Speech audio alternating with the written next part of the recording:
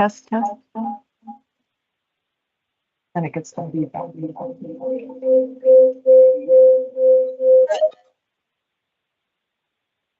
test, test.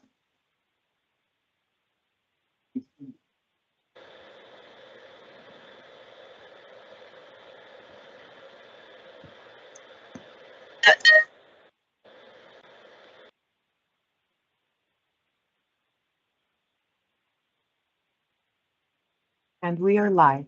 Live. Live.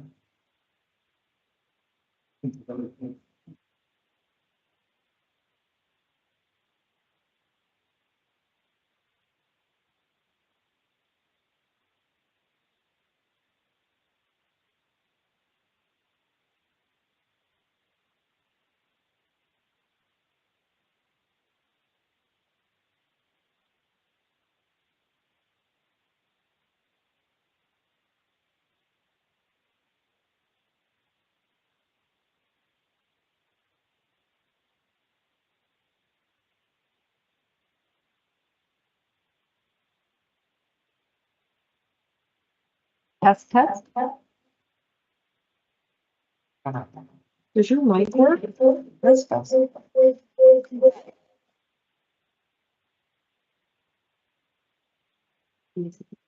Danny, can you hear us? Yep, I can hear you guys. I think Teresa needs to mute her computer. That's why you're getting the echo in that room. If she's in the same room as you all, you're getting a bunch of feedback back and forth. So Teresa definitely needs to mute her computer. But other than that, everything sounds good.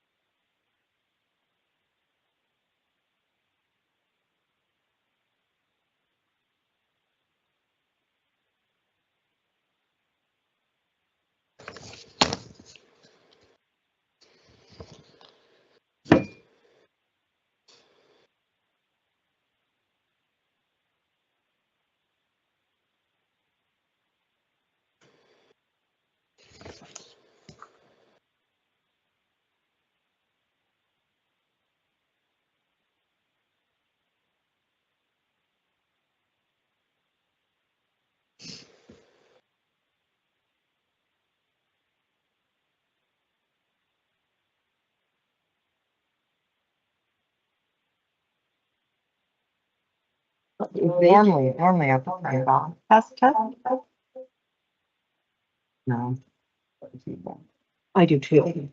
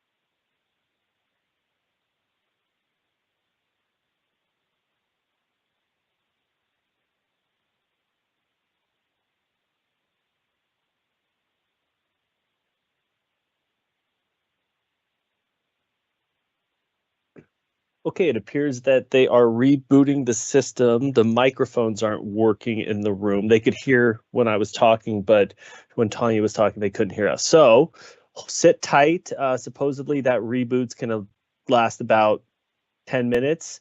So until then, just hang out and hopefully we'll get going soon enough. Thanks, Thanks, Danny. Danny. Yeah, no problem. Cool. Thanks.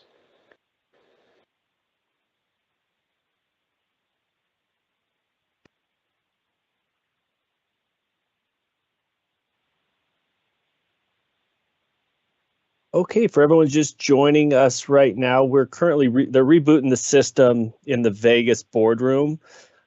So that should be it started about a couple of minutes ago, so about 10 minutes. We're hopefully to get this started at around 9:20. So sit tight, and we'll get this meeting going when that system is up and running.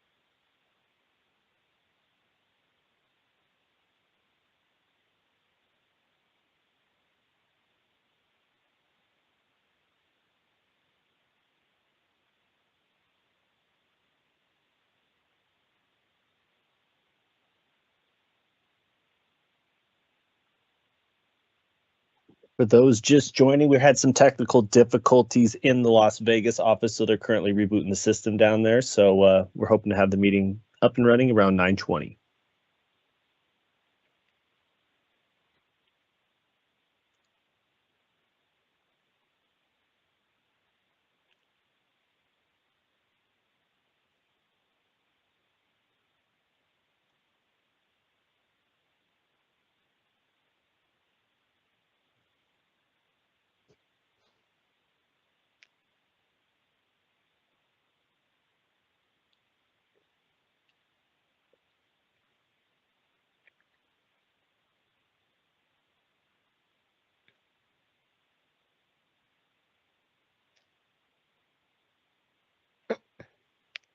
You text him.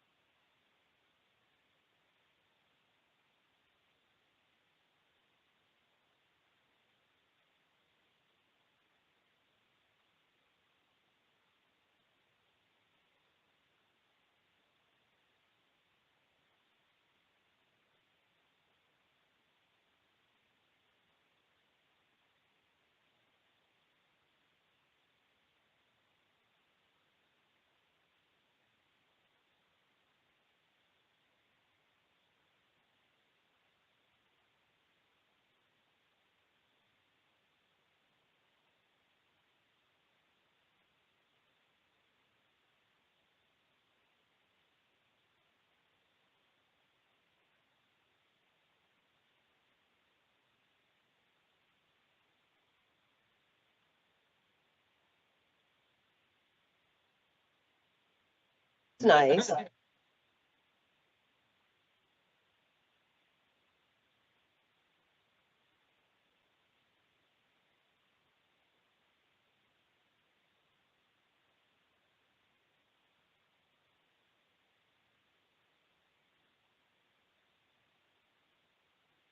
Test. Test, test. Yep, Test. sounds loud. Sounds loud and clear down there. The speaker's off, right? Muted. Can you hear us? Yes, we can hear you, Danny. Cool. Everything sounds good from that standpoint. Yep.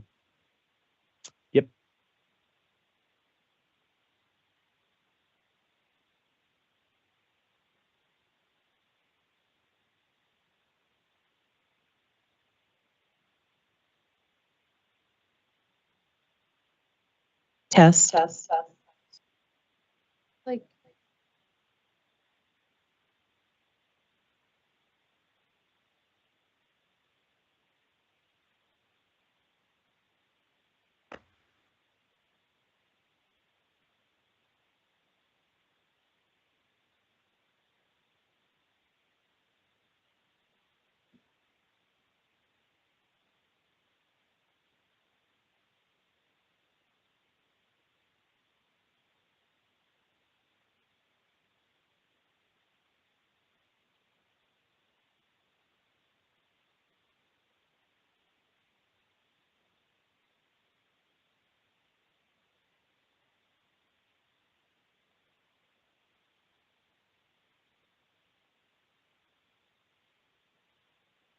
Test.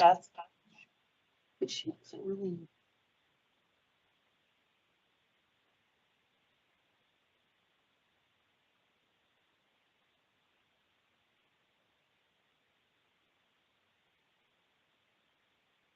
Test. There you go. Yep, sounds good. No echo.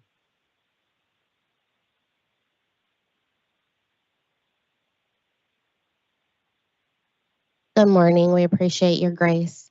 We will call the meeting to order, and I will ask Ms. Potter to please do the roll call. Immediately following the roll call, we ask that you would join us for the Pledge of Allegiance. Thank you. Chair Dr. Holmes Sutton. Present. Vice Chair Thigpen. Here. Member Dr. Aldaba. Member Haddad Bennett. Present. Member Salcido. Present. Member Richards. Member Shante Rosales. Present. Member Stern. Present. Member Whitaker. Present. Student Representative Burra. Present. I appreciate you, Ms. Potter. I believe that it was brought to my attention that Ms. Richards may be on via the telephone number. So I just wanted to make certain that that was communicated. With that, I would invite you to join us for the Pledge of Allegiance. Thank you.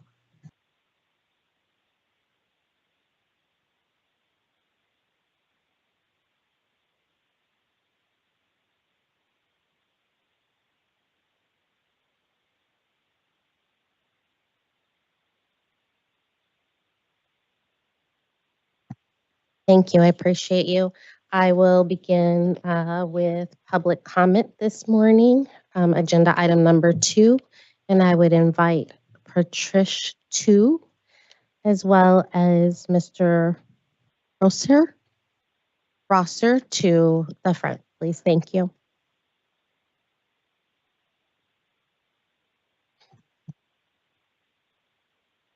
I will also gently remind our guests that we have 3 minutes for public comment, and our Vice Chair, Thigpen, will be monitoring the time. Thank you.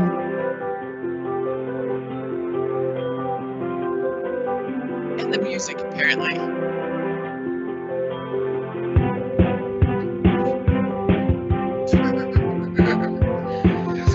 We'll take a pause. I was able to find the number that had the music there. Thank you. Appreciate you so much.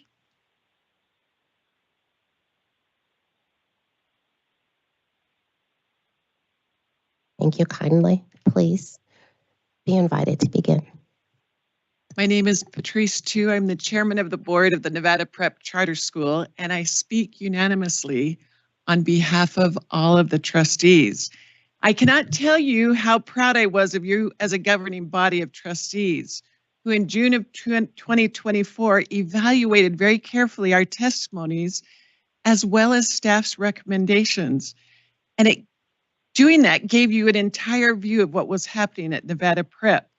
After hearing that testimony, a very robust conversation began when one of the trustees focused on the word may issue a letter of breach. We walked out of that board meeting exhilarated that you had listened to us and that you had recognized that you did not have all of the facts and that it made absolute sense based on hearing the relevant facts that you give us a letter of concern and not a letter of breach. As someone who has been in a similar position as you, I recognize how hard it is. I was a trustee at CCSD, and it is hard to gather all the facts. One of the pieces of advice I was given was to never make a steadfast decision until you were in the boardroom conferencing with all your homework done and listening to relevant facts, and then come to a decision. And you made that very clear that that's what you do. And I want to say that as a former attorney, I would raise my hand to the square and say that we have honored your trust in going forward in positive ways that will make Nevada Prep successful. I want to read you a letter from Drew D'Amica to John and I. He's the Building Hope. I wanted to express our sincere appreciation for the hard work and dedication the school has demonstrated throughout the year. This time last year, we had many concerns and the future seemed uncertain. I can honestly say I have never seen a school leader handle so many challenges and surprises with such grace and resilience. In addition, you've managed this against a backdrop of numerous personal attacks. John, through all of this, you've remained steadfast and true to your word. While we certainly have challenges ahead with respect to refinancing, we want you to know that we are here to work with you toward the goal of achieving a successful buyout. The support is there. 12 to 15 people meet weekly on how to keep this Nevada Prep afloat. The letter of engagement is in hand for $12 to $16 million for a bond issue. We have support. What we need is your support and your faith in us, in a leader who has turned around numerous schools in poverty and brought their star rankings from 2 to 4 to 5 blue ribbons. He was our Nevada Distinguished Principal of the Year. We have the man to make this happen. Thank you. Thank you.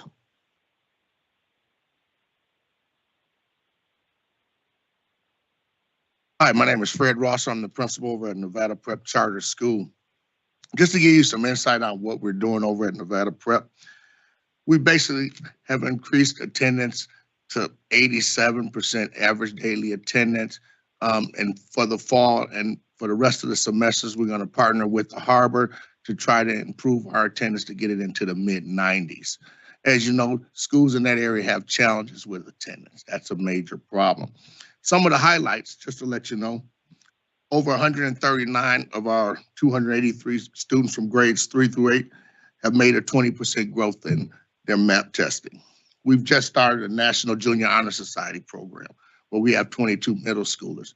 As I speak right now, they're on a highway cleaning it up. We've also had a winter coat drive. We've also have clubs on Friday. We've also partnered with UNLV to create a STEM program. UNLV have provided our kids with coding computers so that we can improve math and reading proficiency for our elementary and middle school students. We've engaged in many open houses. We had an open house on Wednesday, and Thursday we had 4 families withdraw their kids from other schools and enroll them in our school Thursday. How many people would enroll a kid with 30 days left into a new school? So obviously we're doing something very good. On May the 10th, we're having a community health fair for the entire 89156 area code, plus our children and families. We've also partnered with Heavenly Smiles Dental. We're going to be providing dental services to our families and our students on campus. We have our first visit with them on Wednesday of next week. and they're going to come in and provide dental services, cleaning. They're going to accept Medicaid, Medicare, and private insurances. That's going to alleviate some of the stress from our parents. We also provide busing.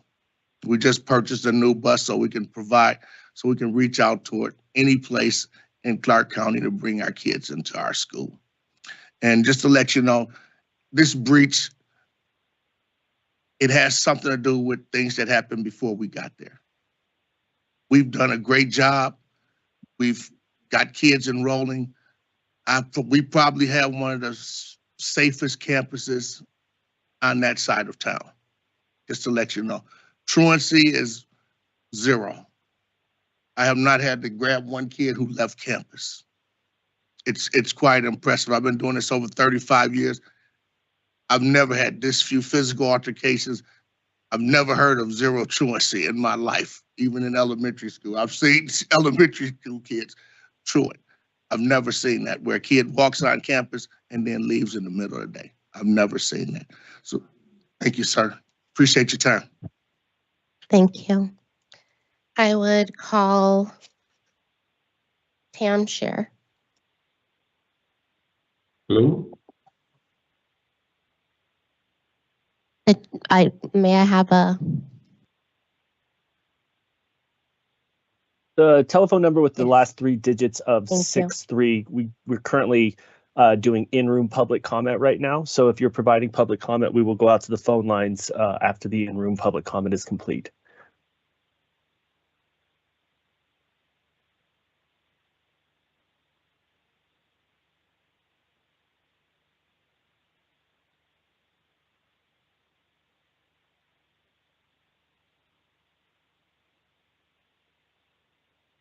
Providing public comment, we will go out to the phone lines after the in-room public comment is complete.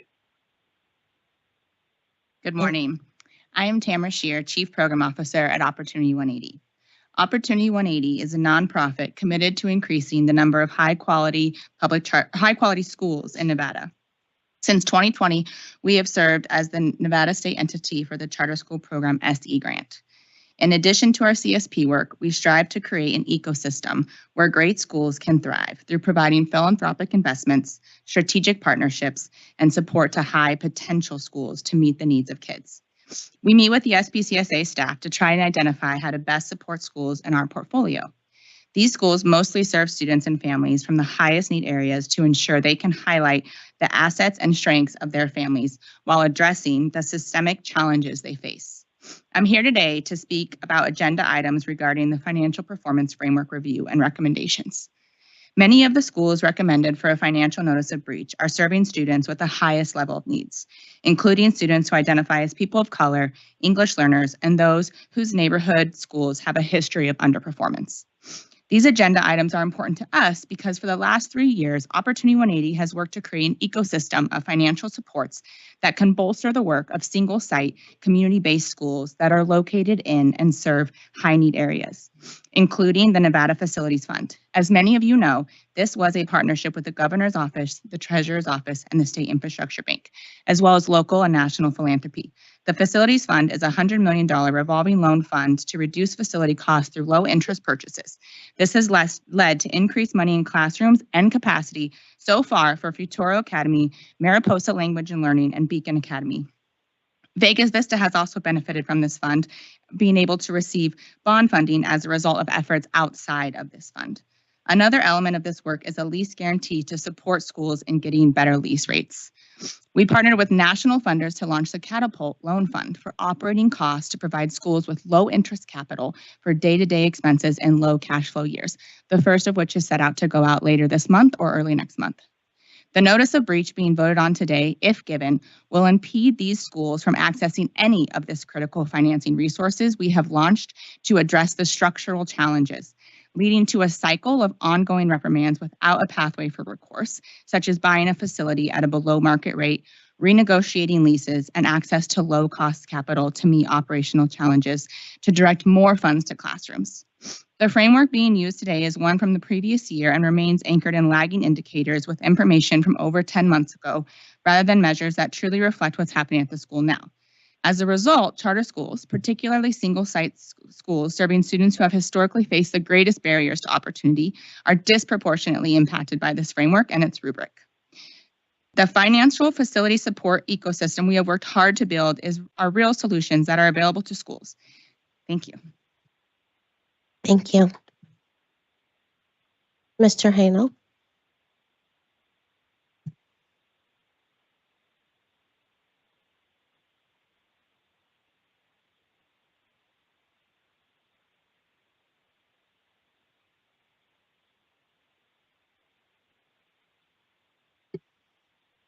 This is already on, I'll use this.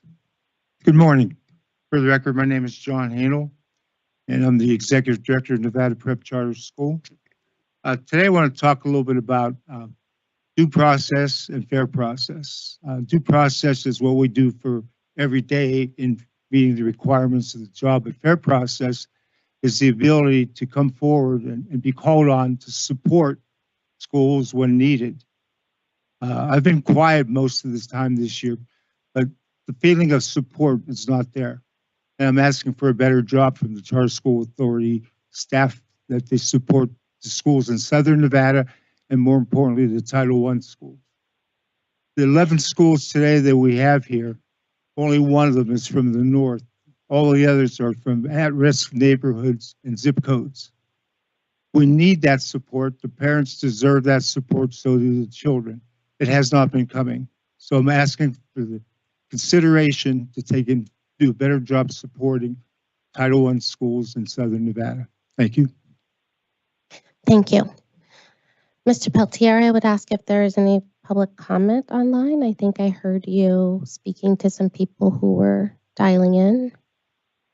Yeah, it looks like we do have some public comments. So I'm going to go ahead and call the last 2 digits of the phone numbers currently on. If you are providing public comment, please do so. If not, please state that you're not providing public comment.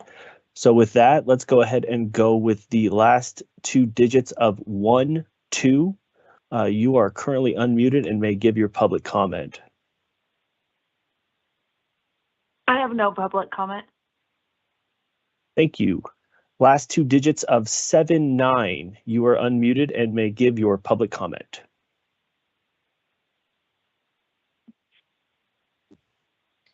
Thank you. This is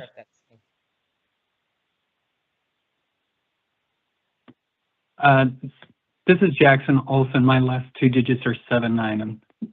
Am I off mute and can I proceed? Yep. Yes, you may. Great. As I mentioned, my name is Jackson Olson from Opportunity 180, and I'd like to start by saying thank you to Executive Director McAdin, Dr. Broughton, and members of the board. I wish I could be there with you in person today in that same room where I had the privilege of serving with many of you. Since that time, I have been leading Opportunity 180's school success work. Starting last fall, I began working directly with 6 charter schools and indirectly with closer to about 20. As a former charter founder and as a former charter principal, I've been able to support these schools by doing extensive and frequent school visits, providing shoulder-to-shoulder leadership coaching, and following up those visits with weekly and bi-weekly coaching calls. And while I work with several schools today, I'd like to spotlight Nevada Prep, Sage Collegiate, and Explore Academy a little further. At each school, we've made some real progress and are starting to see some of the fruits of those instructional systems and structures that we've established this year. Specifically, at Nevada Prep, MAP data from fall to winter indicates projected growth in SBAC ELA scores, with 8th graders expected to improve by roughly 5% and 4th graders expected to improve by 3% compared to last year's data. iReady MAP data shows slight improvement from fall to winter, and ELA median growth percentile, or MGP, is projected to increase by 2%. At Sage Collegiate, iReady MAP data reflects a 5% increase in students performing at or above grade level from fall to winter. ELA data in MAP shows slight improvement during that same period. Winter iReady results projected stronger performance in ELA, And at the middle school level, Sage Collegiate outperforms the 5 closest district schools in ELA, AGP, and growth metrics. Explore Academy, they are actually a 612 school and currently are leading when compared to the 5 nearest district high schools when it comes to ELA proficiency. And in IXL data, their English and math scores show positive growth signs across all grades. It's worth noting that all 3 of these schools serve a significantly higher percentage of Hispanic and Black students than the average profile SPCSA school, which aligns with the SPCSA's legislative priority to expand access for traditionally underserved populations. I will say there remains a lot of work to be done. We are not there yet, but there are some promising signs of progress that I wanted to spotlight today and that I'm excited to share more of next month at the board meeting when I report on some of the good to great work that O180 has been doing. And I thank you for your time and look forward to seeing you next month and sharing more about our work in these schools. Thank you. Here's, we have one other phone number online. The last 4 digits or last 2 digits of 63. You may provide your public comment.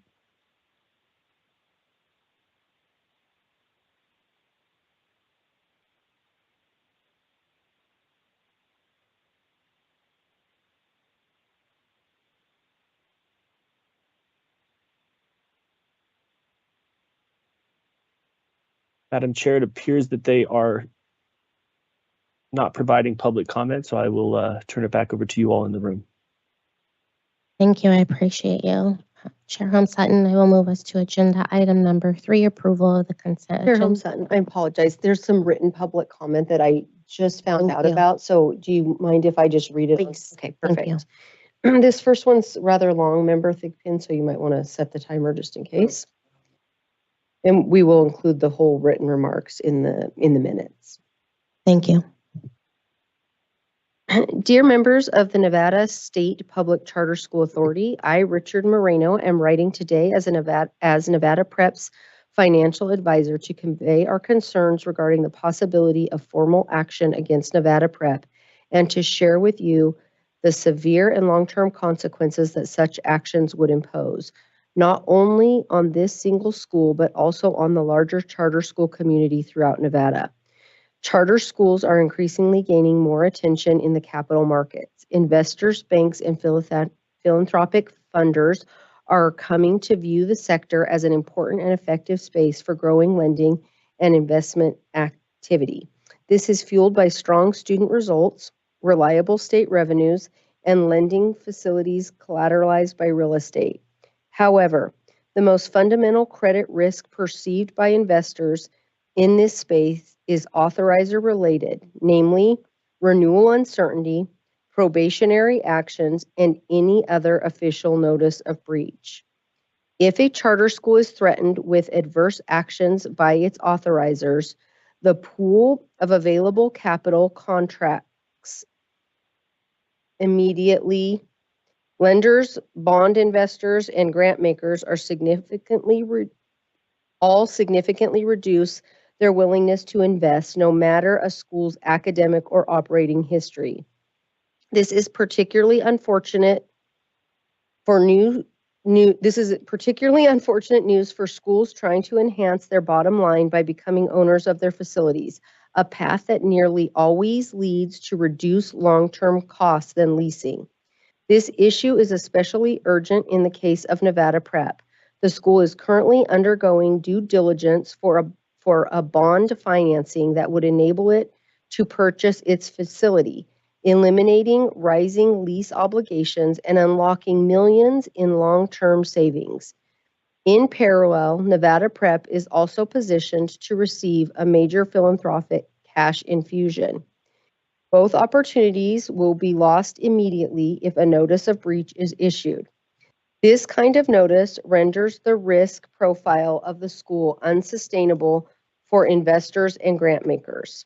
Formal negative action not only limits the supply of capital for a school's project, it also erodes the demands from investors willing to take the risk, raising the cost of borrowing. Not being able to borrow the funds will extend rising lease obligations and create ongoing financial challenges for the school. Plus, when risk increases, interest rates follow. Higher interest costs mean less money in the classroom, weaker academic outcomes, decreased community demand, and eventually, and we'll include the remainder of the remarks in the written comments, and then there's one more. Sorry.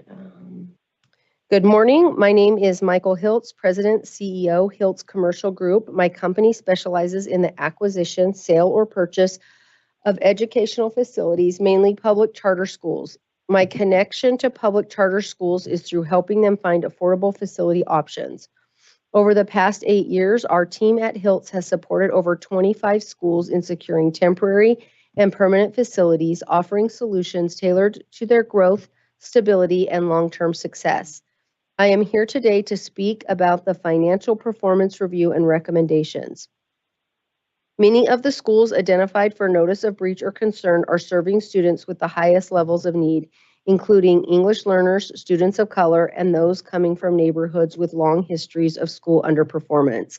This is especially important to us because over the years, we've worked hard to build a facility support ecosystem designed specifically to bolster the work of single-site, community-based schools operating in high-needs areas. We've partnered with national and local lenders like Raymond James and the Nevada Facilities Fund to help schools access low-cost capital, purchase buildings at below-market prices, and renegotiate expensive leases. Issuing a notice of breach, however, will make it far harder for these schools to access financing. These notices reduce the pool of available lenders, increase interest rates, and create a cycle of financial distress with no clear path to recovery. The framework being used today evaluates a past budget, not current progress. These are lagging indicators that don't reflect a school's present reality. As a result, schools that serve students with the greatest barriers to opportunity are disproportionately impacted. Charter schools are receiving more attention from capital markets. It's viewed as a strong space for lending. State-backed revenues and real estate secured loans make these projects attractive, but the number one credit risk in this space is the authorizer action. When a notice is issued, immediately lender demand drops, borrowing costs rise, and schools lose access to the very resources they need to fix the problem. This is a vicious cycle. Higher borrowing costs mean fewer dollars in the classroom, lower performance, and declining enrollment, driving revenue even lower. Facility financing can help solve this. Interest-only periods and capitalized interest can give schools the runway they need to stabilize. Simply stated, a notice will eliminate the opportunity to obtain low-cost, much-needed temporary financing and will not allow schools to get out of high-cost leases or higher interest rate loans, causing schools to potentially fail, taking schools out of the community. We ask you to consider these mitigating factors before issuing formal notices and allow schools to propose facility.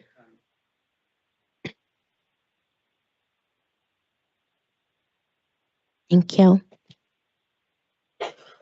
Acknowledging no further comment, Chair Homestead and I would transition us to agenda item number 3, approval of the consent agenda, and also acknowledging, as we've spoken previously at meetings, that we may take some items out of order as they are listed on our current agenda. I would ask for a motion for approval of consent agenda, please. Vice Chair Thigpen, so moved. May I have a second? Member Shanti Rosales will second. Thank you. All those in favor indicate by saying aye. Aye. Aye. Any opposition? Any abstentions? The motion carries. Thank you. Transitioning us to agenda item number 4, our SPCSA Charter School Governing Body Governance Standards will be led this morning by Vice Chair Thigpen. Thank you, Madam Chair, and thank everyone for being here today. I know it's going to be a long meeting, and we appreciate everyone's commitment and time today. The thing that stood out to me most with our governance standards, I just wanted to highlight is under manage financial responsibilities, number 3 in our governance standards. and particularly the bullet point about regularly monitoring financial performance to ensure the short and long-term financial health of the school and to monitor progress towards the state public charter school authorities' performance expectations. I think obviously this is something we're going to be discussing today with a lot of issues at hand, but I think it's just important to remember that is something that we are all responsible for, whether that's all of us up here or all of our individual school boards that oversee all of our schools. And while it's not the best thing that we all enjoy, it is important for the longevity of our schools and making sure we're doing what we can for our students.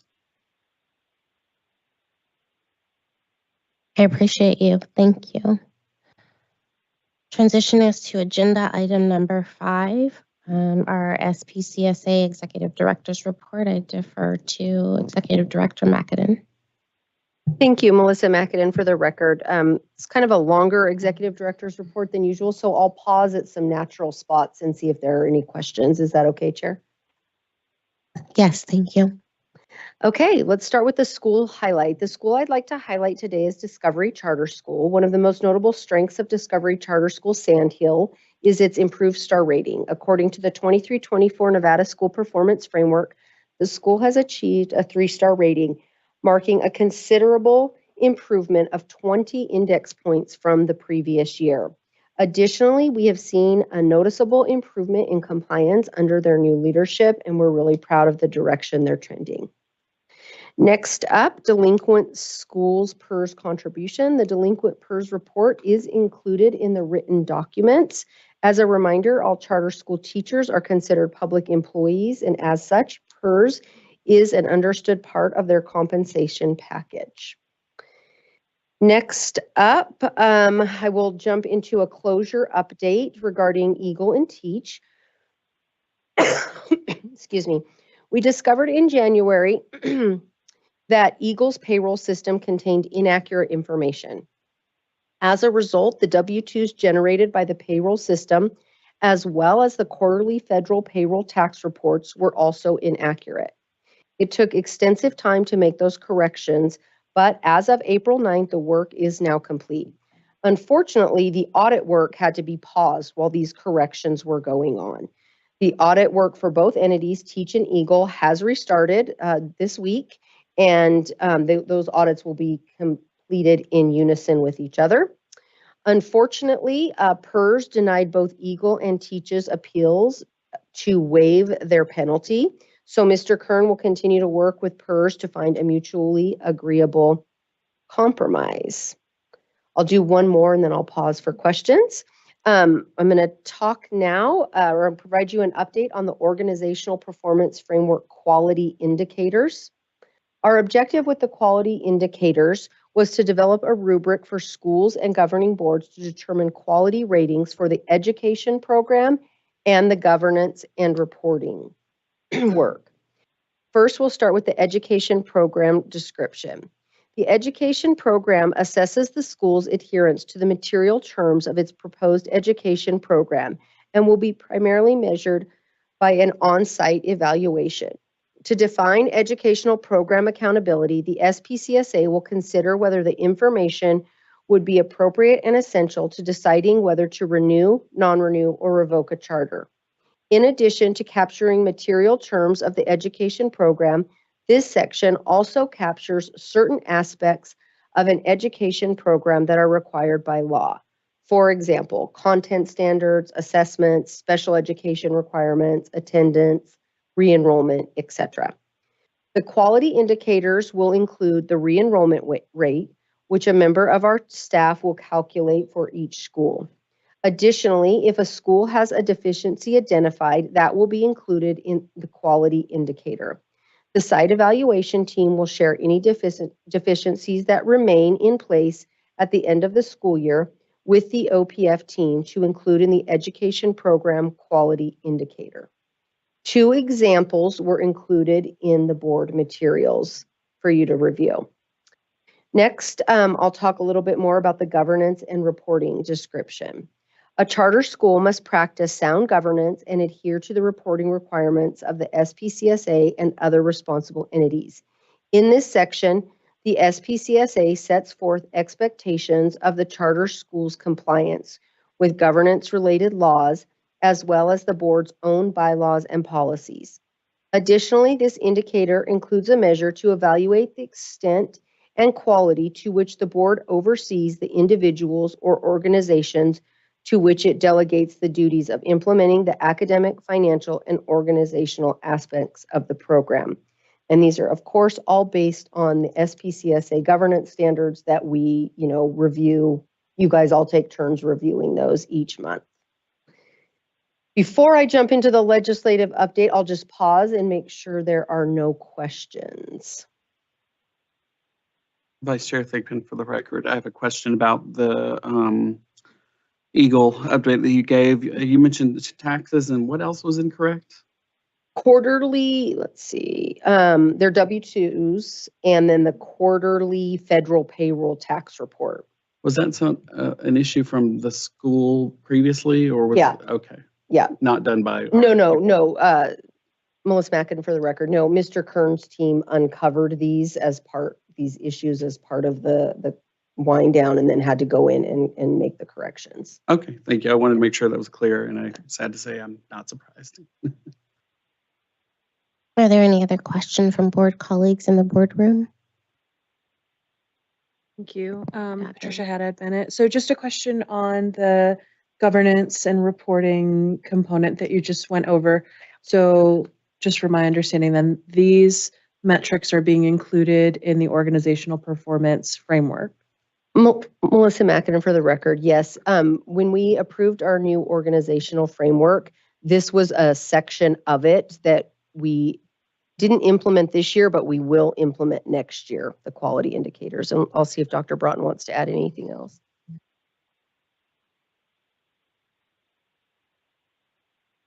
So when I'm looking at this and it says the technical guide will be updated, I guess here's what I'm really concerned about, which is, I'm looking at, focus on student growth and achievement, managing financial resources. Are there specifics as to how each of those will be measured? That if I'm a school, I can say, not just that I'm focused on student growth, but this is what the expectations are for how I might demonstrate that. Melissa Mackin, for the record, yes, the technical guides are quite detailed and they are available online, and we have provided trainings, the recordings of which are also available if a school or board wasn't able to attend. And Katie Broughton, I'll just add one thing. So the rubric that we have just kind of provides an example of what it'll look like at the high level title of the item, so to speak, but the governance document itself has many bullet points listed as to what that may look like. That was just a little bit too much information to display for sort of like a rubric style. So that'll have a score, but the specifics and sort of how a board can get there lives in the SPCSA governance document. Chair Holmstead, are there any additional questions from board colleagues in the boardroom? Vice Chair Thigpen, for the record, a follow-up question about I don't know if it was both, I think this was both Teach and Eagle around PERS, that they declined the appeal of penalties. I mean, I'm guessing there's limited funds. So what do we anticipate? And you may not have an answer, but just thoughts of, yeah. Melissa Mackin, for the record, you are correct, Vice Chair Thigpen. I don't have an answer for you. I'm hoping that Mr. Kern will be at our next meeting, and you can talk to him about exactly how much is left to date and, what's going to be left outstanding. Yeah, I'm more concerned of, PERS declining the penalties. I'm like, well, there's not much left there, so why? So it may even be more a question for them than for him, but definitely would like more insight, maybe at our next meeting. Melissa Mackin, for the record, I think PERS is quite frustrated with the situation with charter schools, which I'll give you a little update about. They actually have a bill about this, so it'll be part of my next update. Chair Sutton, if I may, I'd like to ask just a clarifying question. Mr. Kearns? Is it intended to invite him to the next meeting? Melissa Mackinnon for the record, we were hoping to wait until the audit was done and have him just return one final time, but certainly can ask him to come to the next meeting in light of, Member Thigpen's question for sure. Thank you. Are there any additional questions from board colleagues online? And Danny, if you could help me navigate, I can only see Member Stern. Yep, no problem. It appears that there is no comments. Victor's camera's off right now, but he should be back momentarily. Thank you. I appreciate you. I do have a question, if I may. It is with regards to PERS and looking at the supporting documents online. I just wanted to know, and I don't see it here, or perhaps it's here and I don't see it. Do we have how much in the arrears they were and what progress they've made? I know I can see like what is owed, but curious as to the progress that had been made against the entirety that was due to PERS. Melissa Mackinnon for the record. I don't have that at my fingertips, but obviously every month we could go back and calculate it. Certainly, Nevada Prep has been on a payment plan and they've been very consistently making those payments. They started out, I want to say, close to $500,000. So they have made some significant progress. And Equipo as well has been making they're on a payment plan and they've been making their payments as well. I appreciate you. Could I ask, as we move forward, that perhaps that could be included for information purposes, just what initially was owed or back owed and the progress that's been made against the total amounts due. Thank you.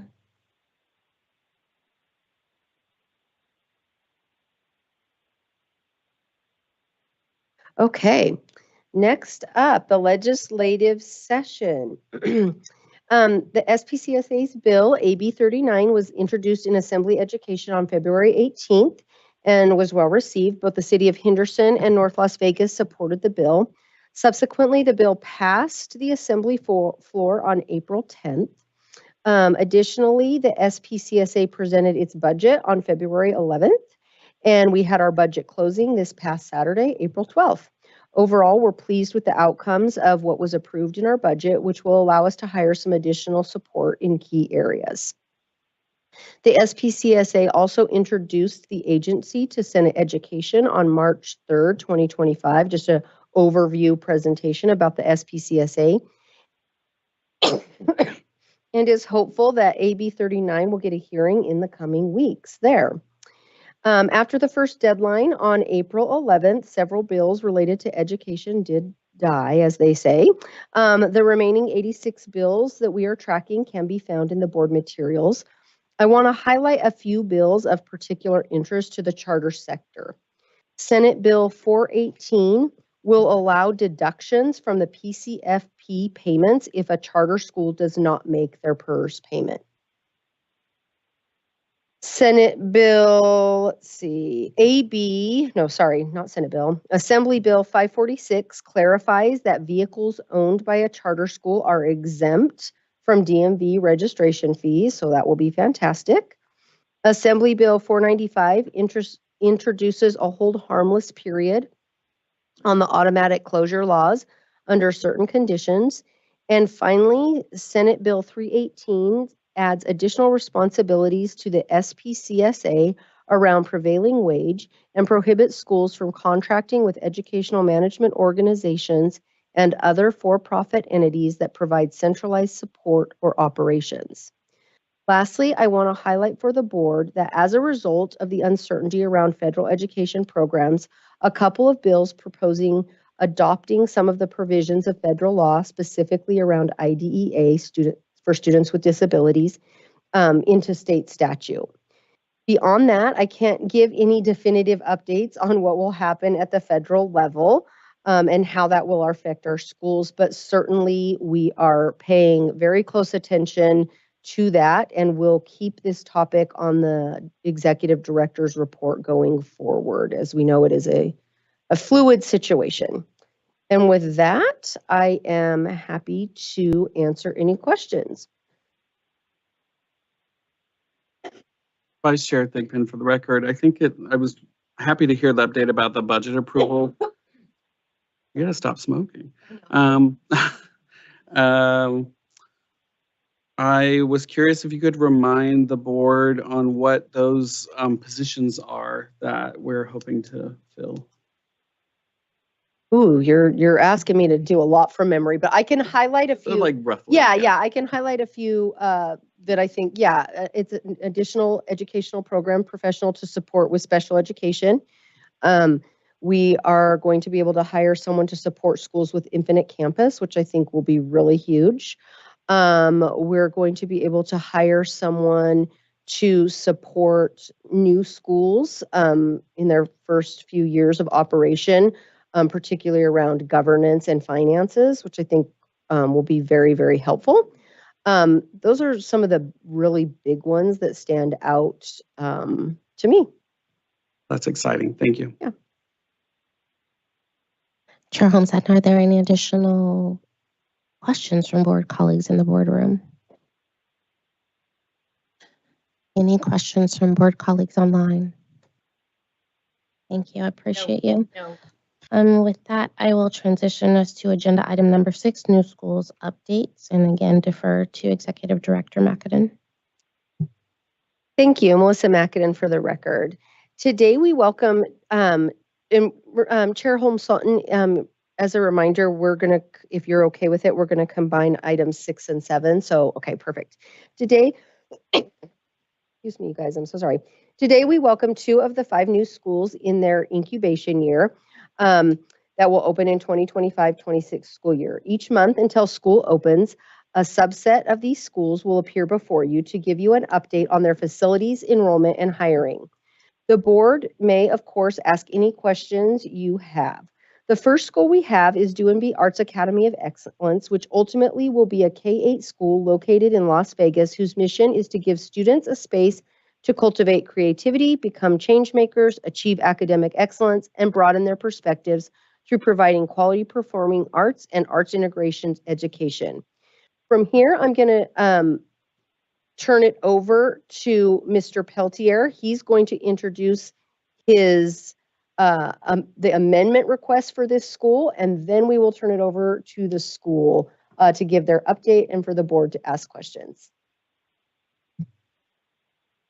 Thank you, Executive Director McAdam. Thank you, members of the board. Okay, for the first item, we have a contract amendment from D&B. D&B Arts and Academy of Excellence has submitted an amendment application requesting that the SPCSA grant a good cause exemption and approve the request to modify grade level offerings in year 1 to add grade levels previously approved for year 2 of operation. DBA was approved by the authority at the August 25th, 2023 board meeting. The school requested and was granted a deferral to open in 25-26. The school was originally approved to open grades K through 2nd and 6th. DBA is requesting that the authority approve a modification of its grade level offerings in year 1 to add 3rd grade and 7th grade for its first year of operation. According to the amendment application, DBA seeks to add 3rd and 7th grade to the initial charter opening year to address critical educational and community needs identified through the extensive stakeholder engagement they've conducted. DBA, like I said before, DBA was originally approved to open in the fall of 24 and was approved to defer into the fall of 25. As such, the engagement of students and families who had been in 2nd or 6th grade was delayed, and those students are still interested in attending. DBA was able to secure a permanent facility for the 25-26 school year and will be located at 5355 Madre Mesa Drive in Las Vegas in the 89108 zip code. D-Bay still intends to primarily serve students residing in the 89108, 89030, 89031, 89032, and 89081 zip codes. SPCSA staff is recommending approval. SPCSA staff would note the D-Bay deferred opening until that 25-26 school year. This request allows D-Bay to be able to enroll students who have progressed a grade since the approved deferral. The additional grades will also allow for D-Bay to have a better chance to meet its first year enrollment projections. Additionally, the school was approved to operate with grades K through 3rd and 7th in 6th and 7th in year 2, and this request does not deviate from that projected growth, which was approved in the original charter application. A proposed motion and recommendation, along with conditions, can be found on pages 2 and 3 of your recommendation memo. I'm happy to take questions, and I believe we have representatives from D-Bay available as well to both provide an update on the overall outlook of the school for its initial year opening and for specifics regarding this amendment request. Chair Hutton, thank you very much. I would ask if there are any questions from board colleagues in the boardroom or online for Mr. Peltier. Member Salcido. Thank you, Madam Chair. Mr. Peltier, did you say that, I mean, part of the reason or a huge part of the reason why they're requesting this amendment is to be able to serve families that originally kind of planned to enroll, is that correct? And then because they delayed opening a year, they would still like to serve those families. Is that the motivation? Thank you, Member Salcido. Danny Peltier for the record. Yes, that's right. So they originally were going to be K2 and 6th, but with that deferred year, those second graders who were hoping to attend last year are now in 3rd grade. And so by kind of going to year 2 in their, proposed growth of their grades, that allows those students both in the 3rd grade and the 7th grade who may have aged out if this amendment is not approved to still be able to attend the school. Thank you. Thank you. Are there Member Stern? Good morning, Member Stern for the record. Mr. Peltier, do we have any information that we've received about enrollment that would support the fact that that this is something the community is asking for, that the families are interested? Thank you, Member Stern. Danny Peltier for the record. So this request is for the amendment itself is to add the grades. The school is currently undergoing the pre-opening process that is run through the school support side and some of the other authorizing team members. They may have additional information regarding the specifics as to the amount of the 3rd graders maybe or the 7th graders. So I would defer to Director Broughton on that and also would add in Ms. Treadwell to provide any numbers that they've got on the ground as far as where they're at to date as of, April 18th.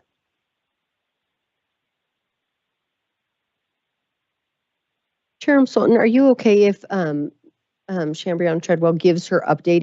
It certainly might answer some of the questions that are on board members' minds.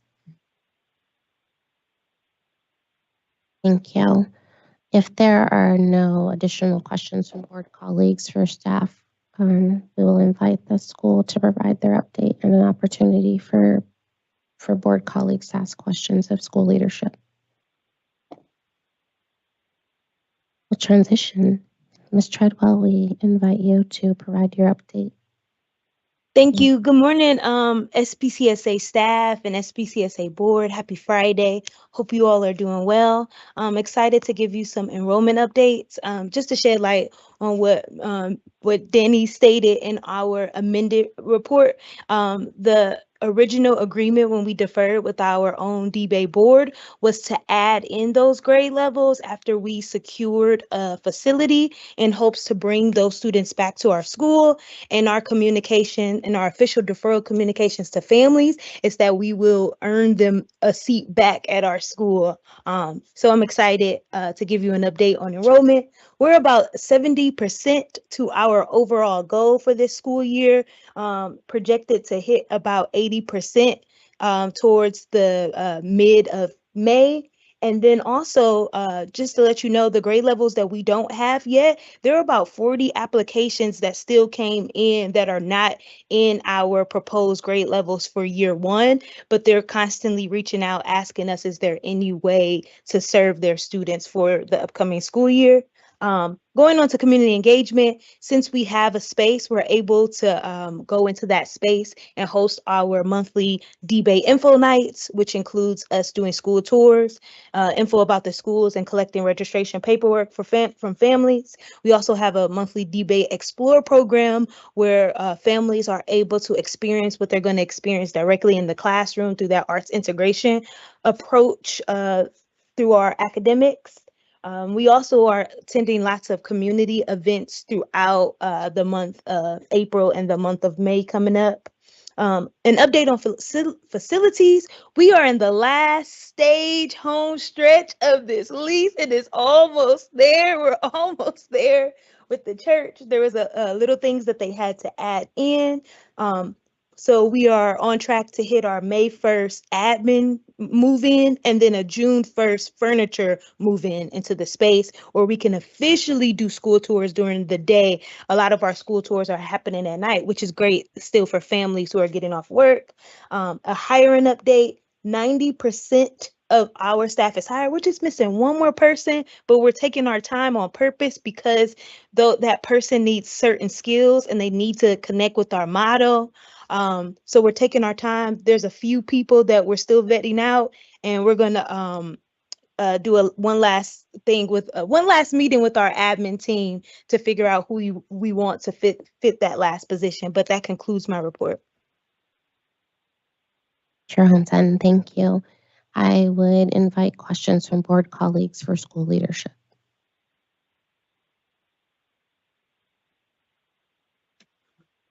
Member Stern, did you? My apologies, Member Rosales. Shante Rosales.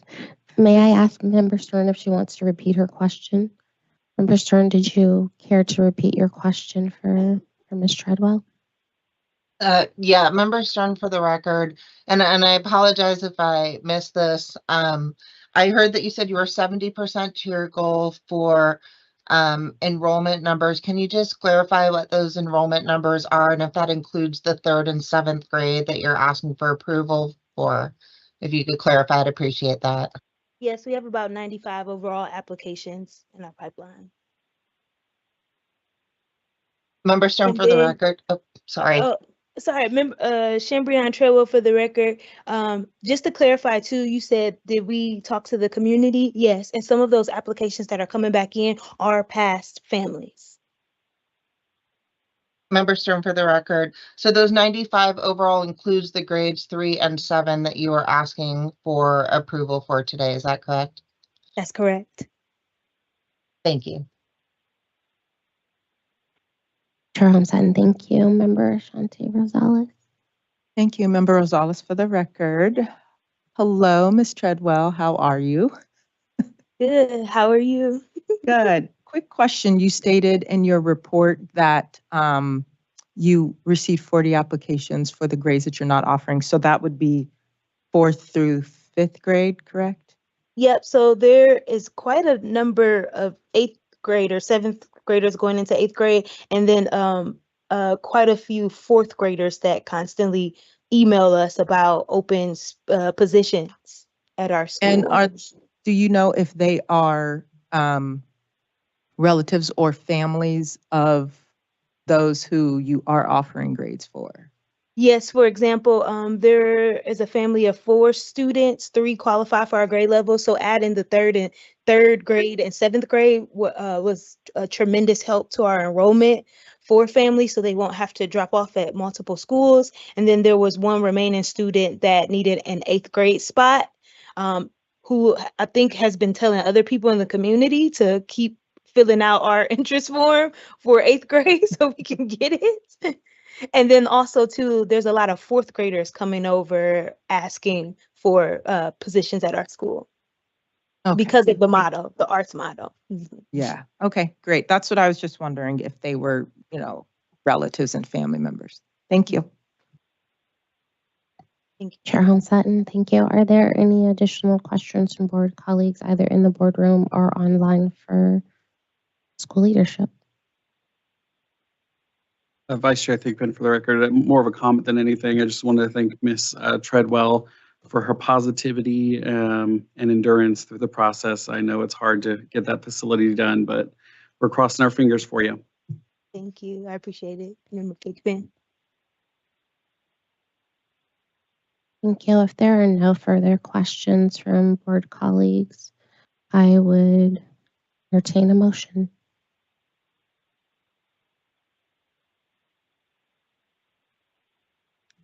Patricia Haddad Bennett. Let's see here. So I'd like to make a motion to grant Do and Be Arts Academy of Excellence the Good Cause exemption request and approve DBAE's request to modify grade level offerings with the following conditions. By June 1, 2025, provide evidence that DBAE has 60 or more students fully enrolled for the 2025-2026 school year. By June 1, 2025, submit a fully executed lease for a facility that will meet the needs of the school for the 25-26 school year. By June 8, 2025, submit a board-approved final budget, that includes revenue based upon the confirmed enrollment and expenses that incorporate the cost of the identified facility, and to complete the SPCSA pre-opening process for new charter schools. Thank you. May I have a second? Member Shanti Rosales will second. Thank you. All those in favor of the proposed motion, please indicate by saying aye. Aye. Aye. Aye. Aye. Are there any in opposition? Any abstentions? The motion carries. Thank you. Thank you, Ms. Treadwell, for being here. We appreciate you. Good luck. All right, next up we have Rooted School, Clark County, a high school whose mission is to rapidly reduce America's wealth gap by connecting underserved and talented teenagers with career and financial pathways. Before we turn it over to the school, I will defer to Mr. Peltier to introduce the school's amendment request. Thank you, Executive Director McAdin. Danny Peltier for the record. Rooted School Las Vegas has submitted an amendment application requesting that the SPCSA grant a good cause exemption and approve the request to modify grade level offerings in year 1 to add a grade level previously approved for year 2 of the operation. Rooted was approved by the authority upon resubmission at the November 7th, 2022 board meeting. The school requested and was granted 2 deferrals and is planning to open in the 25-26 school year. The school was originally approved to open in grades 9 and 10. Rooted is requesting the authority approve a modification to this grade level offering in year 1 to add 11th grade for its first year of operation. According to the application, Rooted seeks to add 11th grade to ensure the school's financial viability in its first year. The initial enrollment targets were based on a planned co-location with a charter school at the East Tonopah building. However, that school decided to secure a different facility and, according to Rooted, necessitated an increase in enrollment numbers to maintain financial sustainability. Regarding the amendment request, SPCSA staff is recommending approval. SPCSA staff would note that since Rooted deferred opening until the 25-26 school year, this request hopefully will allow the school to be able to enroll enough students to meet its year 1 enrollment requirement. Additionally, the school was approved to operate with grades 9 through 11 in year 2, and this request does not deviate from that projected growth, which was approved in part as part of the original charter application. The school provided updated staffing charts and an updated budget, which reflects staffing alignment and budget projections for the first year of operation. However, SPCSA staff do have concern regarding the feasibility of implementing the staffing hires as reflected in the updated staffing chart. SPCSA staff have had conversations recently with representatives from Rooted, and based upon those conversations, Rooted will have a very short timeline to hire the individuals identified in that updated staffing chart. Additionally, while the budget reflects an enrollment of 150 students in year 1, SPCSA staff has not seen sufficient evidence that the school is on track for that 150 student target. Ultimately, SPCSA staff does recommend the authority approve this request in order to give Rooted the opportunity to open in the 25-26 school year, and staff will continue to monitor the school through the remainder of its pre-opening process. A proposed motion along with conditions can be found on pages 2 and 3 of your recommendation memo. happy to take any questions. And I do believe we have representatives from Rooted online as well to take questions, both for this amendment in particular and the overall pre-opening process and where they stand today. Thank you, Mr. Peltier. Chair Homestead and I was ask board colleagues if online or in the boardroom if they have any questions for staff. Member Salcido. Sure. Thank you for that, Danny. I know you expressed some concern about current enrollment and ability to get there, and we certainly want to give all the schools every opportunity to succeed. So if this is going to aid in that, I don't really see any negative aspect to it. But do you know what the enrollment situation is like now? Thank you, Member Salcido. Danny Peltier for the record. I will defer to our Executive Director McAdin, who had the most, I believe, recent conversation with Rooted regarding the current enrollment and where they stand as of, I believe, maybe a week or week and a half or so ago. But Executive Director McAdin and Director Broughton, if you'd have anything to add on that piece, that would be wonderful. Melissa McAdin, I actually think I would like to defer to Jonathan Johnson. They're enrolling kids every day. So even, or ideally, hopefully. So even, from our conversation 2 weeks ago, those feel like they would be outdated numbers. So I think deferring to him for that would make the most sense. Jonathan? Chair Hung-Sutton, I appreciate you. I will acknowledge if there are no further questions for staff from board colleagues, then I will transition to Mr. Johnson for the school update and questions. Good morning. Good morning, Jonathan Johnson for the record. Thank you, Chair Sutton. Thank you, Director McAdin. Would it be helpful if I shared just an overview on pre-opening progress, or would the authority like me to address the questions about the current enrollment status? Mr. Johnson, if you would be so kind as to do your update and then address the question, that would be helpful. Thank you. Wonderful. First and foremost, I just want to say good morning to everyone and introduce myself. I'm Jonathan Johnson, the founder of Rooted School Las Vegas and founder and CEO of Rooted School Foundation, the CMO supporting the opening of Rooted School Las Vegas. And just want to thank you for the opportunity to provide an update on the school as we've been before you for several years now.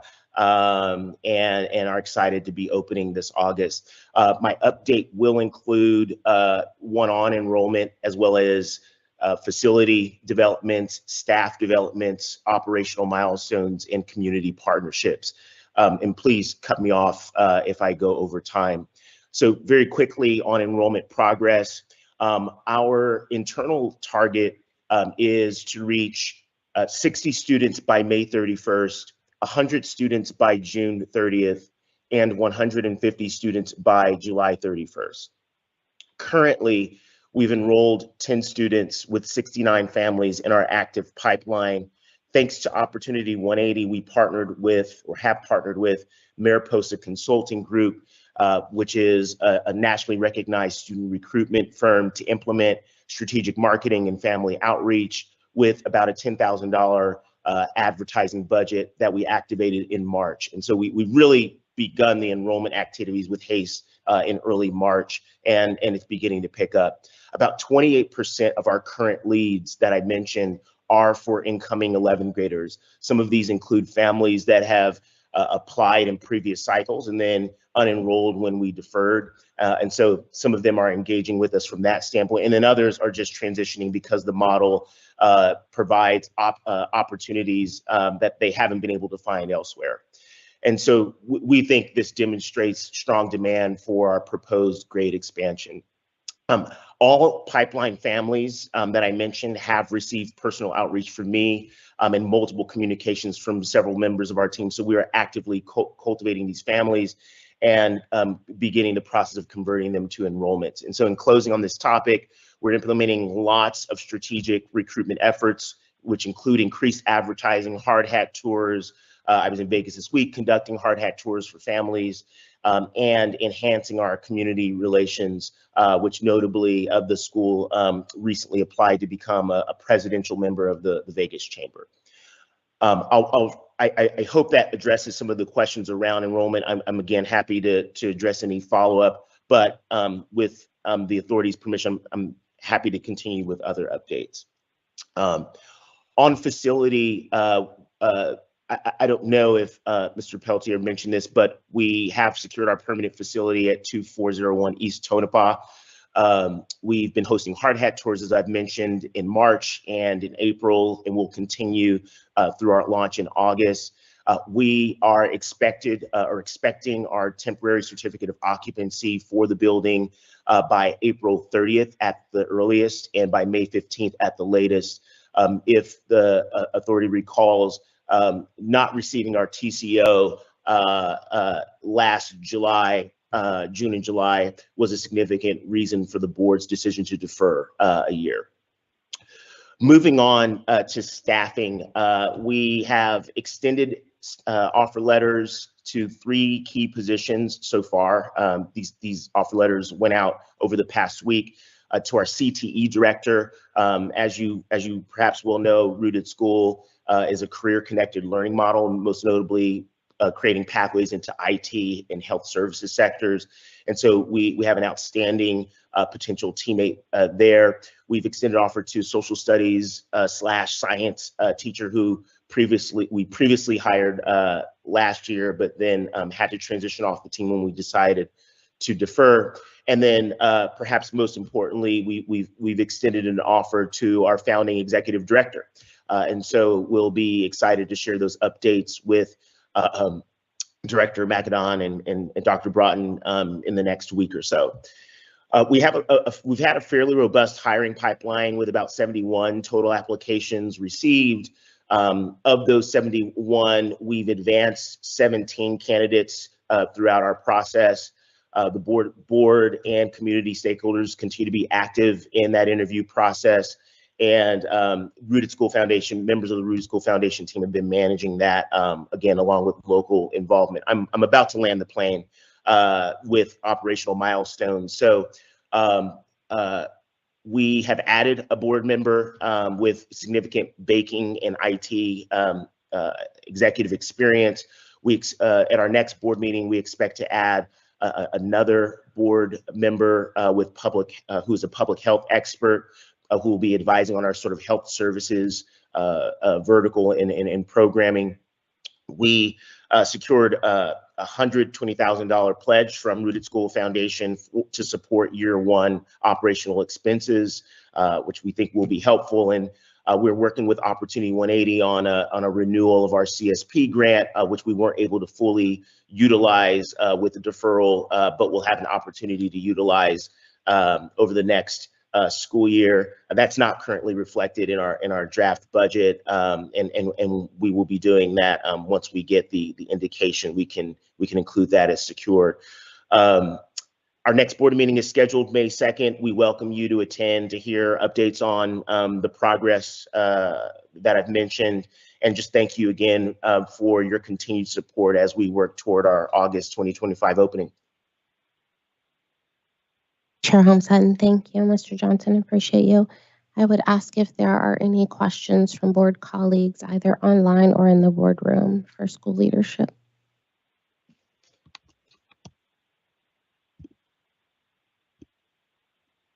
Member Stern. Member Stern, for the record, I just want to make sure I heard correctly that you said you have 6 students currently enrolled.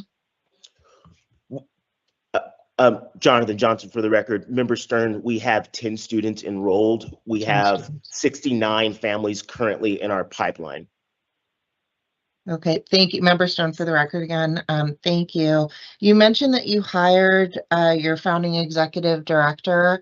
Are they located here in Las Vegas and helping with those recruitment efforts? Jonathan Johnson, for the record. Member Stern, just a quick clarification. We've extended the offer to the founding executive director. We've been in communication with her for the past few weeks. All indications look like we will be able to seal the deal there. And once the offer is approved, she will immediately begin hitting the ground with community relations, with student recruitment. She's a significant community leader with a lot of local backing, and we're excited to announce her. We're excited for what her presence will do for our efforts. Separately from her, Member Stern, Rooted School Foundation has enlisted the support of the previous interim superintendent of Democracy Prep to support with some of our on-the-ground efforts. And so with that leader in tow, who's on the ground and based in Vegas, as well as the proposed executive director, we feel fairly confident that our enrollment scenario will undergo a dramatic shift over the next month. Member Storm, for the record, thank you. I appreciate that. I guess my kind of questions, because I know that Rooted Foundation is not local to the Las Vegas market, and I know that, with 10 students, 69 families in the pipeline, I guess I'm looking to understand a little bit more about how you're founding yourselves here in Las Vegas. So I think you spoke to that a little bit, but if you could provide any additional clarification or insight on the efforts that you have here locally to connect with families and to indicate that you'll be able to meet the targets that you've set, I'd appreciate that insight. Jonathan Johnson, for the record. Member Stern, thank you so much for your question. The best response that I can provide for you is, one, we have enlisted the student recruitment group, Mariposa Consulting, as part of our community engagement and student recruitment efforts. They essentially retooled and refreshed our entire strategy. And I cannot overstate how significant their support is at this particular stage. And so from a strategy development standpoint, their expertise is critical. I would say secondly, we don't have leaders on the ground. We don't have any leaders of the Rooted team on the ground yet. We've enlisted those leaders with the consultant that I mentioned that was formerly at Democracy Prep, and then with our founding leader. The consultant was activated 2 weeks ago. The executive director will be activated next week, assuming the offer is accepted. And so once those leaders are in tow and on the ground moving, I think that will begin to give potential parents the confidence in local leadership, who that person is, and give them the confidence to sign their children up. Member Stern, for the record, thank you. I appreciate that. And this is really in response to the amendment application from Rooted, where you acknowledge the significant risk with recruitment and with recruitment of staff. And so I appreciate the update that you are actively working to mitigate those risks and supported the application. Thank you.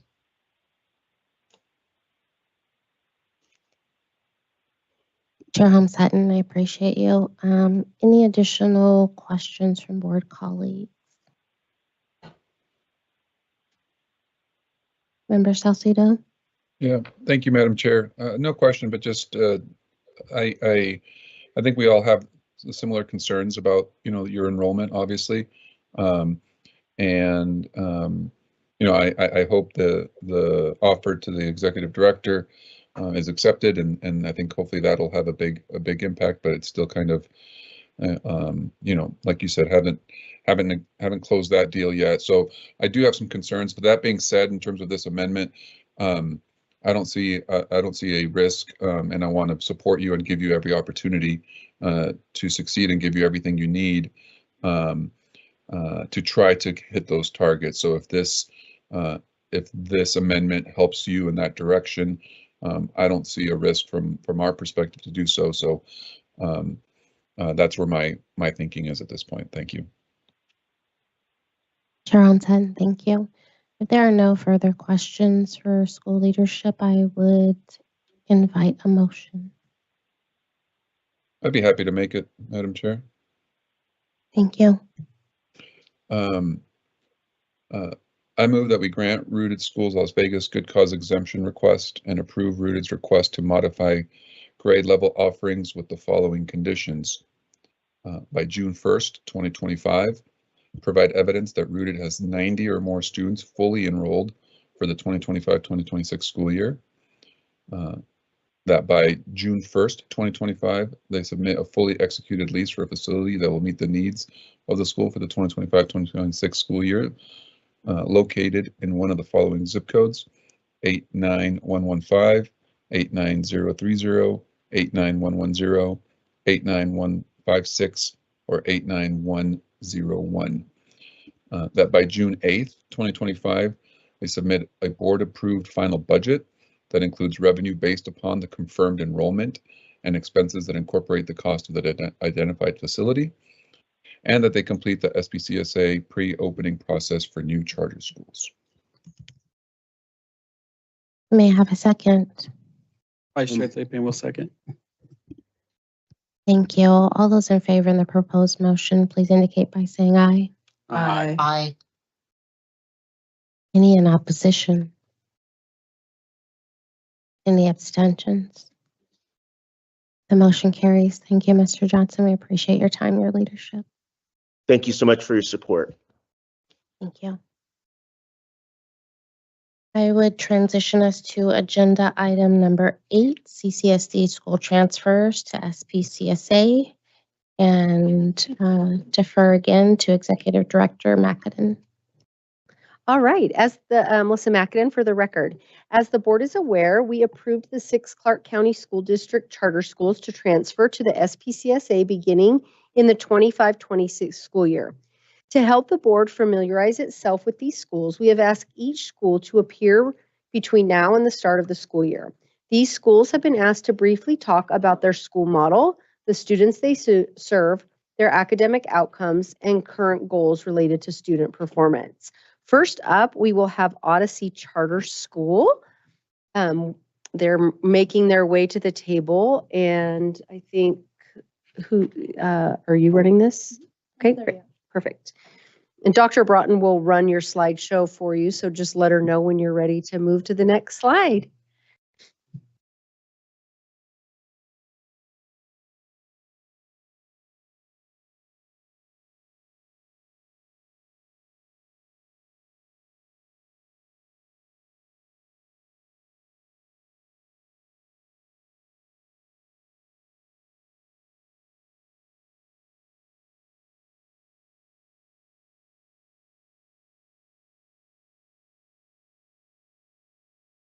Hello, everyone. It's really nice to be here. And if I could just say, humbling to be here.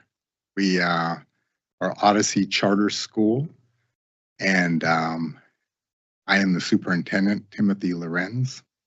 I'm here with our director of personnel, Stephanie Hahn, Human Resources, and Shelley Guthrie, executive director of school operations. I'd like to start off by thanking CCSD for taking a chance on us in 1999.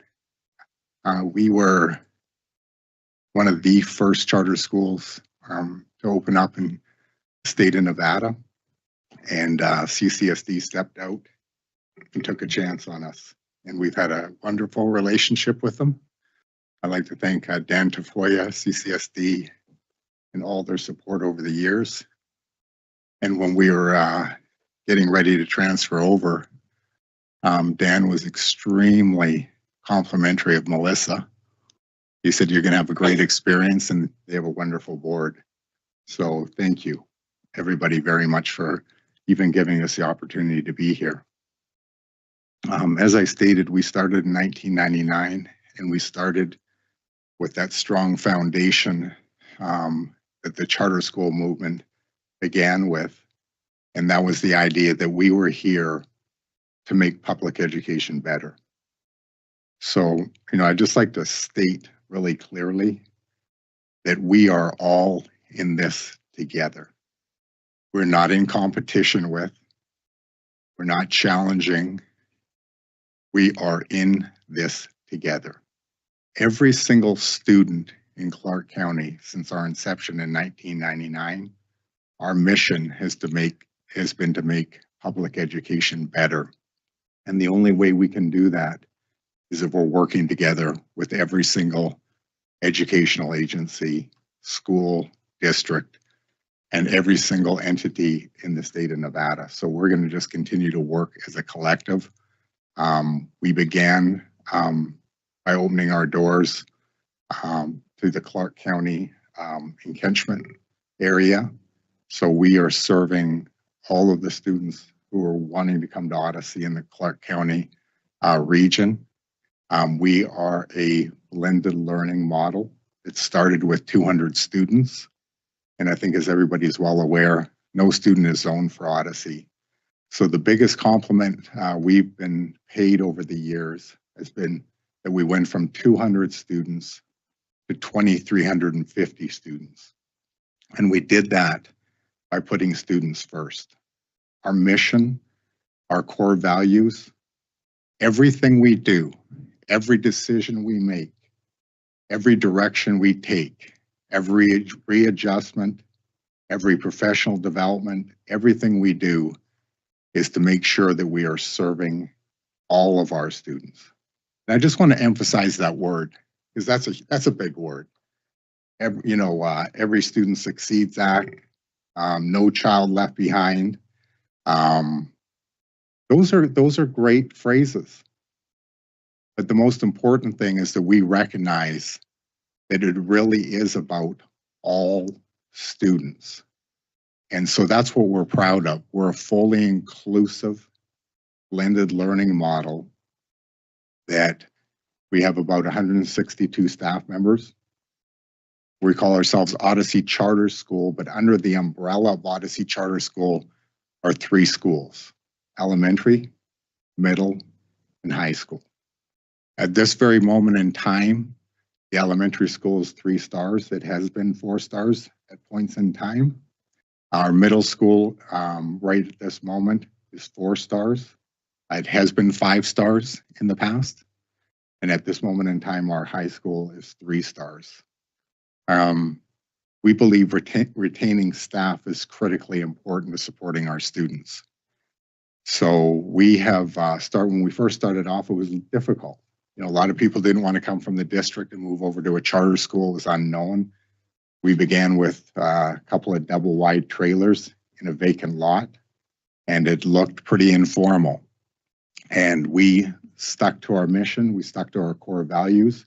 We focused on students. We focused on academic achievement. We focused on mental health of our students, emotional health, safety, and worked really hard in the blended learning model to make sure that our students grew academically and grew as people. And, with that evolution came another building, and we moved to another building, got a little bit bigger, grew, our population grew, and we continued to work hard at making sure that we were providing support in a strong structure for every single student. I just want to talk a little bit about the idea of online learning.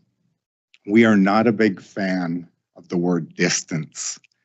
So we know, formally speaking, we're considered a distance education school with the face-to-face component. But having said that, we try to stay away from the word distance. We don't think students need distance. We don't think students need more separation from adults. We don't think they need to be working in isolation on their own, figuring things out. Oftentimes, we hear sometimes in the arena of online learning, this idea that it creates independent learners.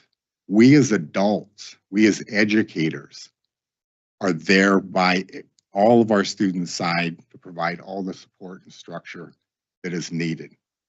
So I just want to talk about the structure and the support that we give our teachers. We had about 162 teachers. All of our teachers are highly qualified.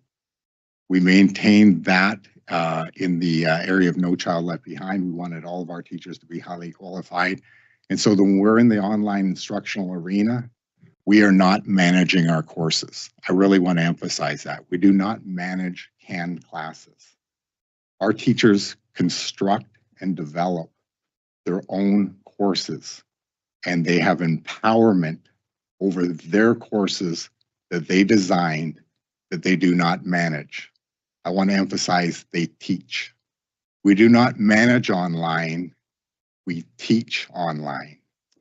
Chair Homestead, please pardon my interjection. I just wanted to know where we may be in the slides. I think I know where we are, but we've been on the presentation cover. And if you don't want, if you just want to talk and you don't want to Would fill that the be okay? slides, yeah, totally. We just Okay, want to make sure okay. we're not like dropping the ball. No, Okay. not at all. When I see it keep moving, I was like, I think I know where we are, but No, that's fair. That's Thank fair. you. Yeah, no, Thank thank you. you. You wouldn't be the first one to say that to me. So, if it's okay, can I just kind of, that's more my style. So I think the thing we want to kind of emphasize in terms of the instructional program and that online component of teaching is that we really believe that our teachers needed tremendous amount of support in this new modality of learning. So we have an entire professional development system, an entire professional development structure that provides individual support for every single one of our teachers. So over the years, our applications have grown exponentially, and the number of teachers that want to come to Odyssey has grown significantly. And one of the first questions that teachers ask us is, this is kind of new to me. I feel a little bit, uncomfortable, a little bit insecure. And we say to them, you are going to be getting 100% support and an individualized professional development structure where you'll be meeting one-on-one with designated individual professional development expertise. And we're really proud of that. When you talk about what we can add to the what we can add to the public education arena, that's one of the areas that we feel like we have really stepped up on. And that is making sure that all of our teachers get individualized, strong professional development support that addresses their specific needs as instructors. So that has really helped with our academic achievement and really helped with our academic program overall. So we have our 3 principals who are instructional leaders who work side by side with our professional development team. The other area I'd like to talk about is, since COVID, the need for support with students that goes beyond the academic arena. We have 3 social workers. We have had 3 social workers long before COVID hit, and they were working closely with students to make sure that all of our students were receiving that social support. We have a full health services program with a full-time school nurse, part-time school nurse, bosses. That are there to provide health services and remove those barriers, those health barriers that impede student learning. We have a transition specialist. We have a full special education department to support our students who are receiving special services. We have an English learner department to support our English learners. All of these areas we have worked very hard to make sure that that structural support is there for all of our students. I think the growth of our school and the progress of our school has been based on the idea that we don't think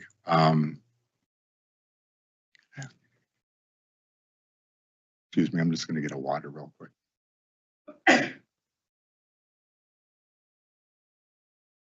I think this is a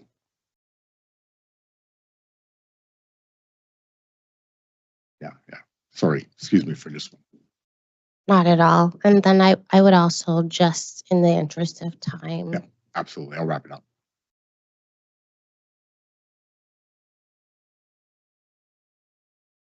Thanks.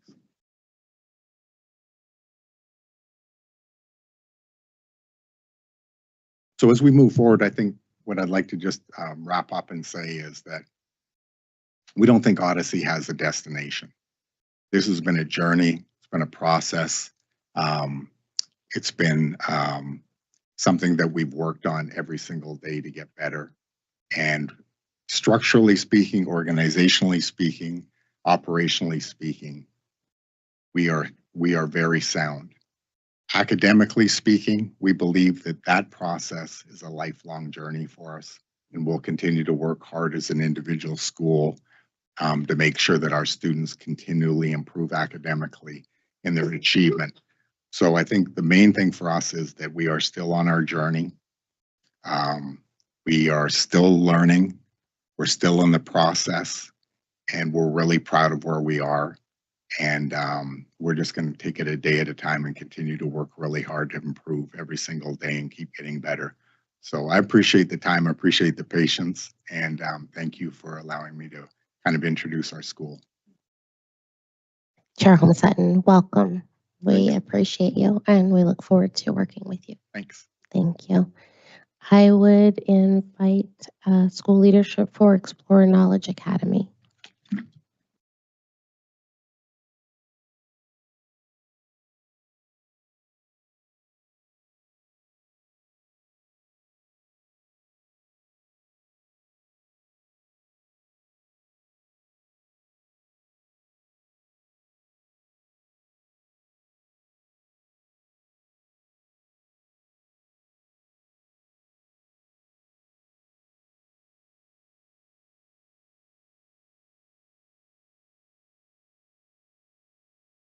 If you guys want to follow the slideshow, just be sure and indicate next slide and we'll move it to the next one.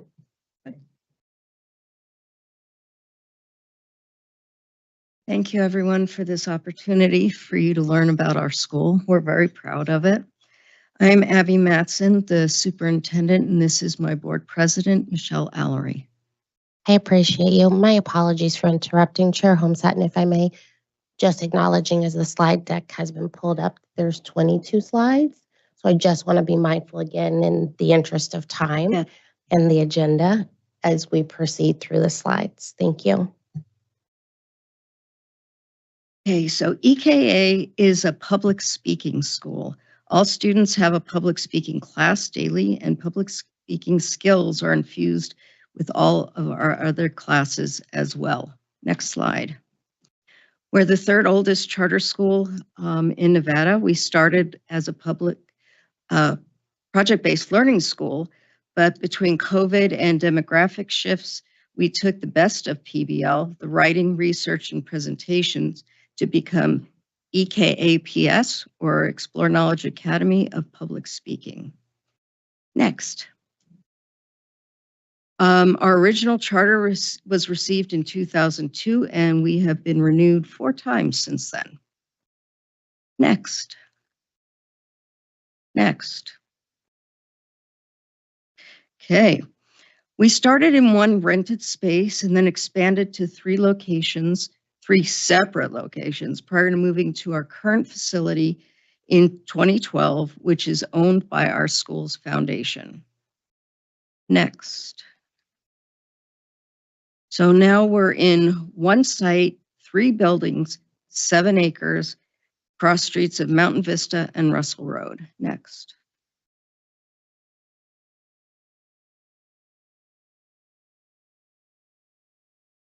Okay.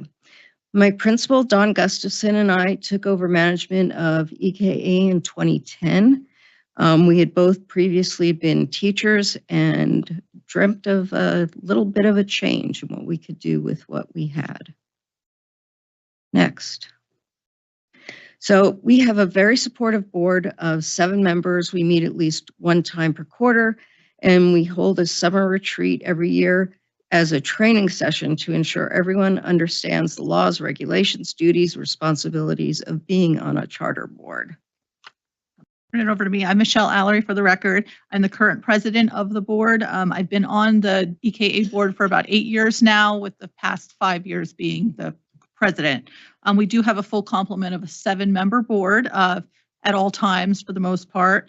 And we meet all the legal requirements where we have our legal member, which is me, as well as the education, licensed educators, HR, and most importantly, our parent representatives. We have a number of those on the board.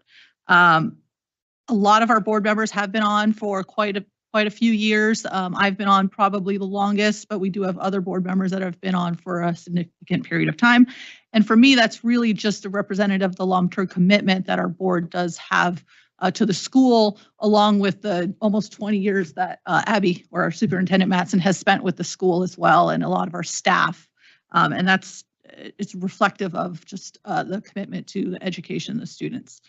And just briefly, I wanted to reiterate the opening remarks of the Odyssey Superintendent Charter's opening statements, where he said that we're all in this together and that service to the students is number one. That is a huge statement to make, and we reiterate it at our school as well.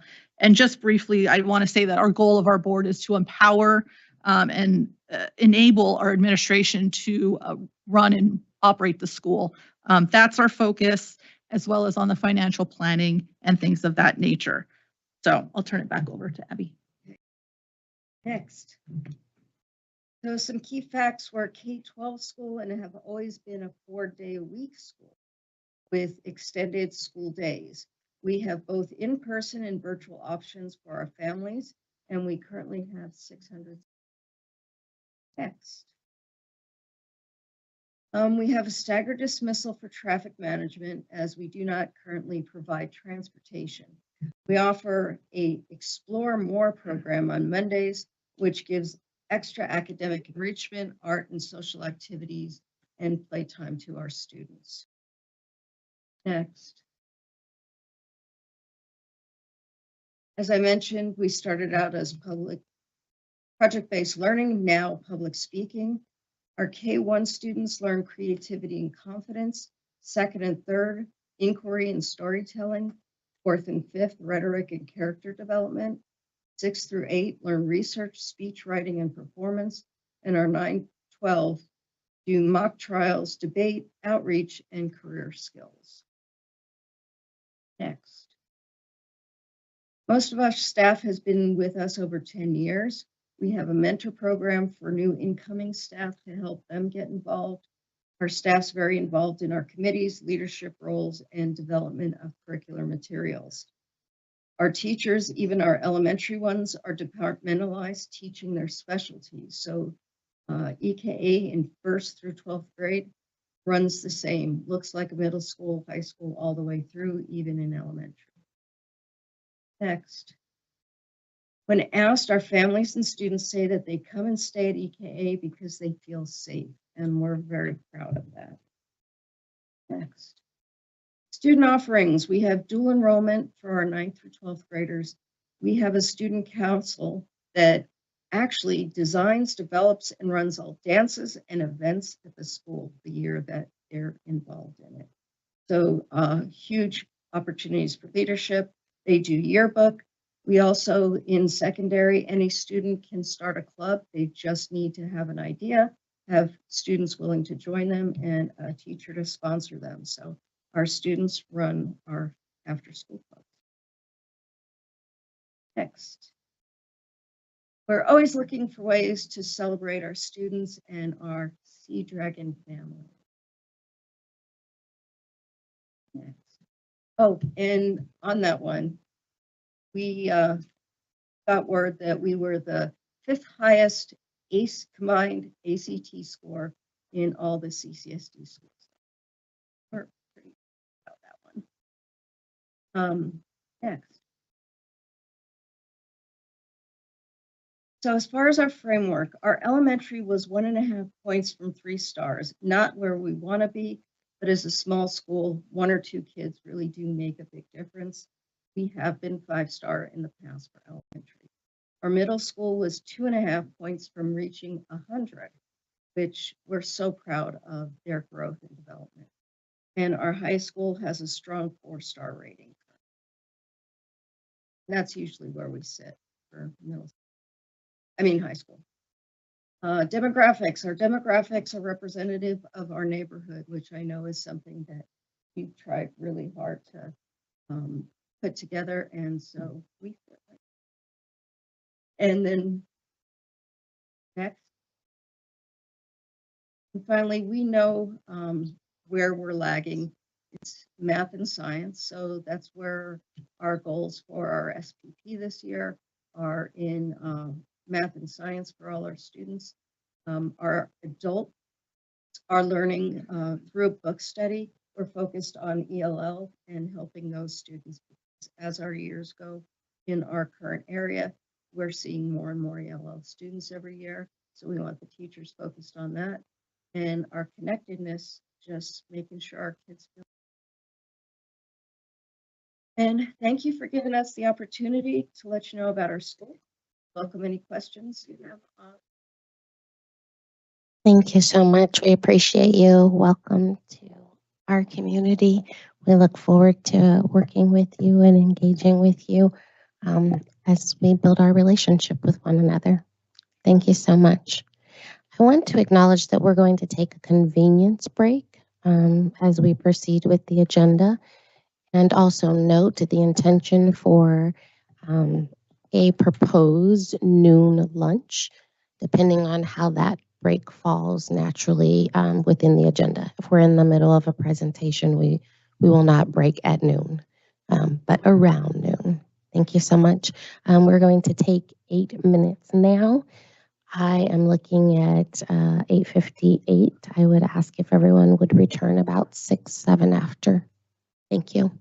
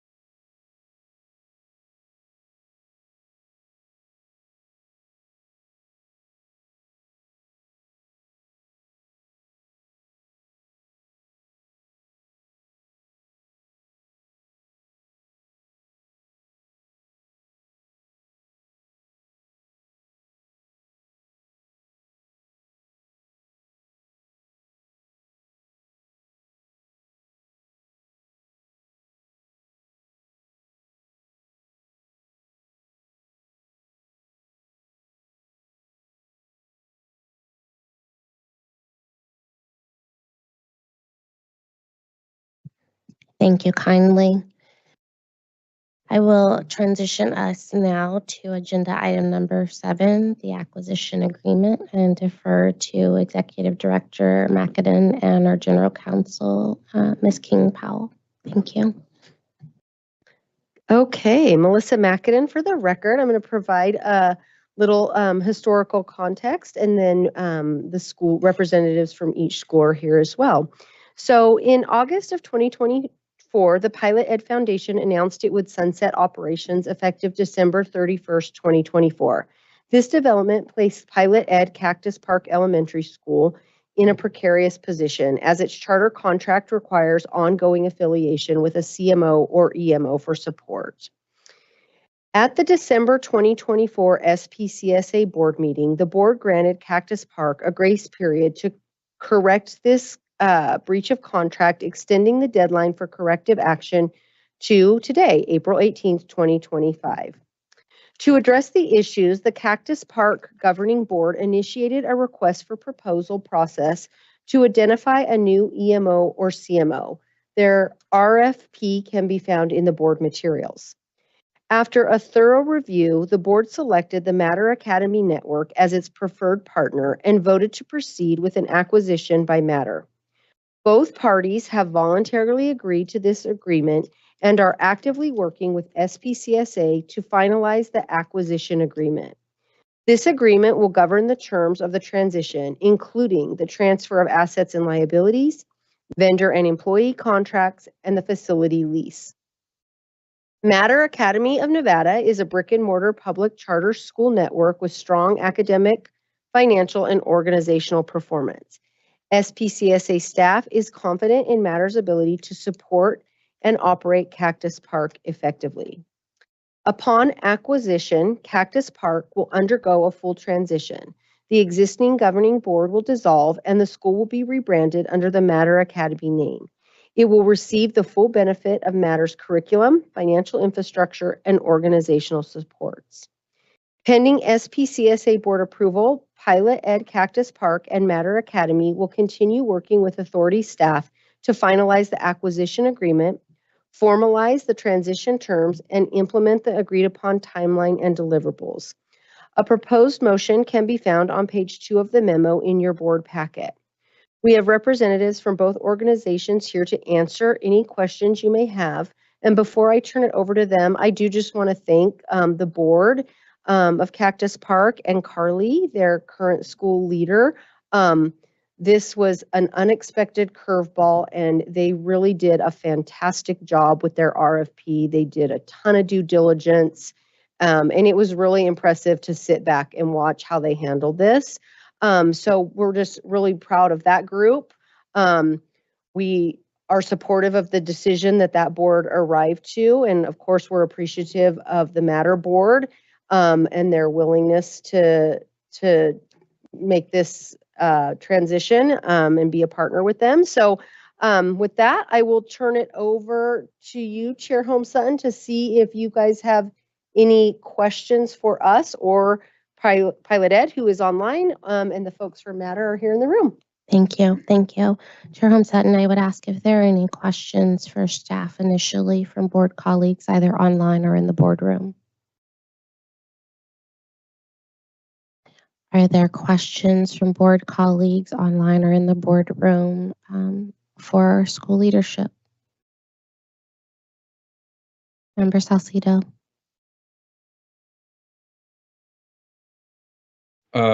I just had a question. I know this is a very unique circumstance, and from what I understand, something like this has not occurred before in terms of one SPCSA sponsored school being absorbed essentially by a second SPCSA sponsored school network. I wanted to talk to, you said you had Matter representatives there, and kind of how I want to hear from them how they feel about being responsible for taking over in such a unique way. I know they've expanded before. I know they've opened new schools, but this is a different scenario where you're taking over an existing infrastructure at a different location and all of that. So if I could hear from the Matter representatives, kind of how they think this, how they plan on executing this successfully to be able to maintain that great Matter brand of success.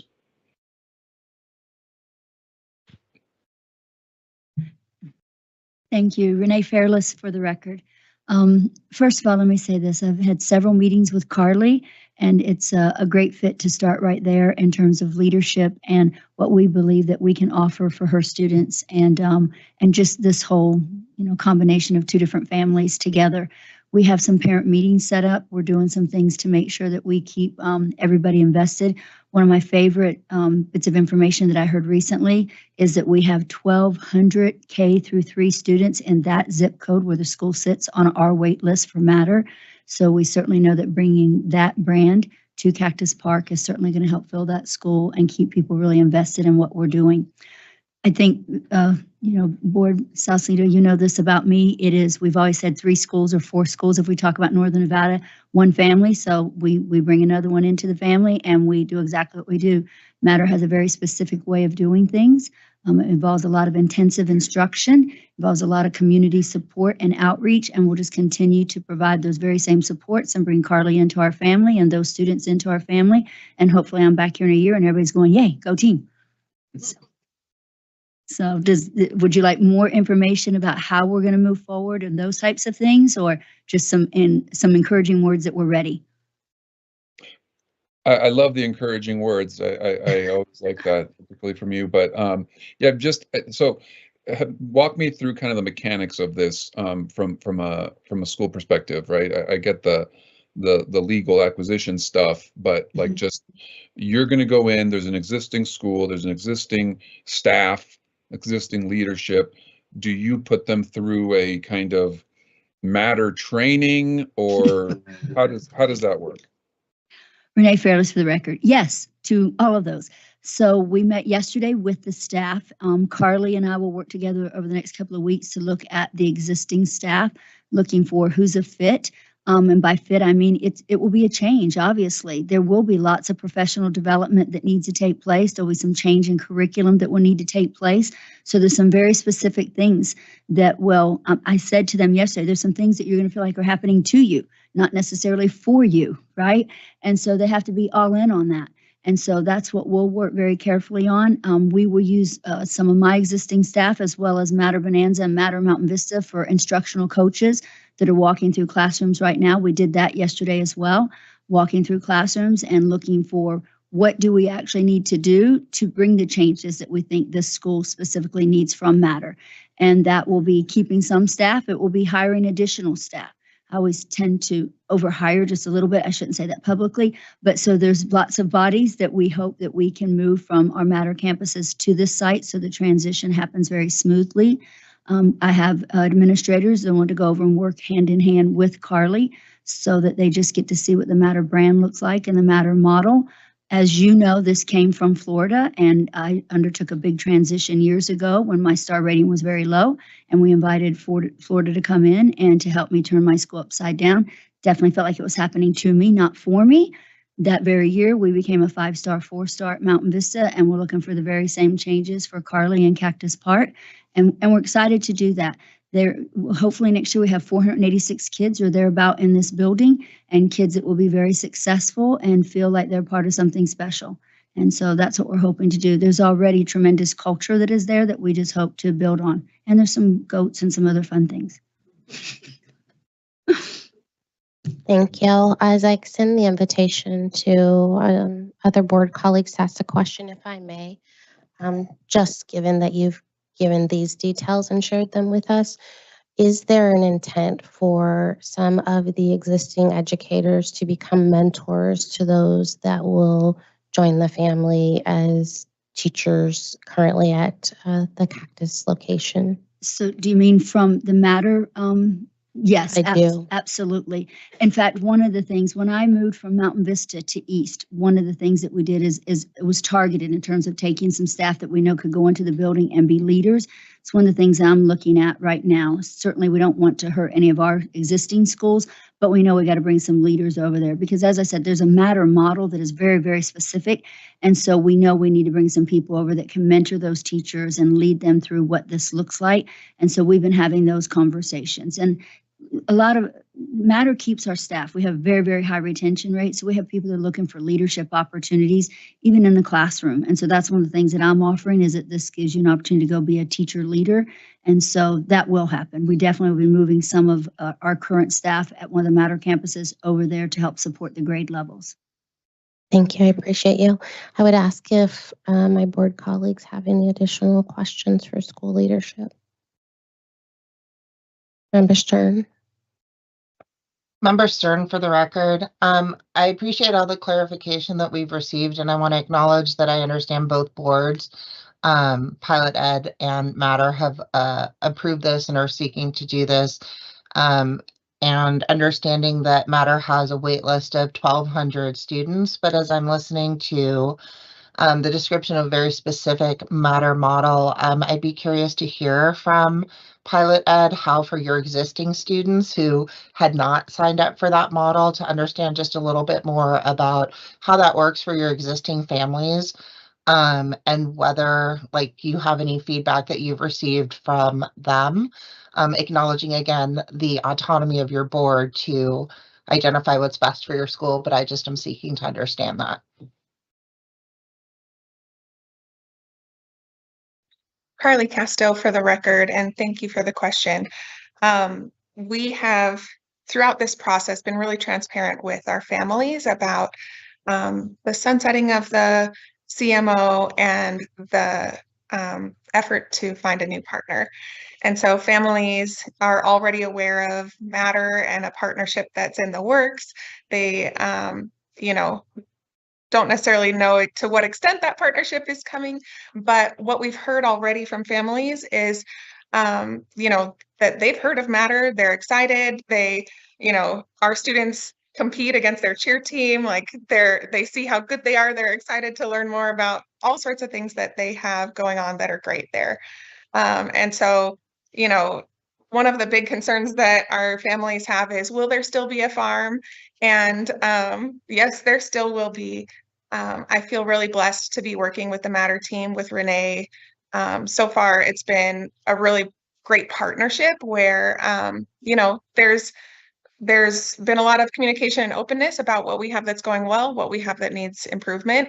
And I think it's going to be great for our families, for our staff to have that support, have that Matter model, and we'll be able to continue to improve our star rating, our academic program, and share some of those best practices that Matter has with our students. So so far, it's a win-win for us. Thank you. Are there any additional questions from board colleagues? Madam Chair. Yes. Vice Chair, I think for the record, not really on topic, but I'm hearing a lot of chit chat in the background, and I want to make sure we're being respectful of the folks' time who are speaking. I have pretty advanced ADHD, so I would just ask, if you have to have conversations, please consider stepping outside just so we can all focus on the information that we're gathering here today. And that's important for all of you as you come up before us today as well. So I appreciate the consideration. Thank you. Appreciate you. If there are no additional questions for staff or school leadership of either location, I would entertain a motion and acknowledge that Executive Director Mackinnon directed us to the second page for the motion. Noted there, it may not be highlighted, but it is at the very end of the second page.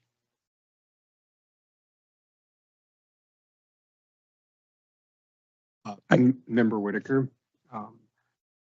Member Whitaker will move to approve the acquisition of Pilot ED Cactus Park Elementary by the Matter Academy Network. Authorize Pilot ED Cactus Park to advise as a Matter Academy school upon formal approval of the acquisition agreement by the governing boards of both Pilot ED Cactus Park and Matter Academy. Pursuant to the acquisition agreement, move to approve the following transition timeline. Terminate a termination of the pilot ED Cactus Park charter contract effective June 30th, 2025. Commencement of operations under Matter Academy beginning July 1st, 2025 through an amendment to Matter's current charter contract to include this acquisition. And to move to authorize SPCSA staff to collaborate with Pilot ED Cactus Park and Matter Academy to finalize and execute the acquisition agreement. Thank you. May I have a second? Member Shanti Rosales will second. Thank you. All those in favor of the proposed motion, please indicate by saying aye. Aye. Aye. Any in opposition? Any abstentions? The motion carries. Good luck to you all. Congratulations. Be well.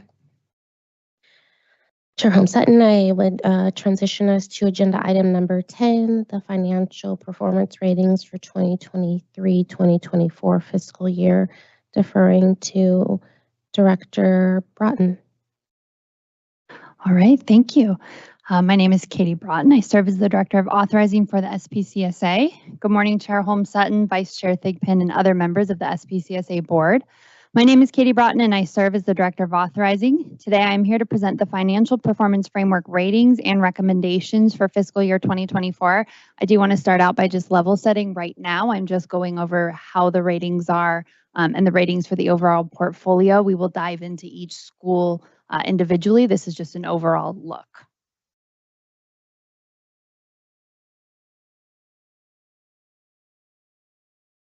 I'm working on 2 computers, So for today's presentation, I will first provide the board with an overview of the framework and the portfolio ratings. A complete list of charter holder ratings is included in the board packet titled 2023-24 SPCSA Financial Performance Framework Ratings. We will then move to recommendations regarding notices in which individual action will be considered for each eligible charter holder. The Financial Performance Framework was approved by the SPCSA Board and is intended to be a foundation for the SPCSA to evaluate a charter school's financial well-being, health, and performance as part of ongoing monitoring. While charter school boards have autonomy to manage their finances consistent with state and federal law, the SPCSA, as the sponsor, must ensure that schools remain financially stable. The Financial Performance Framework was created after a review of model authorizing practices throughout the country, charter school lender guidance, and expertise in the field. The framework is meant to provide a clear picture of a school's past financial performance, current financial health, and potential financial trajectory. The Financial Performance Framework gauges both near-term financial health and longer-term financial sustainability. The portion of the framework that tests a school's near-term financial health is designed to predict the school's financial position and viability in the upcoming year. Schools meeting the desired standards demonstrate a low risk of financial distress for the coming year. Schools that fail to meet the standards may currently be experiencing financial difficulties and/or are at risk for financial hardship in the near term. Near-term measures include current ratio, unrestricted days cash on hand, enrollment variance, and debt default. The framework also includes longer-term financial sustainability measures that are designed to predict a school's financial position and viability over time. Schools that meet the desired standards demonstrate a low risk of financial distress in the future. Schools that fail to meet these standards may be at risk of financial hardship in the future. These sustainability measures include total margin, debt-to-asset ratio, cash flow, and debt service coverage ratio. I will also say, while these have complicated names, at its core, most of these are things we all do as adults as we go through our budget and sort of make our own financial predictions. Each charter holder receives a rating for each one of the 8 indicators. Schools that earn a meet standard rating in all or nearly all indicators are performing well and generally financially viable in both the short and long term. Schools that earn a does not meet standard rating in some of the indicators have not met minimum expectations, which may signal potential concerns. Schools earning falls far below standard ratings have failed to meet minimum expectations by a significant margin. This signals concern, and SPCSA staff will need to closely monitor schools with any of these designations.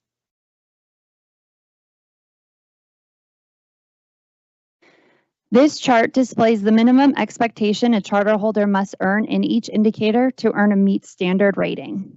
It also shows does not meet standard and falls far below standard rating thresholds. Please note that this chart is also included on each of the recommendation memos as an informational point for the board to consider when evaluating the financial performance of each of the charter holders. Again, this framework has been approved by this board. It was updated in the previous summer. The new framework will be in place for the 24-25 school year, but these measures stayed pretty much the same.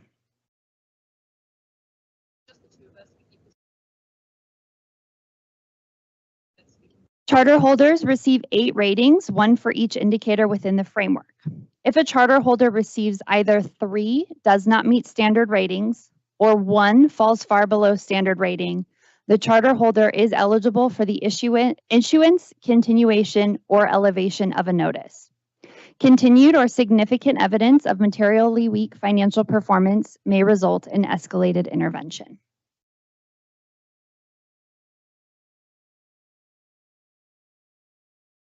This slide outlines the process for arriving at the ratings for each charter holder in the SPCSA portfolio. First, each charter holder submitted an independent annual audit that was due by December 1st, as required by NAC 387.775. The results of the annual audit are analyzed against the financial performance framework to generate preliminary ratings. Preliminary ratings were sent to each charter holder leader and board for review on December 20th, 2024, with the exception of Explore. Theirs came in later. During the review window, charter holders could request adjustments that were in alignment with the technical guide.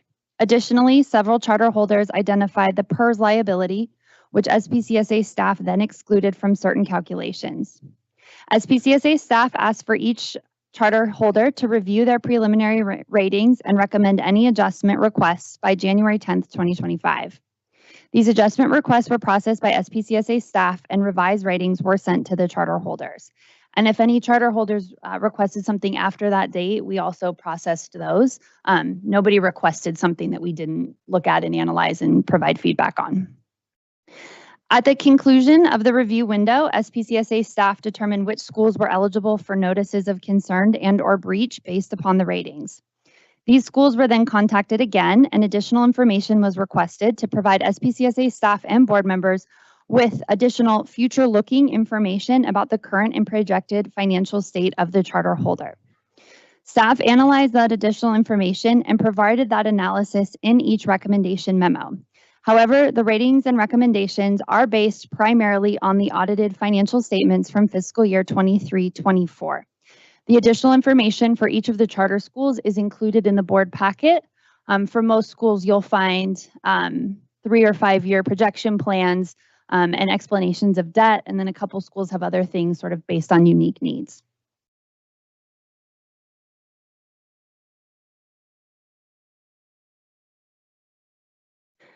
To summarize, out of 43 charter holders, 31 were rated as meet standard, representing 72% of the SPCSA portfolio. A list of all charter holders can be found in the board packet.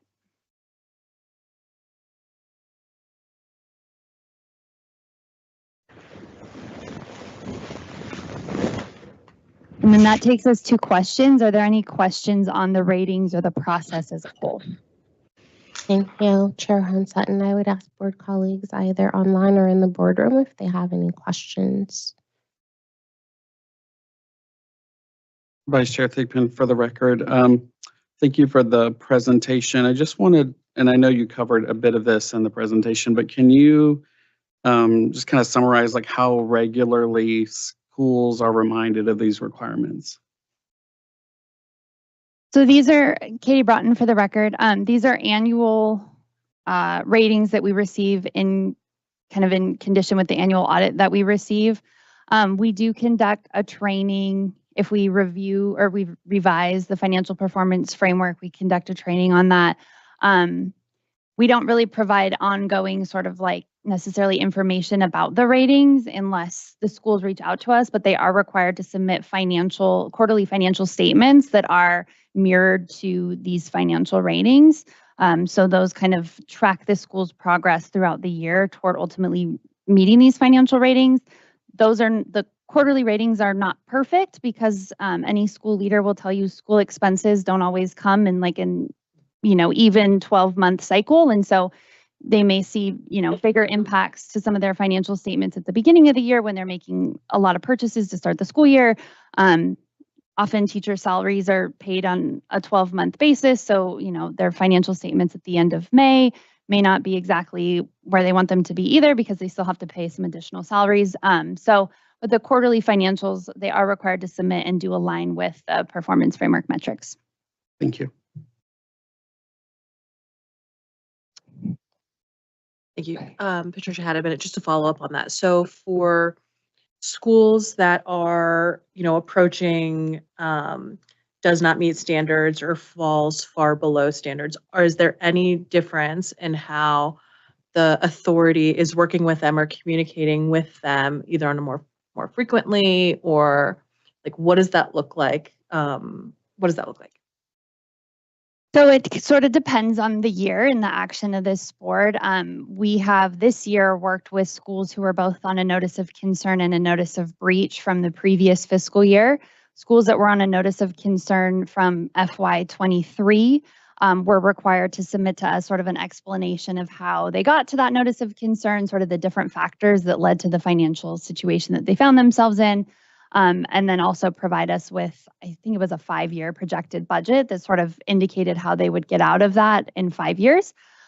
Schools that were on a financial notice of breach for FY23 and Nevada Prep who did stay on a notice of concern but did at the board meeting last summer agree to submit monthly financial statements. They submit monthly financials that are about 30 days in arrears, if you will. And those kind of provide us with information about the projections for the month, sort of where they are at with the budgets, et cetera. Again, it's not perfect because nothing's sort of evenly spaced out as much as probably schools hope it would be. But that's sort of the ongoing monitoring we've done thus far. So sorry, Patricia had it further. Can you talk a little bit more about, so you receive that information and then what happens? So we receive those statements, we review it, we reach out to the school if we have any questions or concerns, and then based on those questions or concerns, additional dialogue may occur. And then we sort of go from there. It kind of depends on the situation that we may see or identify.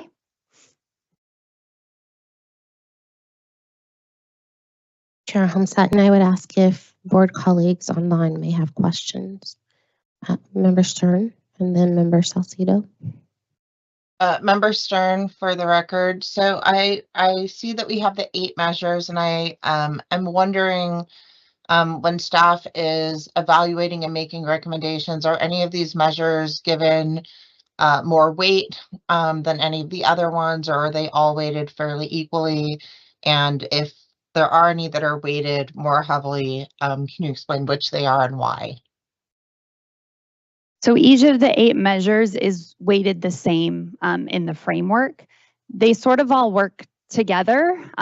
When certain ones see an impact, they may, like if one goes down or goes up, typically that may impact some other ones. But each one has equal weight in the framework. Member Stern, a follow-up question on that as well. Recognizing that these are sort of interrelated in terms of how a school chooses to function. So for example, when determining like debt to asset or cash on hand, schools do have autonomy with their boards in determining how they are allocating funds in order to meet their obligations that may impact whether they have cash on hand or what their debt to asset ratio is. That's correct. Is that correct? Yes, that's correct. Thank you. Thank you. Member Salcido.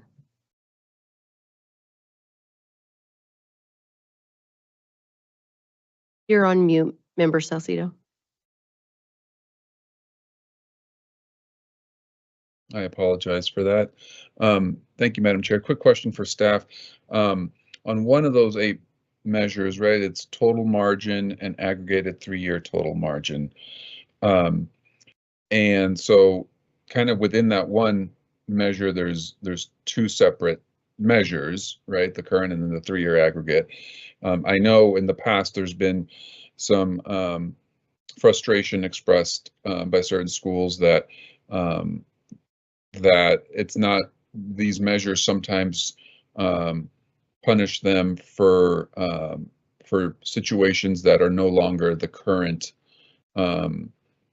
situation, meaning they're being punished for things that happened, 3 or 2 years ago, and it's not reflective of where they are now.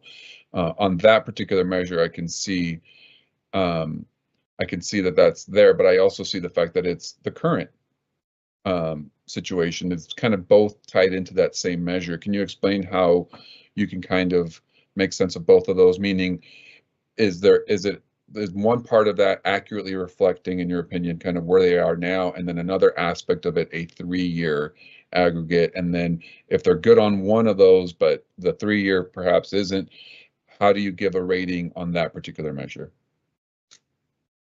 Thank you, Katie Broughton. That's a great question. So you're right. The total margin does have 2 measures, the current year and an aggregated 3-year. I will say for schools who have not been in operation for 3 years, they're only given the current year rating and they don't get a rating in the aggregated 3-year.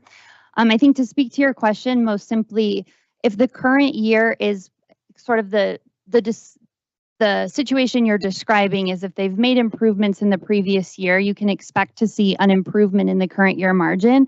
Now, an improvement in the current year margin could mean it's still negative, even if it's improving. But theoretically, if the current year margin is improving and the negative, we'll see the impacts of previous year works longer in the 3-year negative or the 3-year margin. But we would expect to see a bigger substantial improvement in the current year margin, even if the 3-year would be the one that's lagging.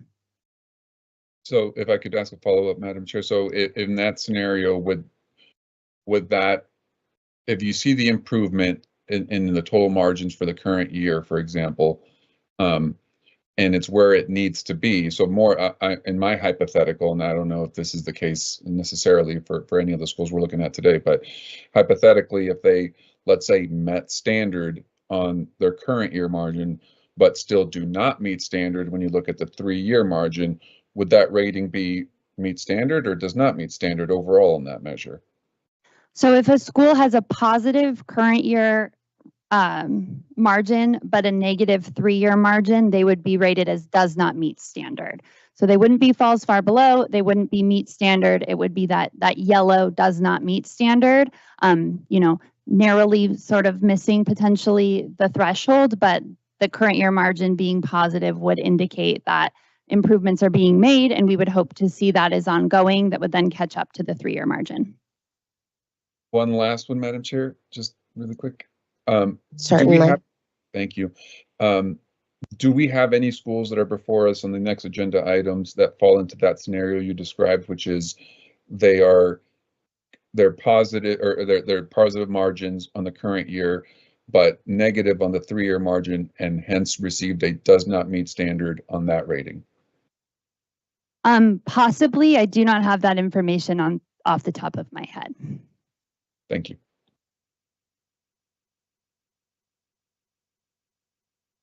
Chair Hunsutton, thank you. Are there any additional questions from board colleagues prior to our entertaining a motion? Thank you, Madam Chair. Patricia Haddad Bennett for the record. So if a school was waiting on a disbursement or a reimbursement from NDE or the SPCSA, would that be factored in? Like, how would that factor into their cash on hand, essentially?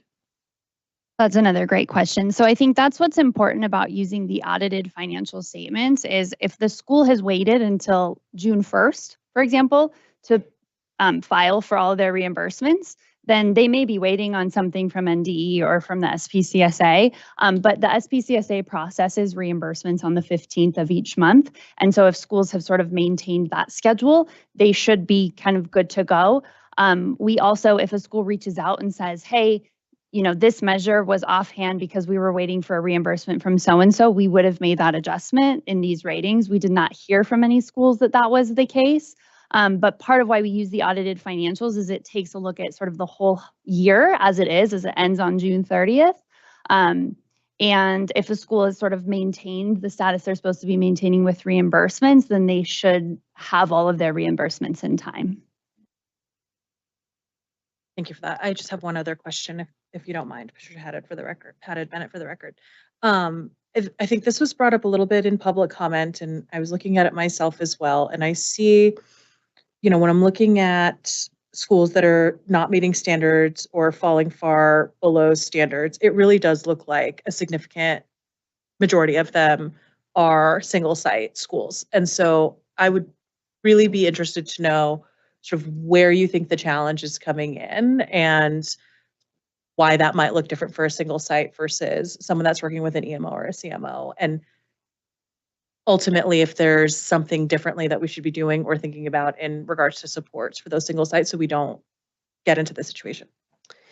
Melissa Mackin for the record, we certainly, heard that criticism as well. So we did a deep dive into the numbers and we looked at the 26 independent charter holders. 77% are meeting standards, 23% aren't. We looked at Title I schools. Of those, 71% are meeting standard, 29% are not. We looked at the 21 schools who opened since 2020. Now 3 of those have closed, but of the remaining 19, 68% are meeting standards and 32% are not meeting standards. So it's not as skewed as, we actually thought maybe we were going to find. Having said that, that is one of the positions that we got approved in our budget closing is a management analyst whose sole purpose will be working with really young schools, in particular independent schools, with their boards and their finances, and just kind of keeping an eye on that every month. Like, are they reviewing their finances every month? Do they understand the implications of some of these leases they're approving? So certainly recognize over the last few years, we have seen a big need for that and are thrilled that that position got approved. Thank you.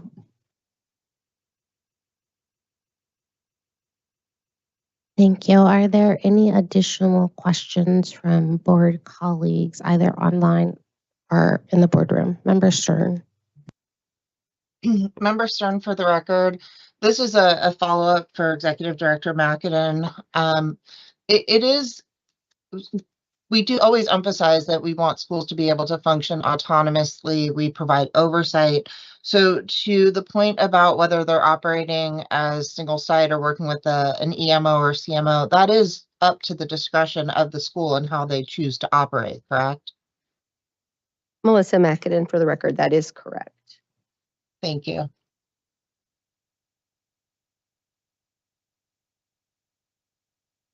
Vice Chair Thigpen, I have a follow-up question, something Member Stern said earlier that I wanted to ask Dr. Broughton about. On the trainings that are provided to school staff on the annual ratings and what's expected in quarterly reports, et cetera, do we know, are board members also provided or given the opportunity for the same training so that as staff is presenting them with lease agreements to approve and all kinds of expense-related items that they're aware that of the requirements we have for financials?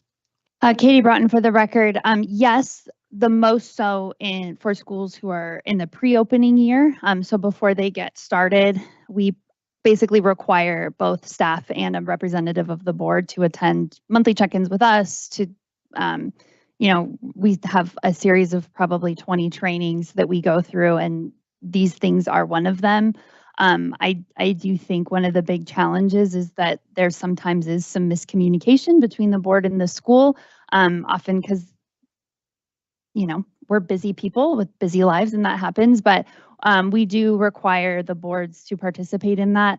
When we just did the revision of the training, we did the revision of the frameworks, we did ask and essentially require that each school have a staff and a board representative attend those trainings as well.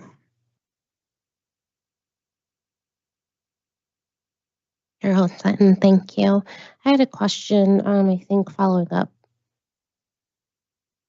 the inquiry from Member Salcido, and that was around if they have a positive currently and not positive 3-year, and that you didn't yet have that information, what would it take to get that information? I would just need to go back and look at every school's rating in that and look at them. I will say for the schools that are on your agenda today, I think I put positive or negative. So you should be able to see within each school, both the 1-year and the 3-year within that recommendation memo. I appreciate you so much. Thank you. Are there any additional questions for staff leadership regarding the presentation itself? Member Stern. Member Stern, for the record, just one quick clarification. When making the recommendations, I believe, and I want to make sure that I'm correct, that when evaluating a school for a notice of concern or notice of breach, the standard is at least 1 falls far below standards or 3 does not meet standards. Am I correct in that ratio that we're looking at? Yes, you are correct. Where staff and the board do have discretion is if a school's already on a notice of concern, we do have discretion to make recommendations regarding continuing that notice or elevating that notice if they meet the 1 falls far below and 3 does not meet. We tried to do a really holistic review of both the audit and the additional documentation provided by the schools in order to sort of make that determination for fiscal year 24. Are there any additional inquiries from board colleagues before we transition to a motion to accept the ratings?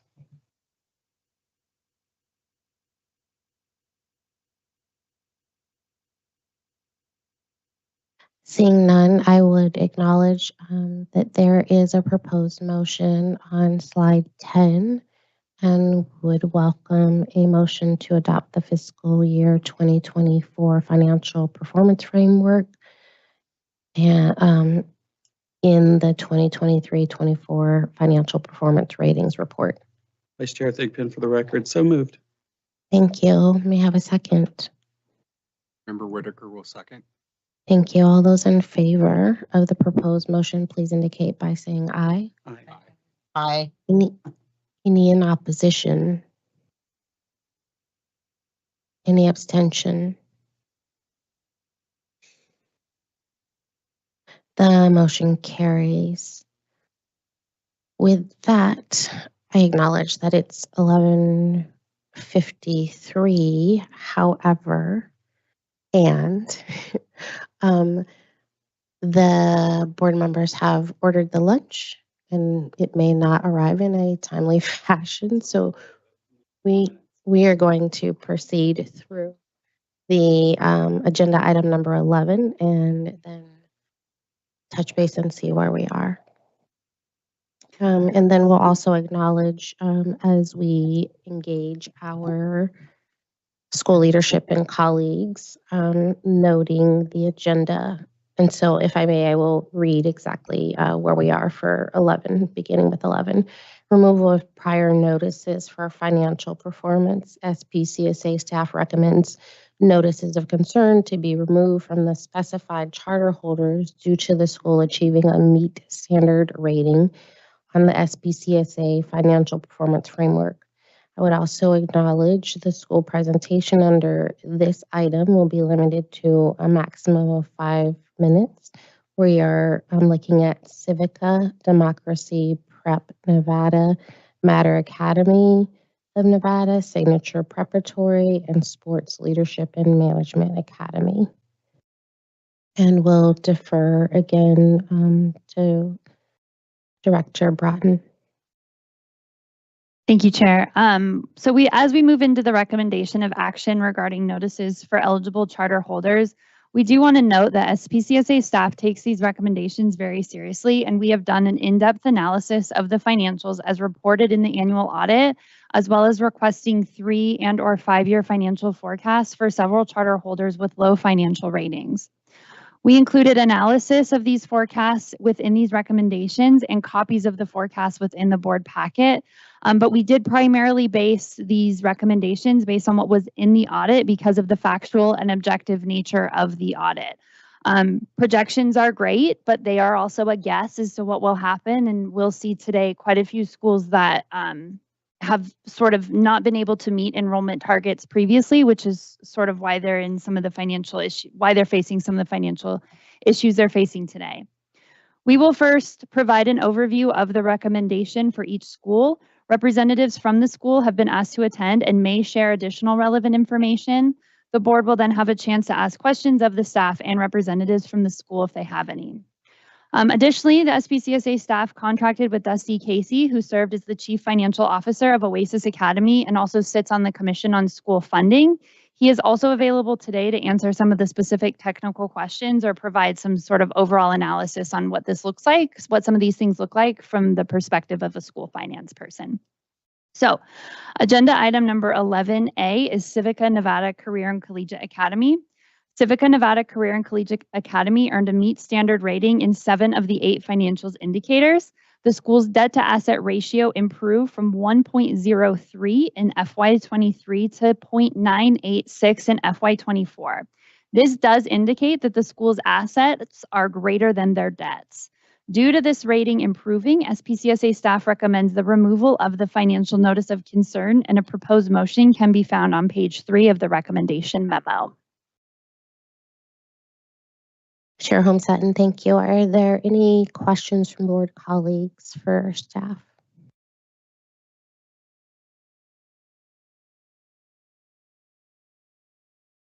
Seeing none, are there any questions for representatives of Civica that may be present?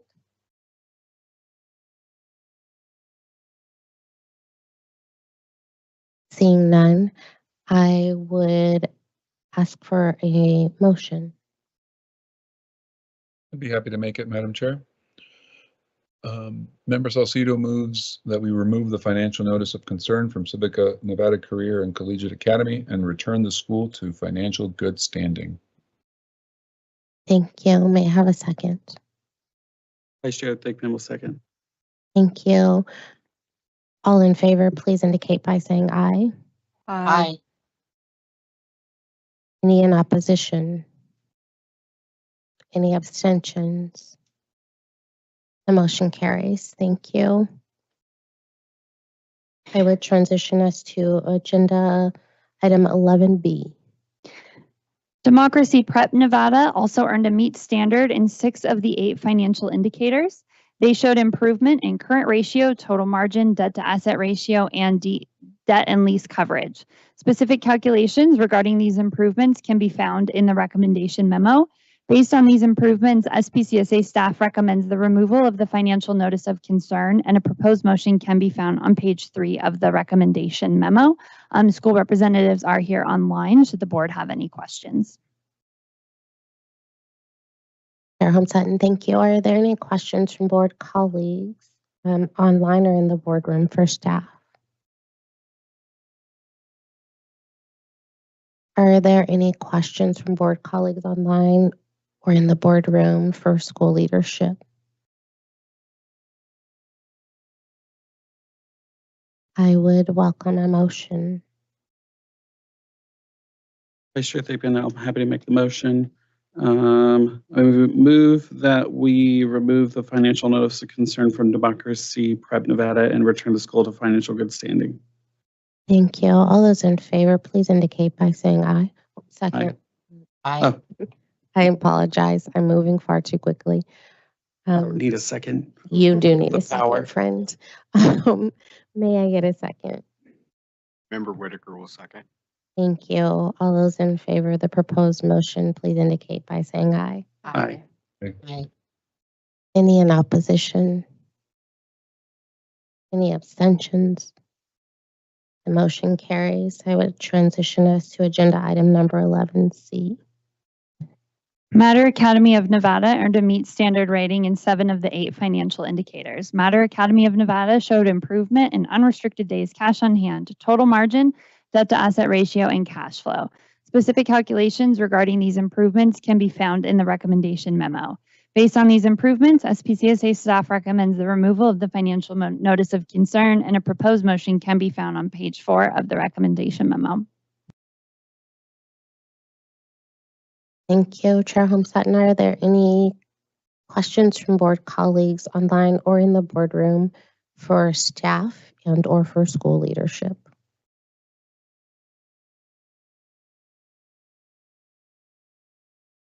Seeing none, I would welcome a motion.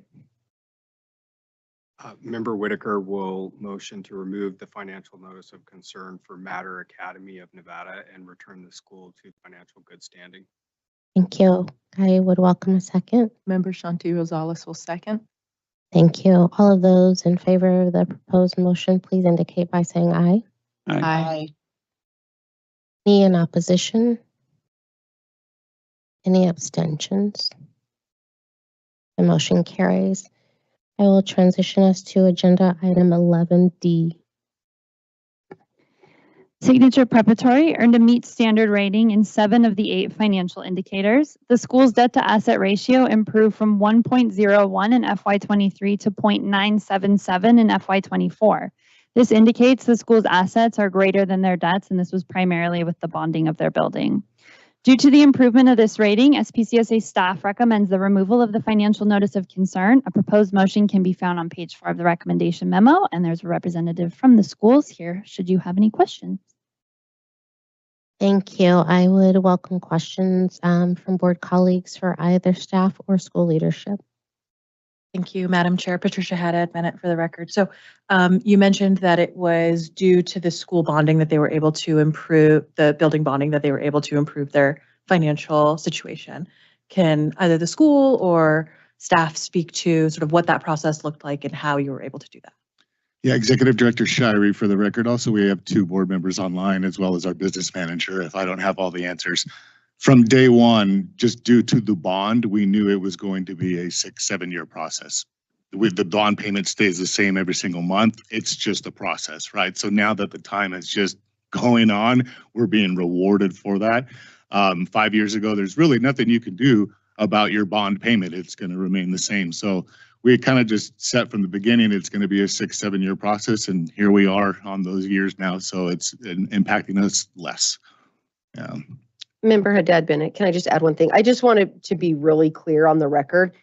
It wasn't because they went out and got a bond that the situation improved. It was because, like Mr. Shirey said, enough time, they had a bond, which put them in that category, and then it just took time. And there's many other schools in the same situation. Like he said, they knew when they made the decision that was going to be the impact. So I think it was a little bit confusing. I just wanted to be clear. They didn't just get a bond and that improved the situation. Thank you. Are there any additional questions from board colleagues online or in the boardroom for staff and or school leadership? Vice Chair Thickman, I have a quick follow-up question just to make sure I'm clear. Did it take 6 to 7 years just to get here? Or are you saying it took 6 to 7 years to get the bond? The bond was issued in 2018 upon opening the school. Okay. So here we are 6-7 years later after that. Yeah. Okay, thank you. You're welcome. And I'll just add, it's sort of like paying down the principal on a house. When you purchase your house in the first, year, your debt to asset ratio is off because you now have a large debt. But as you pay down that mortgage each year, your debt decreases each year because you owe less on the overall mortgage. So that's sort of how you can think about it. And if I can just add a little more context to that, I think is really helpful for the board to understand. Essentially, the bond market is comfortable with a higher level of debt than what our financial framework is. So that's why these schools sort of, again, they're not the only ones. There's several. They're okay with them taking on that much debt, but our framework and best practice says, no, it should be AB, it should be right here. And that's what we've approved. So that's kind of how that even is able to happen. Can I just ask so Patricia had Bennett, so to follow or to in response to that or question to that, so would they have been able to get that bond initially in 2018 had they been issued a notice of breach at that time, or had one been active at that time?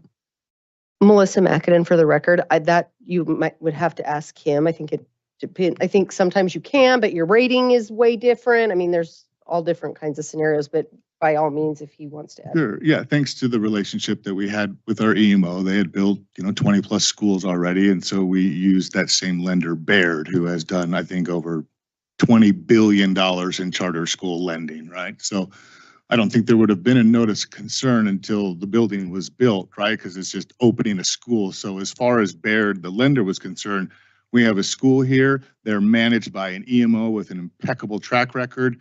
Why wouldn't they be able to open it up great and look at their enrollment? You know what I mean? Already, or their proposed enrollment rather. So no, there was no financial notices or anything until the first opportunity, which would have been, at the end of the first fiscal year of the school, if that makes sense. Yeah. And furthermore, I just wanted to say before you guys make your we just thank you so much for recognizing the hard work, if you will. And it hasn't been a pleasure being in front of you and saying, we know, our house is big, okay, and we got a large mortgage, but it's been great to get to this point. And sorry for all the paperwork and meetings that we've had to do to get to this point. So thank you very much. Jerome Sutton, thank you. Are there any additional questions from board colleagues? Seeing none, I would welcome a motion. Member Haddad Bennett, I'll motion to remove the financial notice of concern from signature preparatory and return the school to financial good standing. I would welcome a second. Member Shanti Rosales will second. Thank you. All those in favor of the proposed motion, please indicate by saying aye. Aye. Any in opposition? Any abstentions? The motion carries. Thank you. Thank you. Thank you for your time. Thank you very much. I will transition us to agenda item 11E. Sports Leadership and Management Academy, or SLAM, Nevada earned a meet standard rating in all 8 financial indicators. SLAM showed improvement in total margin and debt to asset ratio. Specific calculations regarding these improvements can be found in the recommendation memo, and based on these improvements, SPCSA staff recommends the removal of the financial notice of concern. A proposed motion can be found on page 5 of the recommendation memo. Jerome Sutton, thank you. I appreciate you. I would ask if there are any questions from board colleagues online or in the board room for staff and/or school leadership.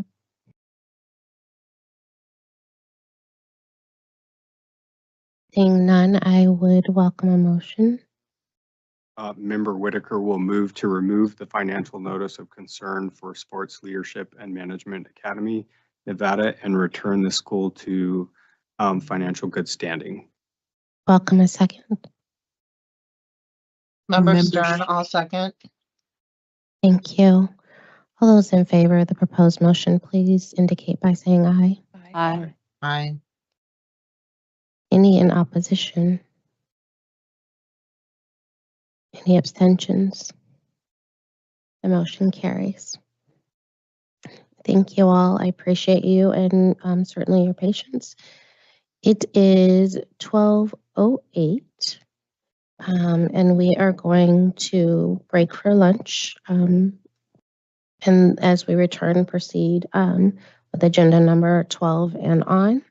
Now it's 12:09. I would invite everyone back at 12:45. Again, everyone back at 12:45. We will resume with the agenda at that time. Thank you.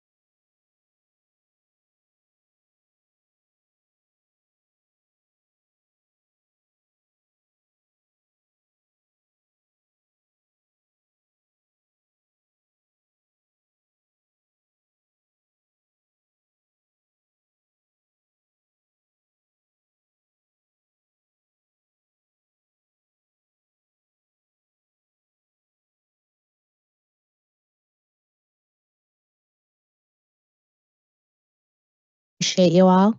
And I will call our meeting back to order. It is 12:45. We are continuing with agenda item number 12, Battleborn Academy. I will be reading the agenda item. SPCSA staff recommends the notice of concern be continued for the specified charter holder due to the ratings on the SPCSA financial performance framework for fiscal year 2023-2024. The school presentation under this item will be limited to a maximum of 5 minutes.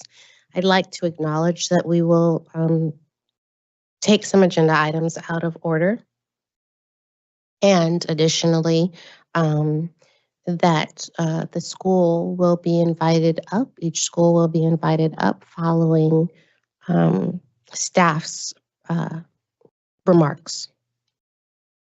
So with that being said, I would defer to Director Broughton. Sorry, we are doing agenda. Are we starting with 12? Okay.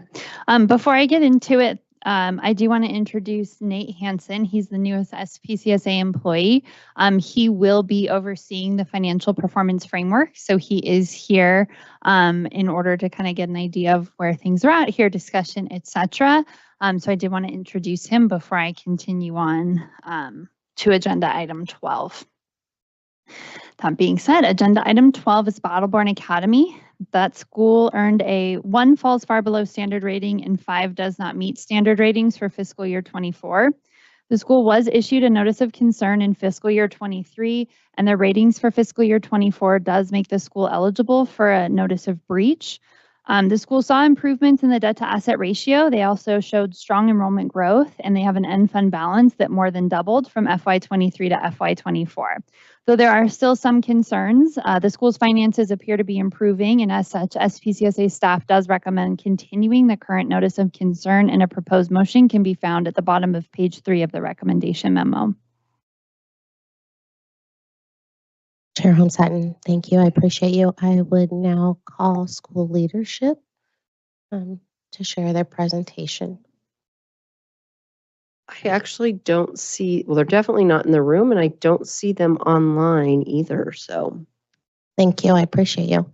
I would then ask if board colleagues, either online or in the boardroom, have any questions for staff. Member Salcido. Thank you, Madam Chair. This is just an overarching question for this whole, that applies to all these agenda items for staff is, we have, or staff and us, I guess, have discretion on what they want to do when, so for example, in this particular case, you have someone who's under a notice of concern. They're still not meeting standards in multiple levels, and one far from standard in another level. Yet because of the improvement, you're recommending that they stay on a notice of concern. So just that makes me think, right, that staff has some discretion there, and we have some discretion there. Is that accurate? Yes, that is correct. And for the schools who are already on a notice of concern and have demonstrated ongoing financial concerns, we took a holistic approach. We looked at the audit, we looked at some of the additional information provided, and then this is our recommendation based on those metrics and that additional information. But yes, we have the ability to, this board has the ability to kind of proceed how they like in regard to these notices. Thank you. Chair Holmes-Sutton, thank you. Member Stern. Member Stern, for the record. So I had pulled up the financial performance ratings for last year, and I think I'm looking at the right information. I'm just trying to reconcile. If I understand correctly, last year Battleborn was at meet standard for their total margin. And then for this year, I see for current year negative, and then 3-year does not meet standard. I thought that if they had a rating last year, we would have been able to have both this year. Can you help me just understand what I'm looking at? I'm just trying to figure out if there's been a decline. I'm sorry. Yeah, so in the total margin, there's 2 ratings. There's a current year and a 3-year. They don't receive a rating in the 3-year until the school's been operational for 3 years. They're currently in their 3rd year of operation right now, so they should receive a 3-year rating in this fiscal year, if that answers the question. Yeah, it does. Thank you. Thank you. Are there any additional questions from board colleagues in the boardroom?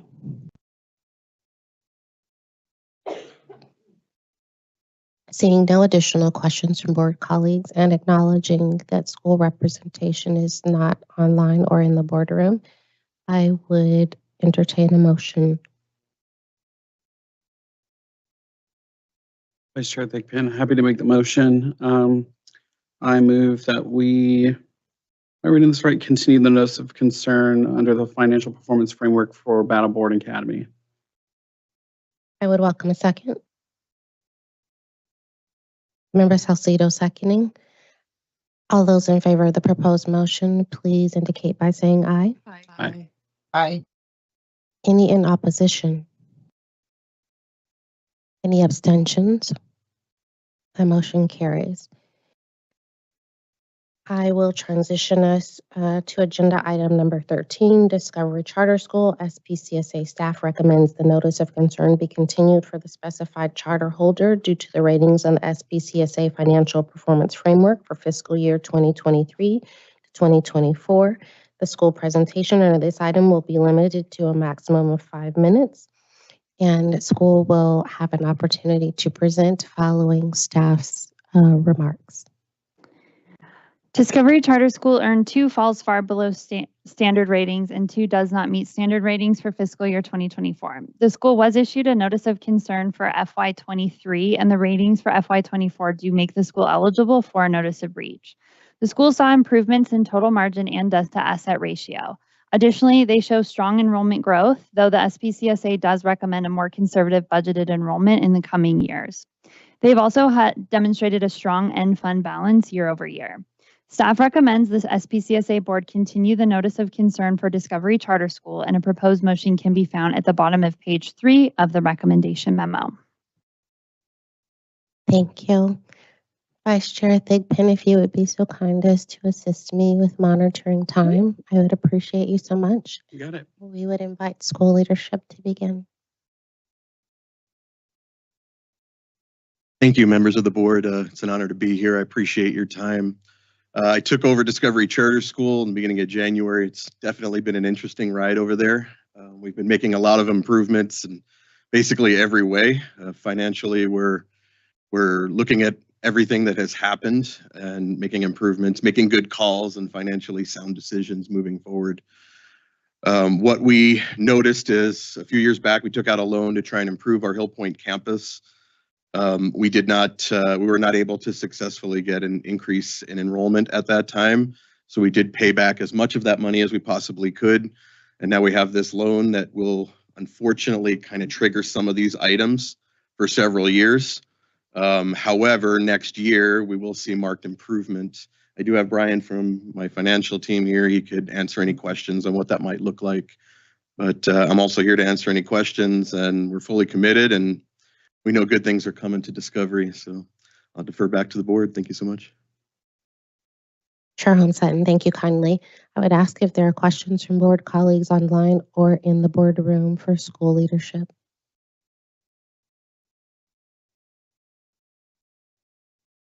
This is Member Shanti Rosales. You stated that it was a loan you took out to expand or do work on the other campus that kind of triggered some of this. Could you just explain slightly a little bit more? Sure, and you can correct me if I'm misspeaking, Brian. We took a loan out because we wanted to expand the campus, like build it up a little bit, and also buy the campus, bond the campus out. And unfortunately, part of the need once you do that, once you borrow the money, is you need the students. You need the ability to enroll some more. We weren't able to do that. We weren't able to increase our enrollment cap at that time, so we couldn't get the revenue. So the best decision at that point that the school made was to give the money back, everything minus what was already spent, and then that's kind of where we are now. So did you use any of those funds to make any of the improvements that you needed on the campus? Or did any of that happen? Or were you just give the money back that you didn't? The major improvements like building, we were going to build some more. We weren't able to do that. And then could you elaborate a little more on some of Yeah, the half of the bond, we were able to secure the Hill Point property. So the school owns that property now. So they control their own destiny moving forward. And what it also allowed them to do was take out a lease that accelerated every year. So it fixed their lease payment, mortgage payment, if you would. So it really allows them to manage their cash flow going forward. So we were able to use half of the bond, which was around 24 million, to buy the Hill Point property, take out that lease and secure their payments. The other half, and I'm using round numbers here, was returned back to the bondholders because we weren't able to build on that property. Okay, thank you. Are there any additional questions from board colleagues? Georgia had it, Bennett. Just a clarifying question. You said that you were unable to increase the cap, or that the cap was increasing, you just weren't able to get that student enrollment that you were looking for? The school at that time had asked for an enrollment cap increase, and it was not granted by the State Public Charter School Authority.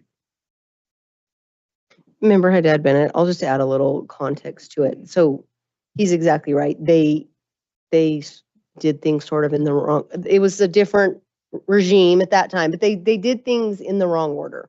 They got the bond and they didn't have the academic outcomes to qualify for an expansion. And so then it didn't get approved because they didn't have the academic outcomes. So that's what happened. Are there any additional questions from board colleagues? Seeing none, I would welcome a motion.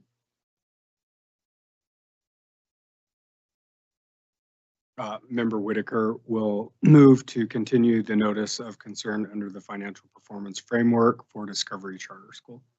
Thank you. I would welcome a second. Member Shanti Rosales will second. Thank you. All those in favor of the proposed motion, please indicate by saying aye. Aye. Aye. Any in opposition?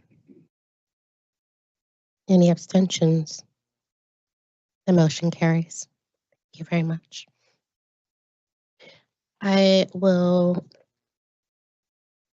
transition us, my apologies for my pause. Apparently not reading well.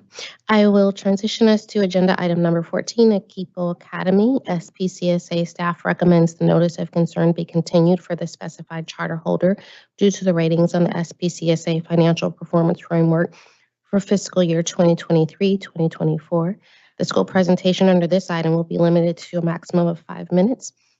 The school will be invited to present immediately following staff's remarks. Thank you. Madam Chair, can I get a quick clarification? Is it continued notice of concern or notice of breach?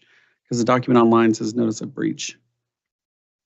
Please pardon me, I am reading from the agenda in my hands. So the attachment just needs to be updated. Okay.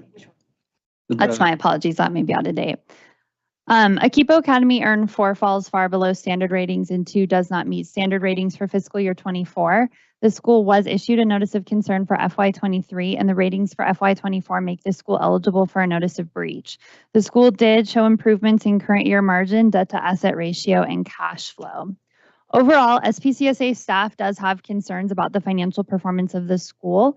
They ended FY24 with a low end fund balance, which indicates low liquidity for operations and debt service. However, their lease payments appear to be manageable, and the school has low overall debt, indicating essentially that the school's expenses are larger than they should be compared to the school's revenue. We asked the school to provide additional documentation, including an explanation of the end fund balance and a 3-year financial forecast. The projected budget is conservative and based on current enrollment and state funding, and it anticipates 0 increases in state funding. Mainly, the school is making staffing and other adjustments that indicate they would be operating in the black in the future, even when accounting for contingency.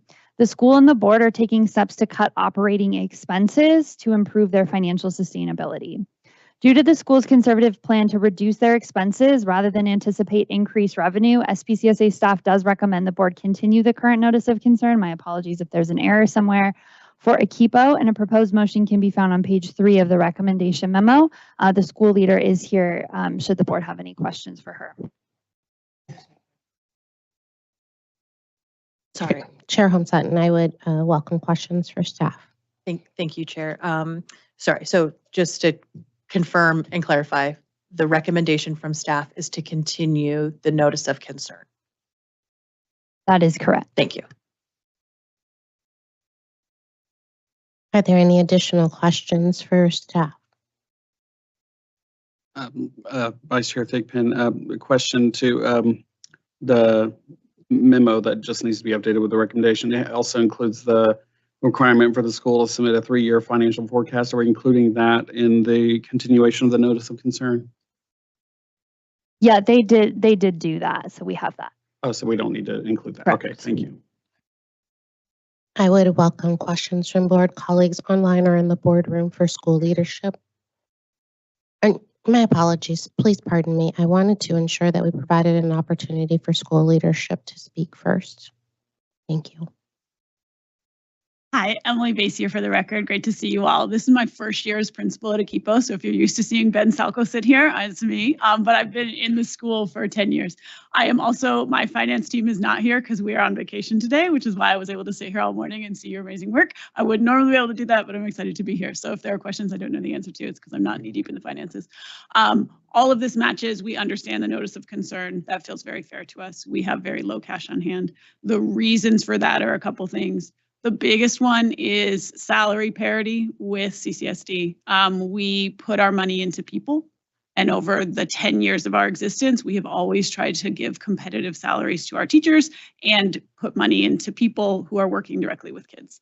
That has put a lot of pressure on our budget. And when CCSD had access to funds that we did not have in terms of being able to give raises, we have a lot of teachers who are now choosing between really competitive salaries in the district, and we're trying to stay competitive so that we keep good teachers in front of our kids. That has worked for us. Last year we were a 5-star high school, we were a 3-star middle school, so that is money well spent in terms of outcomes for kids, but it has taken a hit for our cash reserves for sure. The only other big things from fiscal year 24 were we had a copper theft that we hadn't anticipated that then triggered a huge increase to our insurance. That happens, but that was a big hit in terms of just our budget. And then the last piece on the debt side, we have 2 campuses now. They're right next door to each other, but that second campus became fully under us last year. So then it all of a sudden looked like we had more debt. We don't own them. We lease them from a really generous landlord. But that was part of the reason that all of a sudden it showed up like we have extra debt. It's just because the building next door is now fully under us and we're running our 6th grade academy out of that building. I think that's it in terms of the why, but I'm happy to answer any other questions that y'all have. Chair Home-Sutton, I would welcome questions from board colleagues. Member Salcido. Thank you, Madam Chair. Thank you for being here and representing your great school.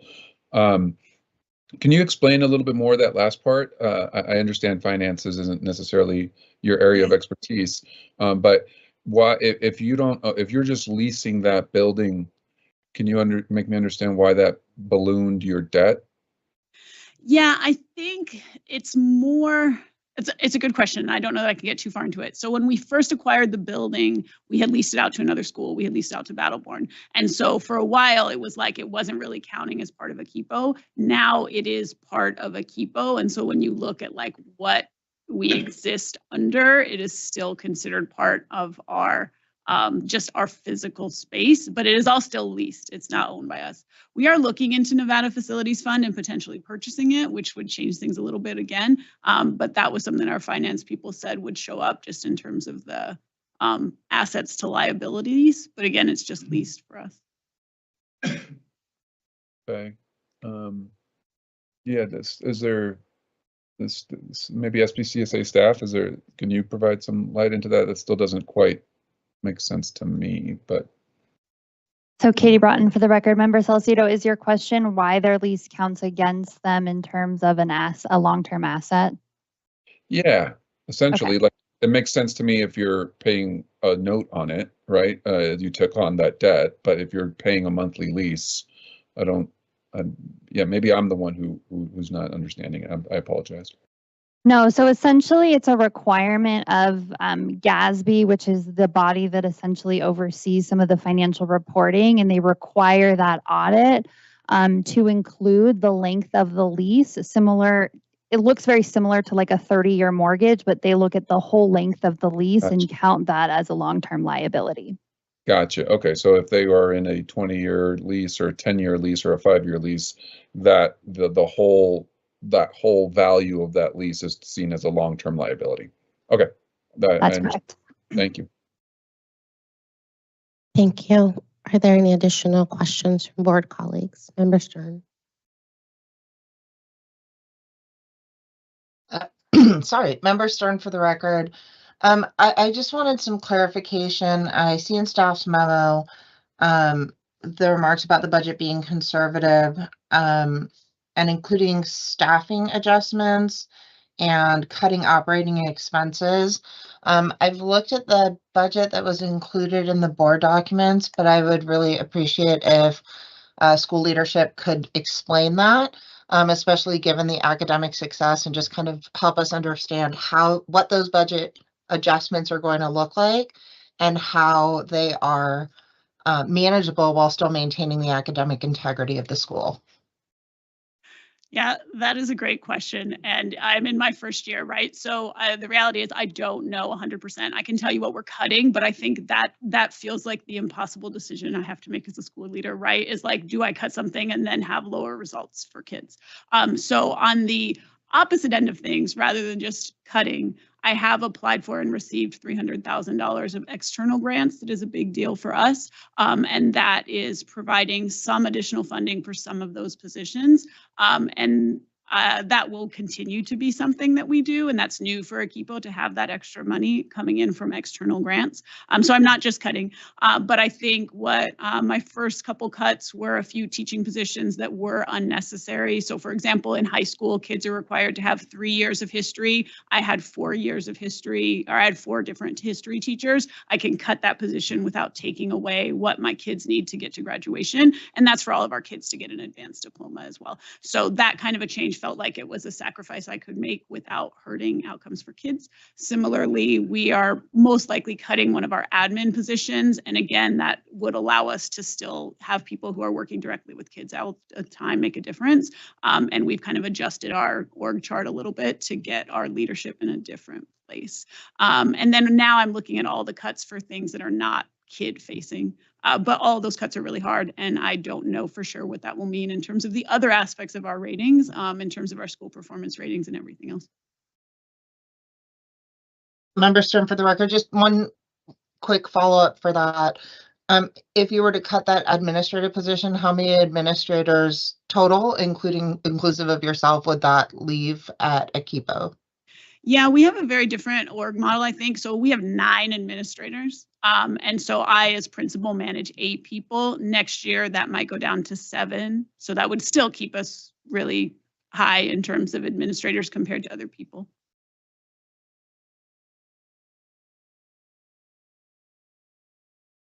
Thank you. Are there any additional questions? Just out of curiosity, if I may. That would be 8 administration, yes? Mm-hmm. Would you kindly remind us for how many children? Yeah, our enrollment is 930. So our enrollment has come up a lot in the last couple of years. I appreciate you so much. Mm-hmm. Thank you.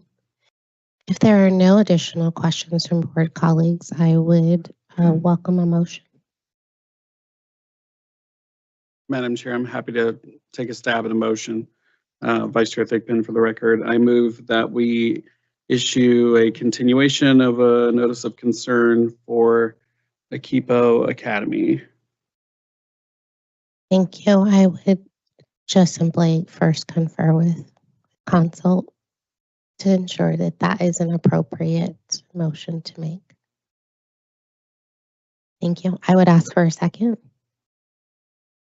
Thank you. All those in favor of the proposed motion, please indicate by saying aye. Aye. Aye. Any in opposition? Any abstentions? The motion carries. Thank you kindly. Appreciate you being here.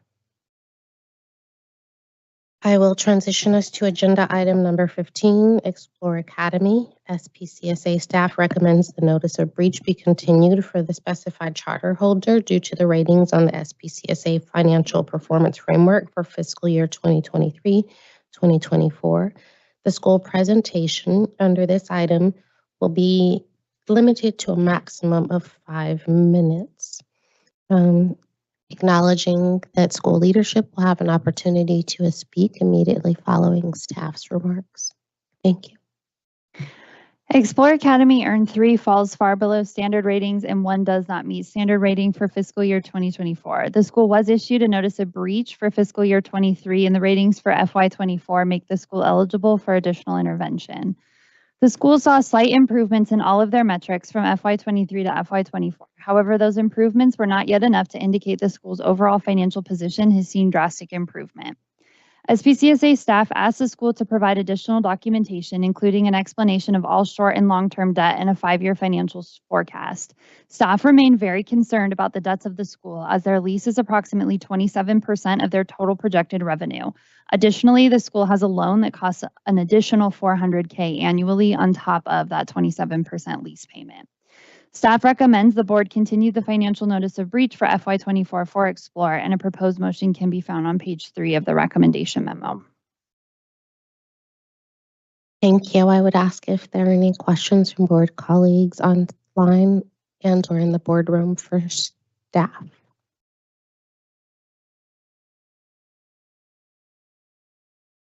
I would welcome school leadership to speak.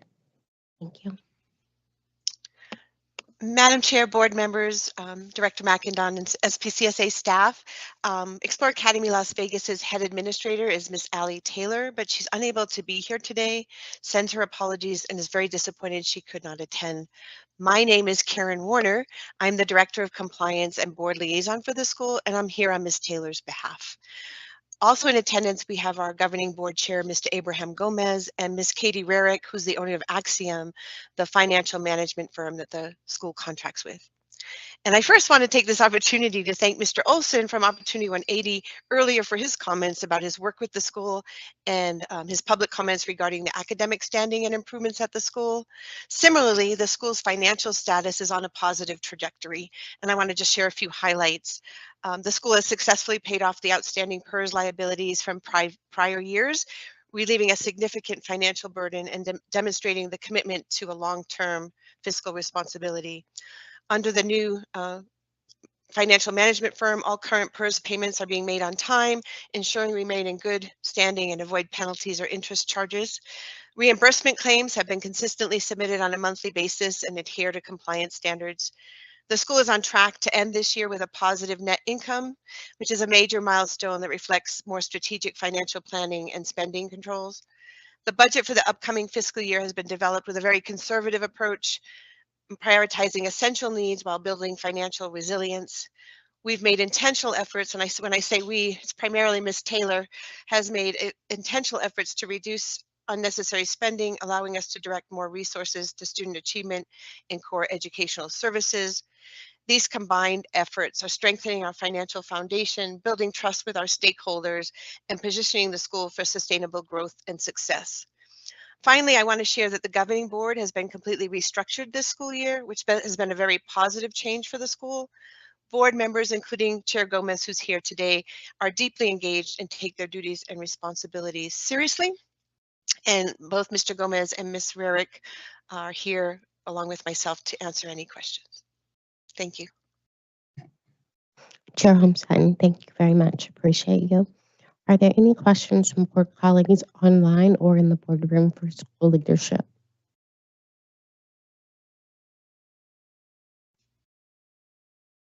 Seeing none, I would welcome a motion.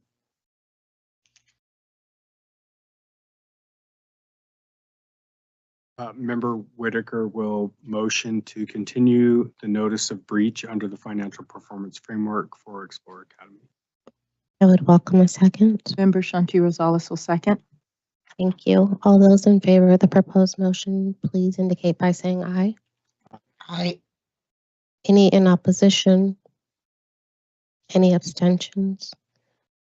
The motion carries. Thank you very much for being with us today. We appreciate you, Thank you for allowing us to speak.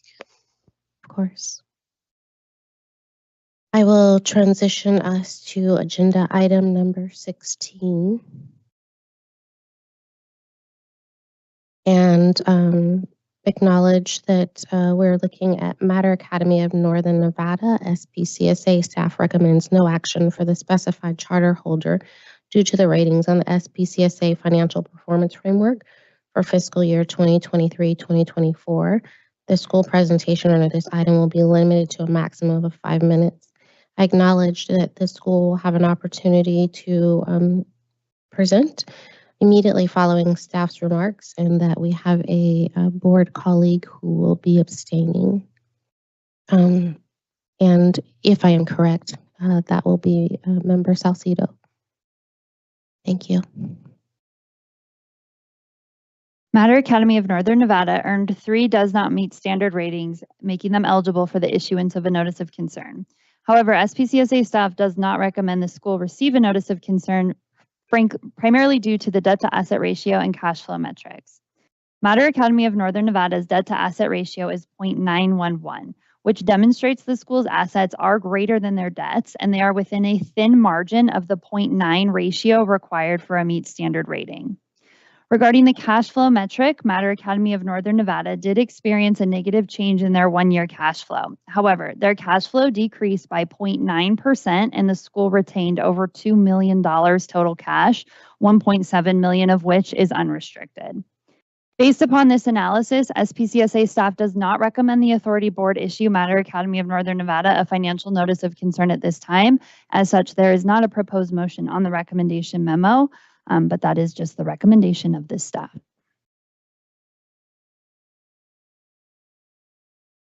Trevor Goodsell for the record, representing here for Mann. Matter Academy, as you'll note on here, still has over 100 days of unrestricted days cash on hand and a positive debt service coverage ratio. The school has chosen to run a little bit tighter. As you guys at this board would be aware, that we have approval for another campus. And as you heard Renee here earlier, there's a very specific model that we are looking for when it comes to Matter Academy. And we have brought some people on. Obviously, it's taking longer to open the campus than we had hoped, but we want people in there who know the Matter Academy way, that we're going to open the new campus. And so it was a deliberate to have a few extra people on staff for that. And the loss of grants is starting. We're going to, obviously some decisions will have to be made, but we have the cash and the stuff to withstand this very small period as we go forward. And we don't see it as too big of a pressure on us at this point. Most of the loss on this year was just timing issues of a few invoices, and the 3-year is still positive. Thank you. I would ask if board colleagues have any questions for school leadership.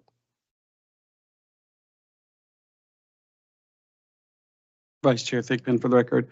Thank you for being here today. I have a question about, and you mentioned the expansion that we approved previously.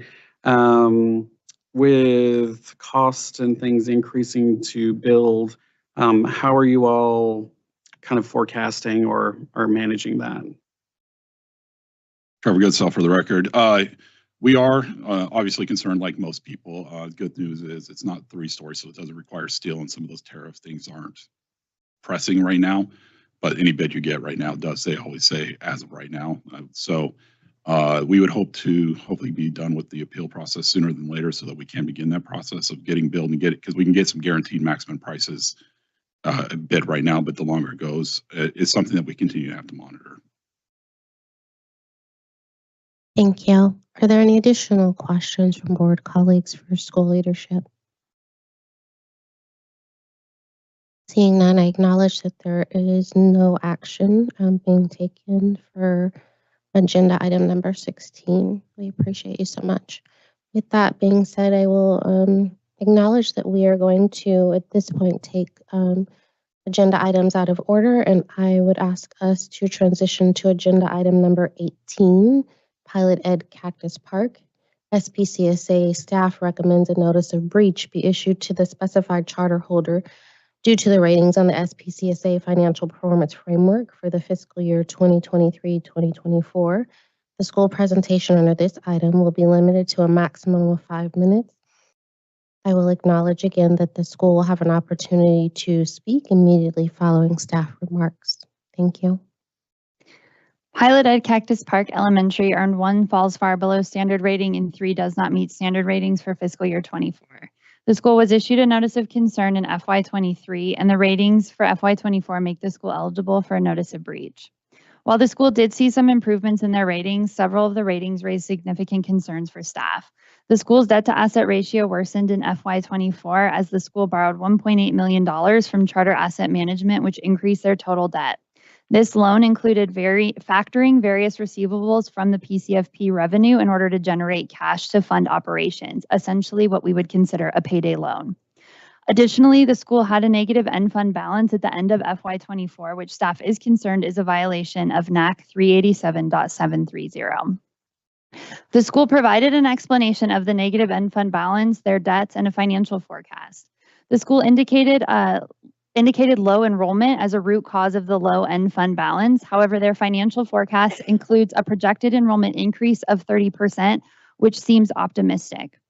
Based on the current financial ratings, SPCSA staff recommends the board issue a notice of breach to Pilot Ed Cactus Park Elementary, and a proposed motion can be found on page 3 of the recommendation memo. Chair Sutton, thank you. I would ask if board colleagues have any questions for staff leadership.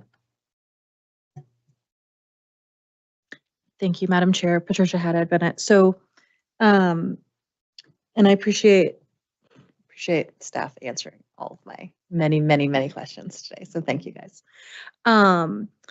Considering that we just approved an item for Pilot Ed Cactus Park to be absorbed by Matter Academy, I was wondering if we could just get a little bit of information on why it would be prudent to issue a notice of breach at this time. Like, yeah.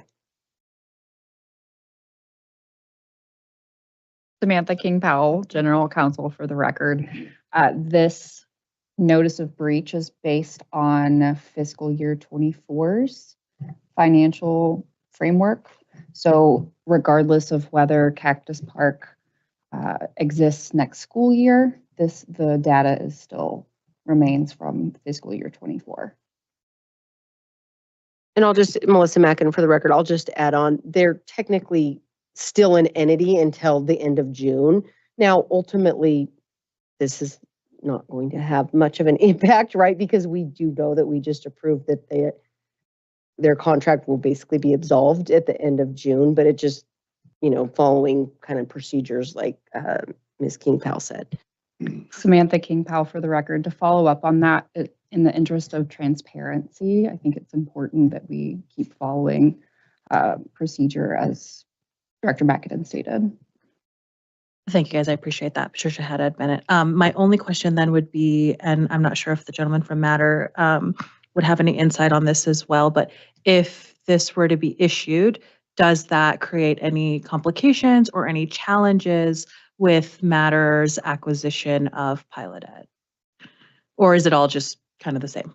Yeah, Trevor Goodself for the record, it wouldn't impact. We're well aware their financial notice isn't going to change where they're at. Thank you. Are there any additional questions for staff? Member Stern.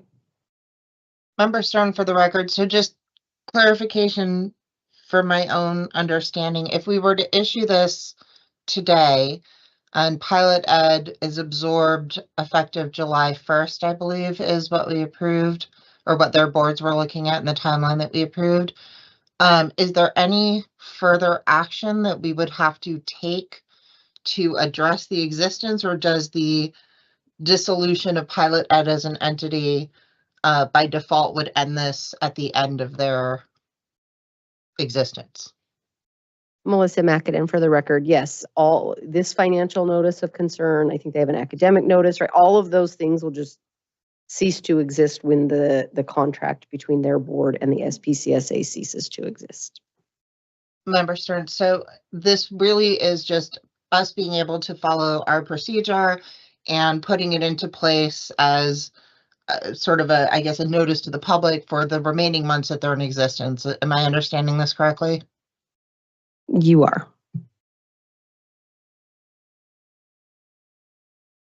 Chair Hom-Sutton, thank you. I want to ask a question, and I want to also preface that I'm processing. So we also are issuing this notice of concern, correct? Even though we've provided an approval for acquisition, should that acquisition not go through and the school continue to persist, it will have the notice of breach in place, correct? Melissa Mackin, for the record, I don't think the likelihood of that happening is great, but you are correct. If something really wackadoo does happen, yes.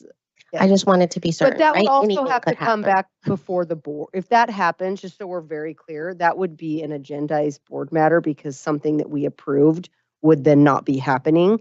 So Correct. certainly we are not anticipating that, but if something really crazy happened, yes, that would be re-agendized and we would be, starting from square one. I think you're giving Carly heart palpitations. I just want to be clear on not only not protocol for the sake of protocol, but thank you, appreciate you.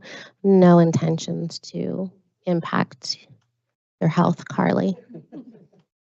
With that being said, if there are no further questions from board colleagues, I would welcome a motion. Vice Chair Thickman, happy to make the motion. I move that we issue a notice of breach under the financial performance framework to Pilot Ed Cactus Park Elementary School. I would welcome a second. Member Shanti Rosales will second. Thank you. All those in favor of the proposed motion, please indicate by saying aye. Aye. Aye. Any in opposition? Any abstentions? Thank you. Thank you. Appreciate you so much. Thank you for being here.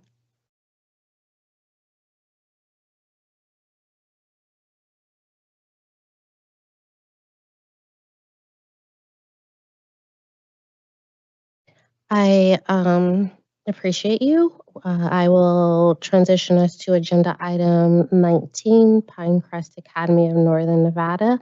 SPCSA staff recommends a notice of concern be continued for the specified charter holder due to the ratings on the SPCSA financial performance framework for fiscal year 2023-2024. The school presentation under this item will be limited to a maximum of 5 minutes. Again, school leadership will have an opportunity to present immediately following staff remarks. Pinecrest Academy of Northern Nevada, or PAN, earned a meet standard rating in 7 of the 8 financial indicators. The school saw improved ratings for unrestricted days cash on hand, total margin, debt to asset ratio, cash flow, and debt lease coverage ratio. However, the debt to asset ratio remains rated as falls far below standard, and this is primarily due to the bond debt structure for the facility because it was only in the second year of repayment. The school anticipates this ratio to improve over time as more of the principal is repaid.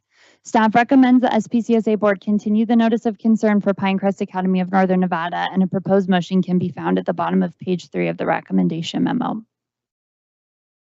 Thank you. I would ask if board colleagues have questions for staff.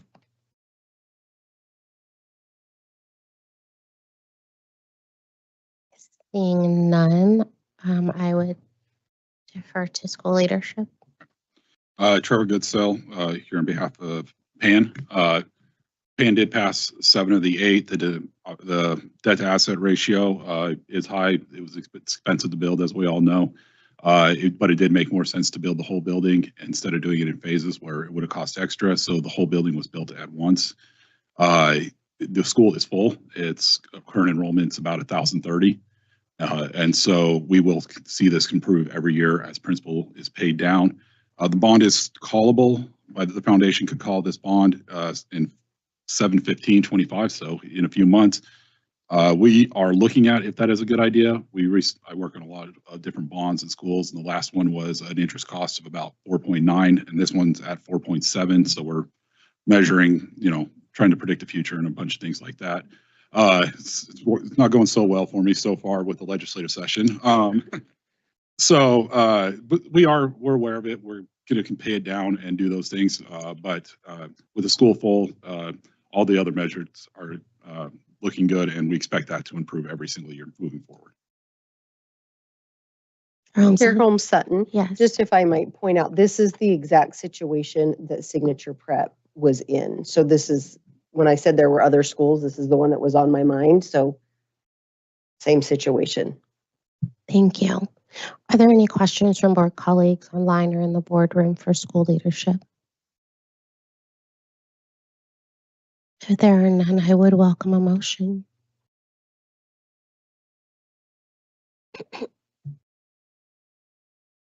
Member Whitaker will motion to continue the notice of concern under the financial performance framework for Pinecrest Academy of Northern Nevada. Thank you. I would welcome a second. Member Shanti Rosales will second. Thank you. All those in favor of the proposed motion, please indicate by saying aye. Aye. Aye. Any in opposition? Any abstentions? Motion carries. Thank you.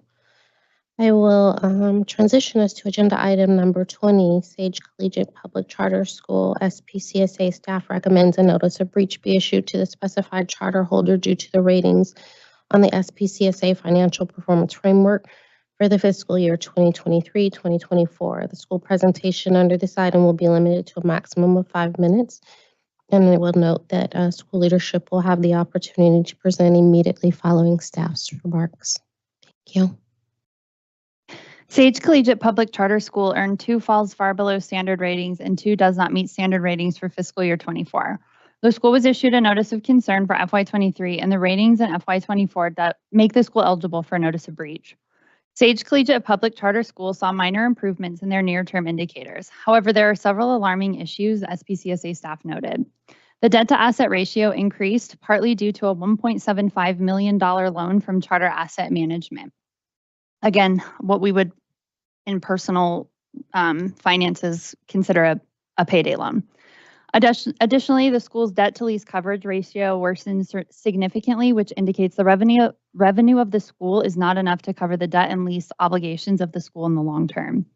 Sage Collegiate provided additional documents, including a financial forecast and an explanation of debts. The budget includes a 22% increase of enrollment, which may improve the school's financial position in future years. However, staff is not sure if the school has evidence of the demand to support that 22% increase of enrollment. The school's current financial position is incredibly strained, and it is heavily leveraged and reliant upon multiple loans. Ultimately, the SPCSA staff recommends the SPCSA board issue a notice of breach to Sage Collegiate Public Charter School, and a proposed motion can be found on page 3 of the recommendation memo.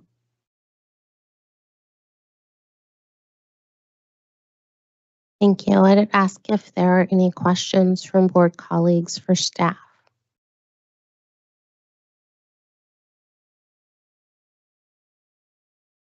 I would invite school leadership to present.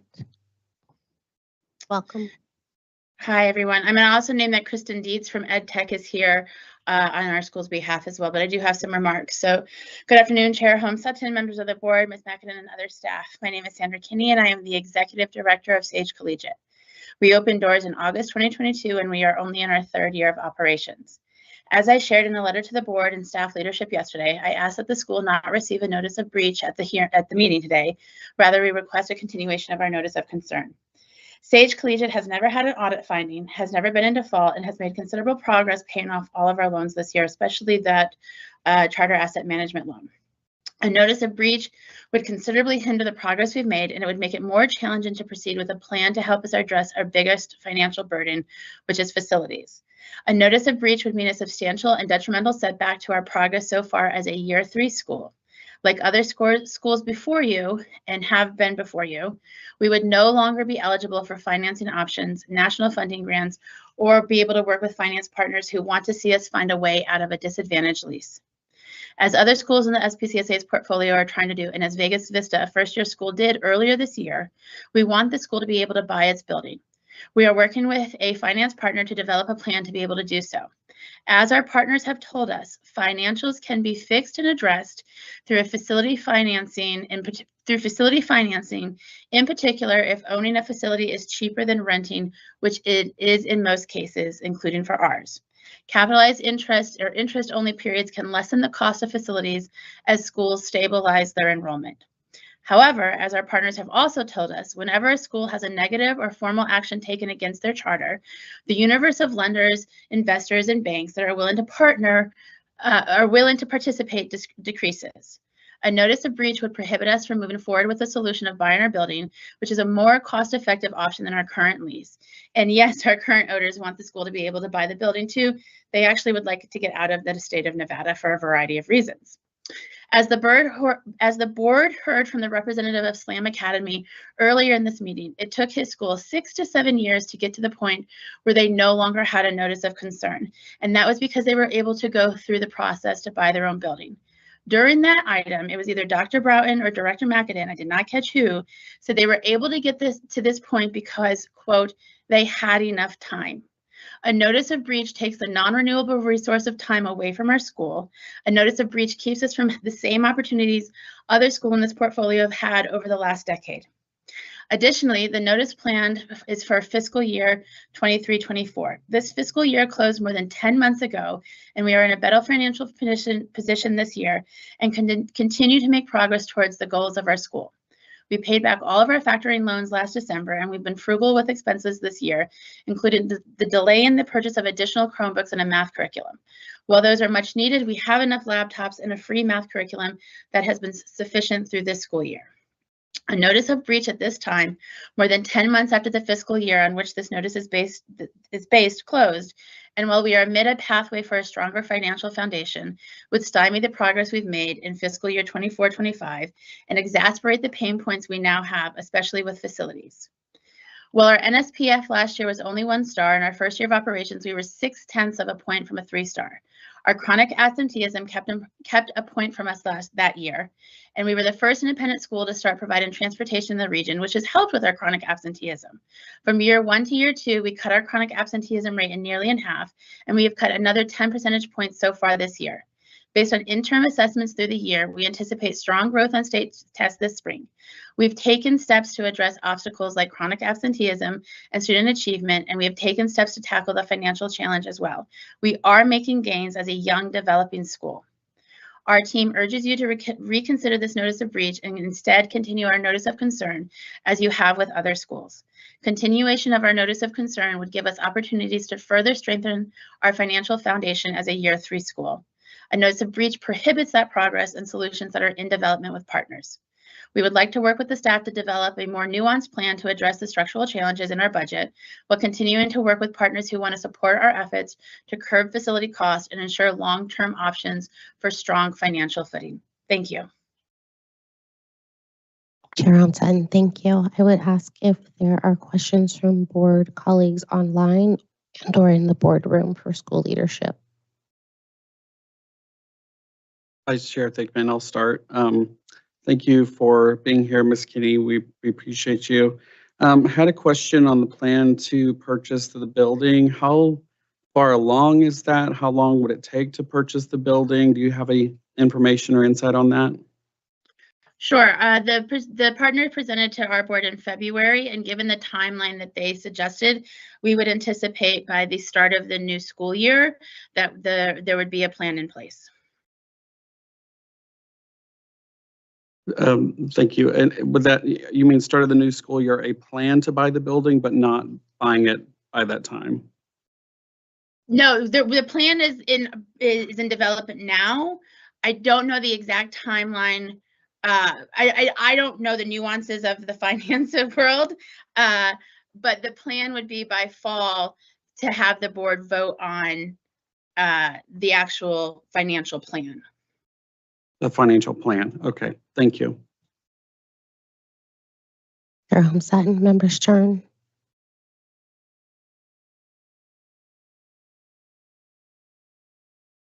Member Stern, for the record, sorry, my mouse was not cooperating and letting me unmute. So I have a question for school leadership about the 1.75 million that was borrowed from Charter Asset Management, in terms of what that loan was for, what the term was, why the decision to borrow that. That's a significant sum that did impact your debt to asset ratio. So if you could speak to that and help me understand that, I'd appreciate it. Sure, I think there's a little misrepresentation that that's the total amount that's been borrowed over 3 years. That was not borrowed in one lump sum. We're also not the only independent school in the portfolio that had borrowed that much. A number of schools, including some on the docket for today, have also borrowed from Charter Asset Management, and for two reasons. One, to help as an independent charter school with some startup costs, right? Like we had the CSP grant, which was great, but it was retroactive paid. So we had to have funds to spend down $1.5 million in grant money that would then be reimbursed to us. So we couldn't spend $1.5 million without actually having $1.5 million to spend. So in part, that was the bulk of why we needed to borrow from from CAM. And also the reason that CAM loaned to so many schools is because for so many reasons that have been discussed in, over the legislative session and in these board meetings, not a lot of entities want to come into Nevada. CAM was one of the few lenders that wanted to come into this region and work with schools in this region, which is why so many of us had worked with them. But really that 1.7 million is all paid off, and it was over the course of 3 years. And again, a lot of it was tied to being able to spend down the CSP grant.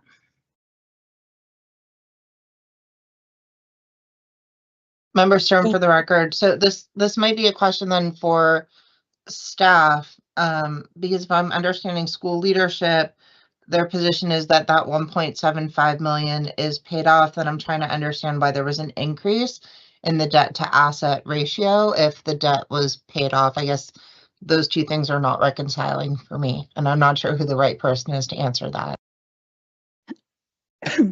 Katie Broughton for the record. So the debt had not been paid off at the close of this fiscal year, FY24.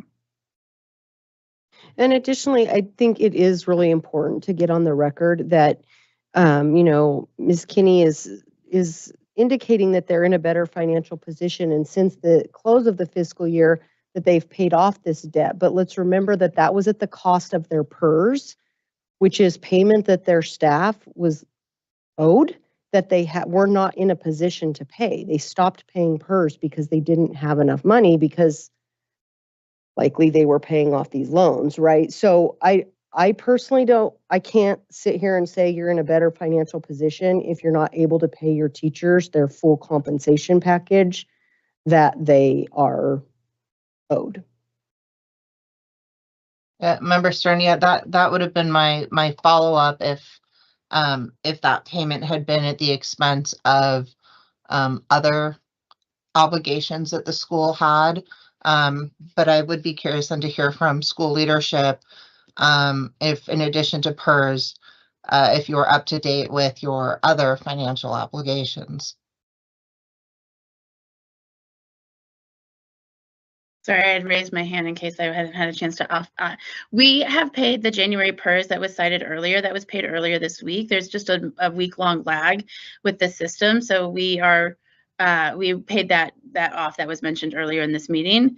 I think as a younger school, there is a lot of juggling of priorities, but we always pay our teachers and ensure that payroll, for example, is paid and processed, and rent. And really the bulk of our expense and where we're overspending on nationwide charter recommendations is on rent. 25% of our PCFP goes to rent, and the recommendation nationwide around how much charter should be spending is 15 to 18%. And again, giving us a notice of breach keeps us from furthering the solutions that we have with a partner, and that other schools in the portfolio are also trying to do or have done. In the case of Vegas Vista, for example, they were able to get in as a year one school with this partner to buy their building. So we're not saying that we're in a complete, home free stretch of finances. We're saying that a notice of breach prohibits us tackling the biggest challenge, which is our rent. Thank you. Are there any other questions from board colleagues? Member Salcido. Hi, thank you, Madam Chair. Quick question. There was mention of the proposed budgets moving forward showing an increase of 22% enrollment. What's your increase of enrollment been last year over this year, if you mind me asking? I don't know what the exact percentage is. We have averaged 310 this year. Last year it was about 224, if I remember correctly. And based on the updated enrollment numbers that I saw yesterday, we're pushing around 375 right now for next year. And if I can have a follow-up, Madam Chair? Certainly. So I think you also mentioned right now the best practices, right? For how much you should be in a lease payment. And I think you mentioned it was up to 18%. Is that right? I believe the recommendation nationwide is 15 to 18%. Right. And so, you know, the school, the board of directors, I would assume at some point made the decision to enter this lease that was far above that. So going against those best practices, correct? Sure. Can I explain why? I would love to. Yes, because there were very few facility partners willing to come into the region to support. We ended up, so we were authorized in 2020 to open in 2021. We ended up deferring because we had not been able to secure a building in time to open in fall of 2021. We opened in fall of 2022, and it was solely because of facilities. You have a number of schools in the portfolio, including 2 that presented today, that deferred because of facility challenges, right? We had the option of either foregoing opening and turning in our charter in 2021 after we deferred, or finding a facility partner that was willing to work with an independent charter school, help us secure a building and allow us to get open, and which is what we did. When you have the option between, you know, when you have 2 choices and one is to not pursue opening in a community that at the time had no charters for a 10-mile radius, option A is really the only option. I understand. Thank you. Yeah, I mean, I think my thinking on a lot of these is I completely understand, and the school leaders are right, in the sense of a notice of breach would be an added impediment, and that I agree. That makes sense to me. But I also am we're put in this position where that's always going to be the case. Right? Like if you have if you're not meeting financial standards, kind of the only tool we have for accountability purposes is these notices of concern, notices of breach, and going on from there. So every one of those steps has with it makes them getting out of their financial situation harder. I understand that, but you know, the fact that it's going to make things more difficult, I don't think in and of itself warrants or prevent or should prevent us from taking some action for accountability purposes, or else we're just kind of keep kicking the can down the road until until a school is insolvent, right? And so that's my thinking on this. I do want to take specific situations into account to see if there's something that changes that line of thinking. But that's kind of my where I'm at right now. And so thank you, Madam Chair. Thank you. Ms. Kinney.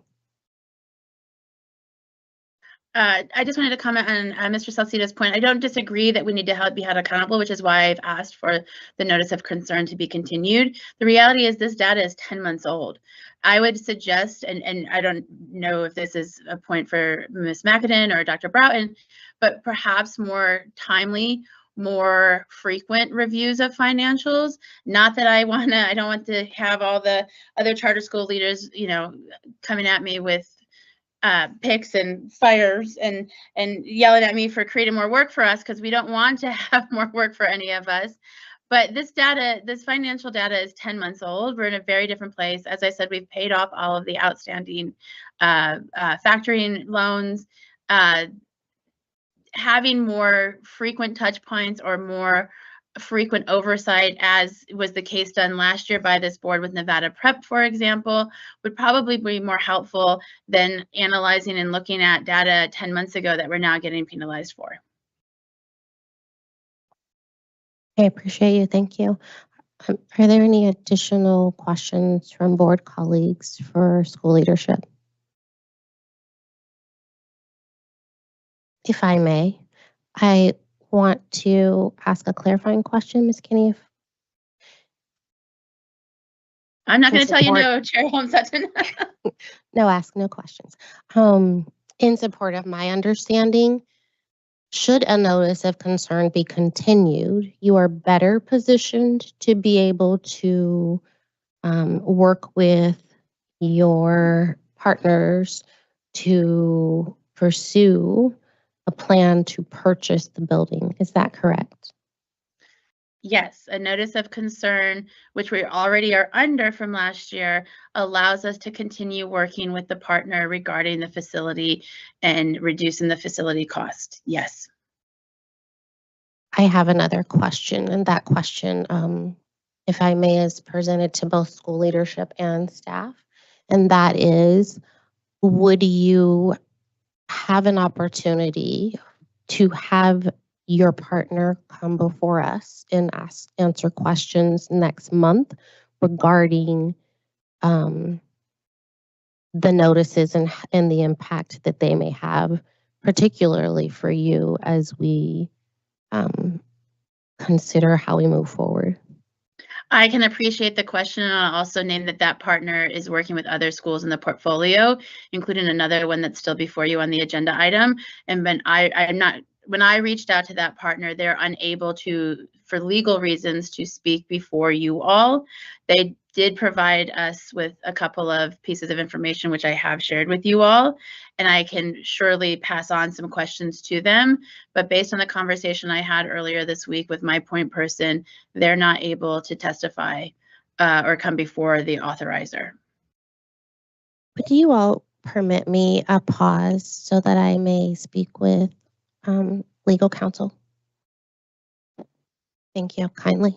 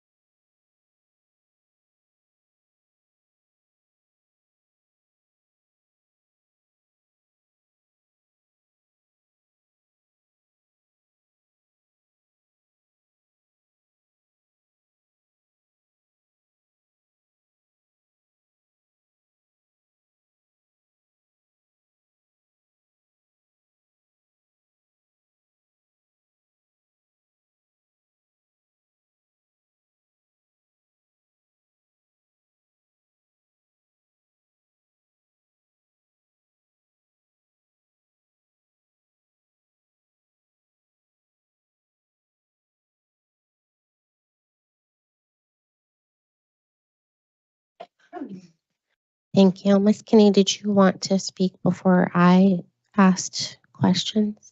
I did. I wanted to add one more point because I believe Michael Hill spoke. Sorry, let me lower my hand. Sorry, Senator Kinney for the record. I believe Michael Hilt spoke earlier in public comment at the start of the meeting, and also Building Hope has submitted a letter to the board that outlines very comparable pieces of information that our partner has also shared with us. So I would encourage the board to maybe replay Mr. Hiltz's comments or look at the transcript of what he said, as well as look at the letter from Building Hope, because all of those folks have similar perspectives around that notice, any notice of breach for any of the charter schools, and all have comparable financial perspectives. Chair Holmes-Sutton. I appreciate you. I will acknowledge that I believe that there may be additional questions that we may have that haven't been attended. And certainly, right, there is the opportunity to have the letter reread and the remarks replayed, and yet we still may have questions that persist. So thank you for that. Yes. Melissa Mackin, for the record, that's what I was going to say. Certainly, there's nothing specific in those remarks, right? Like when we approve a new charter school, if they're going to say, "Oh, we have philanthropic dollars," we're like, we need evidence of that, right? And that is what is a real big significant piece here. Where is the evidence from these funders? When is it coming? How much is it? What is it contingent upon? Right? Like we don't have any definitive answers to any of that. And so certainly if the funder isn't willing to come speak to us, perhaps they are willing to put something in writing that would definitively define this is how much the loan would be for, this is when it would be funded, these are the terms of the loan, and this is what it is contingent upon. And we would additionally want a school's forecast based upon that impact, because as we've seen today, a bond is not the answer in some ways. Like even with a bond, we have schools on financial notice for 7-8 years as they pay down the principal payment. But one of the challenges is we can't make decisions based on projections without this information in it. So we'd need to see the impact on the overall budget, and it would need to be based on enrollment with essentially like current PCFP, because we do not anticipate that increasing, and a conservative enrollment number. Thank you. I appreciate you. Ms. Kinney. So my question, if I may, is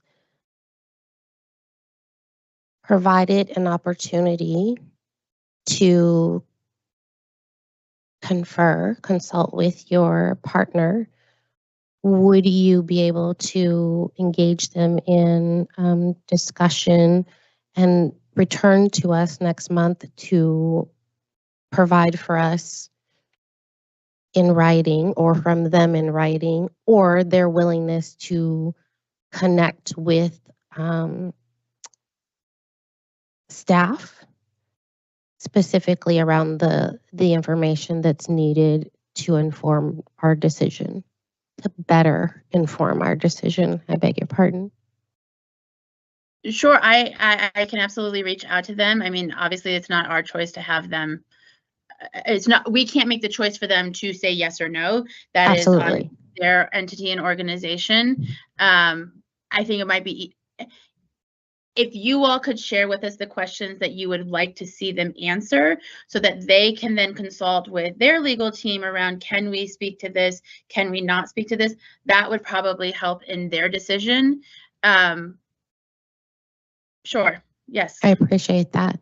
So, Executive Director Mackin, would you be able to provide, would you and team be able to provide to the school the specifics of the details that we would need to better inform our decision as we move forward? And would you be able to provide those to the school in such a timely manner that the school leadership would be able to return to us? Please pardon me, May, I don't have it at the top. I have June, but I don't have May. When do May 30th. May 30th. Okay, perfect. May 30th. That would allow school leadership to come back to us May 30th, potentially with something in writing from their partner that would allow us to inform the decisions before us. Katie Broughton, for the record, yes. So we'd need the amount of the bond, the terms of the bond, the timing of when the school will receive the bond. If it's contingent upon anything else, often these are contingent on school performance. So we'd need any contingencies. And then from the school, we'd want an updated, I would say 3 or 5 year financial forecast that demonstrates how, if this bond were to be awarded, how that would impact the school's financials. And I just would note again, at PCFP, that stays as is for fiscal year 25 and doesn't increase. and a very, very conservative enrollment number, or if the school could demonstrate evidence of demand to match the enrollment in their budget, that would be helpful. And I appreciate that for the record. I think my question is, would you be so kind as to detail that in a communication to school leadership in a timely manner so that they have the opportunity to attend to that and rejoin us on May 30th? Yes, we can do that. Ms. Kinney, is that feasible? Would you be agreeable to that extension? As I am, yes, and I will reach out on Monday to the financial partners and folks. And if the sooner the team at the SPCSA can get us those questions, I was not able to capture those. And yes, I'm agreeable to Yes, that. I have asked. Yes. I've asked staff leadership if they would be so kind as to communicate those to you in writing. And I also will acknowledge, while I don't work with staff in that capacity, Monday might be a little early, given that it's Easter Monday. Yes, I don't mean to have the questions to us by Monday. Okay. I will not be able to reach out to our folks until Monday. It's a holiday for our school, and I know many of our board members and many other partners are off today as well. Yes. And I'll just say one more thing for the record, and we'll put this in the letter as well, but I do just want to make it clear here. We will also want additional information regarding PERS. I do not believe, and I could be wrong, but I'm not sure if the school has communicated with PERS and has an approved plan by the PERS board to repay, but we'll want an update on that as well, so this board can make a full decision. I will say, all of this is a little bit outside of fiscal year 24, which is the year that we are making this determination on. So I do just want to point that out.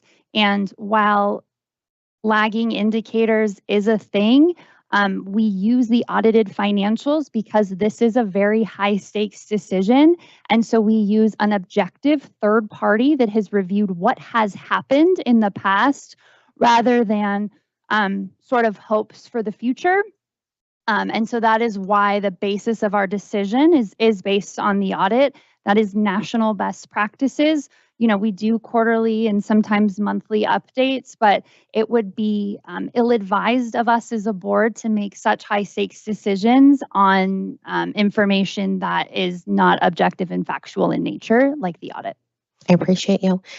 With that being said, and you're hearing the additional remarks from staff, Ms. Kinney, are you agreeable to, again, receiving information in written communication as to what is being asked for and returning to us on May 30th with that information? Yes, thank you. I appreciate you. Member Stern. Member Stern, for the record, I appreciate the direction that the questions for staff and for school leadership are going. And I guess thinking about the fact that they've already been under a notice of concern, that these issues do not seem to be new issues that have arisen recently. And I guess I'm trying to understand, this might be more for my board colleagues, maybe for staff.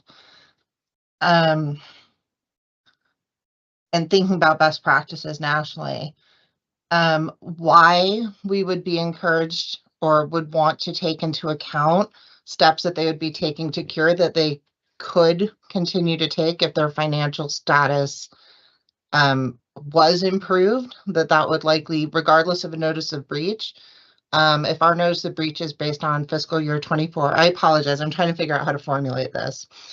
But if our breach is based on fiscal year 24 and they are indicating improved indicators, that anybody issuing a bond or other financial services to the school would be taking into account the school's entire financial status as well, and would be free to do so regardless of the notice of breach, and these same arguments could be made to the bondholder.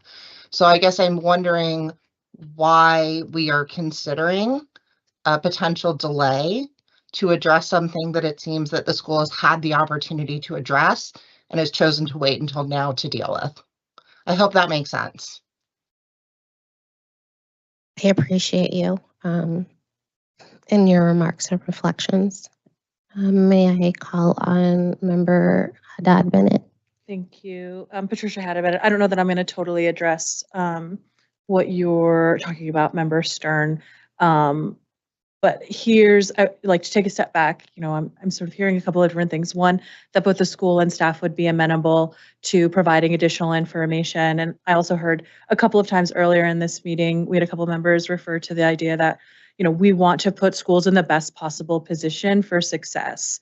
And, you know, there's the world as it is and the world as we wish it was, right? And sort of all of the other pieces. And I think our locus of control here is the decisions that we can make. And so I really appreciated the conversation that Chair Holmes-Sutton was having with staff and with Ms. Kinney about some, you know, coming back with additional information about the amount, the term, the timing, the contingencies in order to make a well-informed decision. Because I think, to Dr. Broughton's point, these are really high stakes decisions.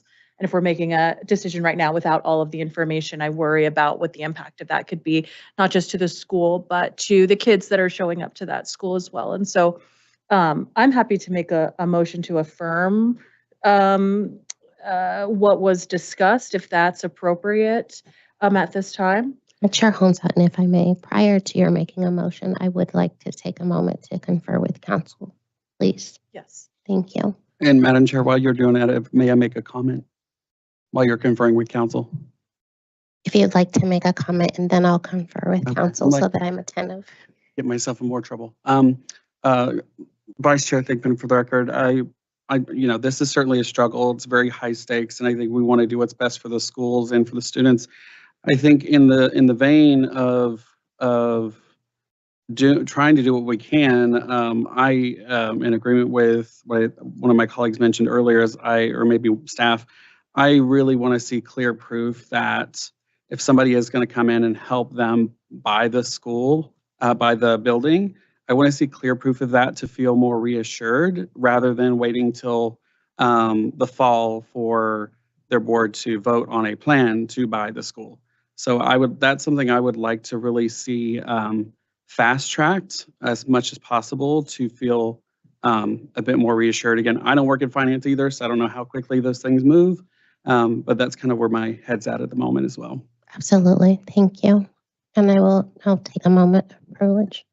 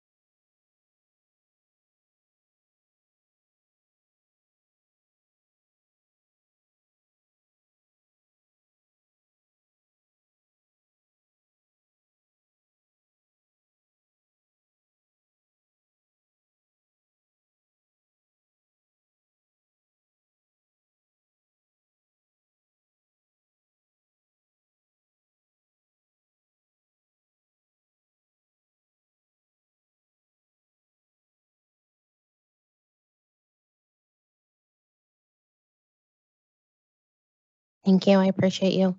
I am prepared to have you make a motion. I think that council will have better prepared for us with regards to legalities, the language for that motion. Great. Thank you, Chair Holmes-Sutton. Samantha King Powell, SPCSA General Counsel, for the record. My recommendation is for the board to move and approve the following motion as read by council. Move to postpone this agenda item until the May board meeting, contingent upon State Collegiate bringing all key financial stakeholders and either a bond representative or communication from a bond representative to address questions regarding the bonding requirements, terms of the bond, bonding timeline, contingencies, and any metrics to be reviewed prior to granting the bond. Further, Sage Collegiate is directed to work with SPCSA staff to provide any missing financial information for analysis, including but not limited to an FY26 budget based on accurate enrollment with a positive in-fund balance per NAC 387.730. So moved. May I have a second? Second, Vice Chair Thigpen. Thank you. All those in favor indicate by saying aye. Aye. Aye. All those in opposition? Any abstentions? And I just want to be clear, I did get votes from colleagues online, correct? And you are in the affirmative, correct? Thank you. The motion carries. And Ms. Kenny, if you would be so kind, we ask that you would connect with staff leadership to address the questions and receive any clarity on the motion that was made and those considerations that were attached to it. I appreciate you so much. Thank you for being here. Thank you. We will take a 5-minute break. It is in my head 2:12. Please return at 2:17. Thank you kindly.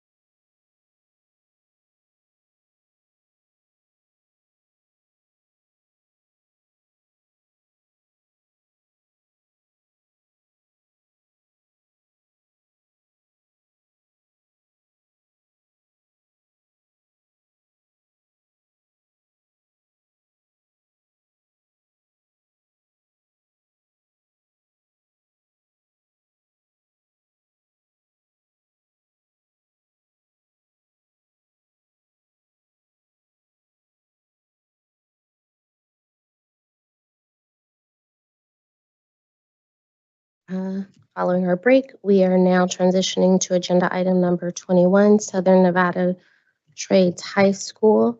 SPCA staff recommends a notice of concern be issued to the specified charter holder due to the ratings of the SPCSA financial performance framework for the fiscal year 2023-2024. The school presentation under this item will be limited to a maximum of 5 minutes. The school leadership will have an opportunity to present immediately following staff's remarks. Thank you. Southern Nevada Trades High School, or SNTHS, earned 1 falls far below standard rating and 2 does not meet standard ratings, making them eligible for a notice of concern. SNTHS earned a falls far below standard rating for debt to asset ratio. The school's ratio is 1.029, which includes the long-term lease obligation. The school also had a negative current year margin and a debt lease coverage of 0.35, which indicates the school is generating less cash flow than is needed to cover the lease obligations. The school's current lease agreement is budgeted for about 44% of the school's total PCFP revenue, which is making it a challenge for the school. Their board and leadership team are aware of the impact of the current lease agreement, which is essentially the only debt the school has. Ultimately, the staff is concerned about these ratings and that the school is financially vulnerable under their current lease. As such, the staff recommends the school be issued a financial notice of concern, and a proposed motion can be found on page 3 of this recommendation memo. Thank you. I appreciate you. I would ask, Chair Holmstead, I would ask if board colleagues have any questions for staff. Seeing none, I will defer to school leadership. For the record, my name is Brett Willis. I am the board chair for the Southern Nevada Trades High School. Chair Holmes Sutton, Vice Chair Thigpen, other board members, Director McAdin, and SPCSA staff. Thank you for the opportunity to come and comment. The State Public Charter School Authority has a responsibility to ensure that sponsor schools are financially stable and able to operate effectively to serve students. We agree that the specific metrics used in the financial performance framework are generally appropriate and good indicators of financial health. However, we believe that the board should also consider the context for each of these ratings when deciding whether to issue a notice of concern. I will try to provide some context to those ratings which the schools received, which might cause the board to issue such a notice. First, as mentioned, I'd like to address the debt to asset ratio metric. For fiscal year 24, the school received a falls far below standards for the debt to asset ratio metric. This is due to recognition of the school's long-term lease in accordance with GASB 87. Without this capital lease liability, the debt to asset ratio, as mentioned by staff, would be 0.19. That is far better than what would be required to meet standards. Please note that in order for the school to have obtained a meet standard rating, if we were to keep the net capital lease liability in the evaluation, the school would have had to have raised an additional $4.1 million. For a single site public charter school in its first year of operation, that would be extremely difficult. And that's just because of the way that the lease is listed for the entire term of the lease and not for what we have in the upcoming few years. Just wanted to point out that the National Association of Charter School Authorizers stated that, quote, a school's financial statements can be materially impacted by the implementation of GASB 87, potentially resulting in a significant increase in the debt to asset ratio. Authorizers may consider computing this ratio with and without the GASB 87 adjustment to determine the impact or offer a 2 to 3 year hold harmless period, which is time enough to allow schools that are impacted to evaluate whether lease agreements are structurally reasonable or require modification. So just want to make note of that. Second, the school received a does not meet standards rating for the total margin metric. Please note that this metric was also severely impacted by the recognition of our $1.3 million net capital lease liability in accordance with GASB 87. Prior to this adjustment, the school was showing an operating loss of $120,000 for fiscal year 24. While this does indicate a potential concern, please note that as a first-year school, the school knew it needed to raise money to cover initial expenses. Much of this money was raised in year 0, and as such is not reflected in the fiscal year 23-24. Year 0 had an operating gain of $584,000. If year 0 had been included, the school would have had a positive net surplus In our opinion, the timing of the funds received on behalf of the school, whether they were year 0 or year 1, should not negatively impact the school. Finally, the school did receive a does not meet standards rating for the debt lease coverage ratio. Again, this rating was highly affected by the recognition of the school's long-term lease in accordance with GASB 87. Just to note, our board normally would consider a long-term lease a financially stabilizing arrangement since we can budget and plan accordingly. However, based on GASB 87, our facility lease is severely impacting our SPCSA financial performance framework metrics. Because of this, it feels as if the school is being issued a notice of concern just because we decided to enter into a long-term lease. Do you not issue the students SPCSA due to the negative impacts it would have on our fundraising and enrollment efforts? Due to the negative impacts it would have on our fundraising and enrollment efforts and due to our proven fiscal responsibility. As you can see from our financials and response documents, we have had a very successful fundraising history. To date, we have raised $2.5 million in addition to the $1.5 million that we had for CSP. I would ask that you consider the impact of this notice of concern may have on pending and future efforts to secure critical funding for our school. Funding opportunities are competitive and any blemish would disqualify us. Additionally, we are working diligently to increase our enrollment, and this notice would give families the impression that we are not being good stewards and that the future of our school is at risk. The only debt our school has incurred is our building lease and our copier. While accountability is important and we recognize the board's responsibility, in our case, the only reason we are at risk is because of accounting standards. Please take this into consideration and the impact of this notice, as well as our proven track record at SNTHS. Thank you.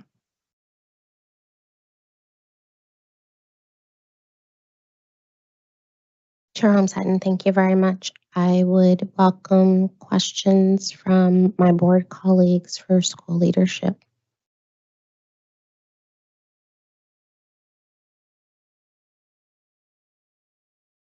Member Haddad Bennett, sorry, I'm not looking past you, I promise. My finger?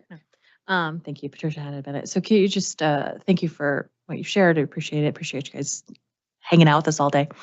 Can you just speak a little bit more to what the impact would be on your school? I heard you say, potential, some impacts, but what would it be if a notice of concern in particular was issued today?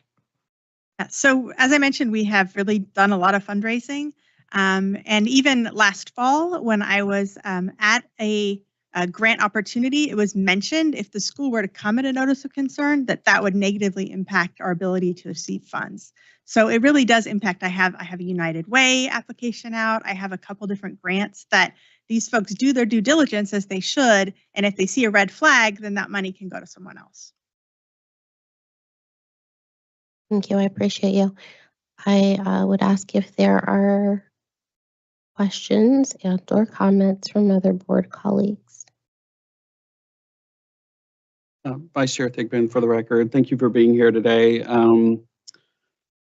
We're seeing a lot of schools that are struggling with leases. And so I guess my question, I know you're only over a year in operation. I'm just curious if there's plans or a pathway to possibly buy the space that you're in, because 29% is quite high. Brett Willis, for the record. Yes, the school is definitely looking at some of those options.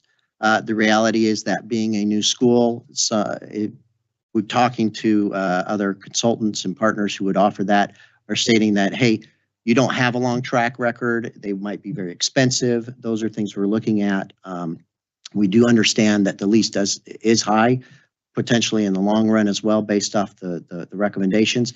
Part of that is the size of the facility versus how many students, right? And so as we get up to that point, we get closer to the recommended percentages.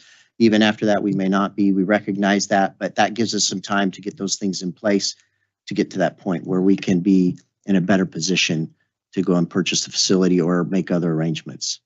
And did the consultants give you like a time frame of like, hey, after 3 years, come talk to us again, or anything like that? Brett Willis, for the record, the consultants said that we can go forward move now, but that our options would be less favorable than if we waited a couple of years. Okay, gotcha. And I mean, just out of further curiosity, I know you signed a long-term lease, and it's probably a no, but if there was any sort of way to renegotiate that to be a little lower in the percentage at all of your overall income? Brett Willis for the record. That is a discussion we're having with the landlord. We will state this, that again, trying to find a facility, very difficult. On top of that, the landlord has made some concessions for the first several years. And so we do not pay a large amount. However, that being said, because of GASB 87, they factor in the entire lifetime of the lease. And so even if there are concessions made up front for the first several years with abatements and other things, those then aren't necessarily reflected then in these metrics. Okay, thank you. Chair Holmstead, thank you. I appreciate you. Are there any additional questions from board colleagues? Member Salcido. Thank you, Madam Chair. So I mean, I think I'm very sympathetic to the idea. It does seem a little strange to me that in a way you almost get punished for being in let's say a 10-year lease as opposed to a 3-year lease, right? And in my mind, one of the reasons you would want to get into a longer lease is usually for a landlord. If you have a tenant that's going to sign a longer term lease, you will have lower payments as opposed to signing 1 year, because you're kind of paying for that stability, right, and predictability. So I'm sympathetic from that respect, but even so, I don't think that's necessarily the only issue here. Even though I understand that the lease is really the only debt aside from the copier, because even if we don't take the long term, and the long term or the cumulative effect of the lease, what I'm reading here is that, right, even with the projected enrollment doubling, the individual lease payment still represents 29% of the overall expenditure, right? And so even if we're not taking the cumulative effect, am I understanding that right, that the lease payment, right, which we talked about before, right, best practice should be somewhere between 15 and 18, or even let's say 20 at the most. We're still looking at 29%. And if that part is accurate, if I'm understanding that correctly, then it's more than just a cumulative effect of a long-term lease. It's an individual month-to-month basis. And if that's the case, then I think a notice of concern would be warranted, because I would be concerned. Thank you, Brett Willis, for the record. So yes, we're not disputing the fact that those percentages are going to be there.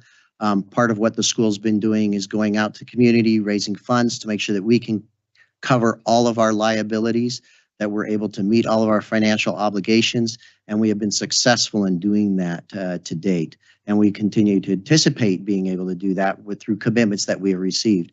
Our concern is that with such a notice, it would negatively impact with some of those conversations that we've been having with people to follow through with those commitments and get that. And that's where we're bringing forward stating that, look, if it's just this one item that's falls far below standards, we want to make sure that the board understands this is the situation, right? We're in good shape, but because we made a decision for a long-term lease, now it's reflecting this way. And hearing what other schools, when we were looking at bonds, I'll be upfront with you, as a board, we're going to have to decide, do we possibly move forward with making certain decisions and be on notice of concerns for 6 years? What are those things? And that's an interesting scenario as a board to put ourselves in when we're trying to make decisions that make sense long-term for the school. Chair Holmstead, can I make just one clarifying point about the lease, long-term lease? Certainly. So GASB 87, which is the requirement that the lease be recorded long-term, also records it as an asset in the long term. So essentially, over the course of whatever the length of the term is, it should sort of equal out if you're paying as much as the value. The problem here specifically, and this school is in a similar situation to other school, is the lease escalates really quickly after a certain number of years, because the idea is that the school then it makes it unattractive for the school to continue to lease. And so the idea is that the school then purchases the property at that time. And I think for this school, it's year 6, is that right?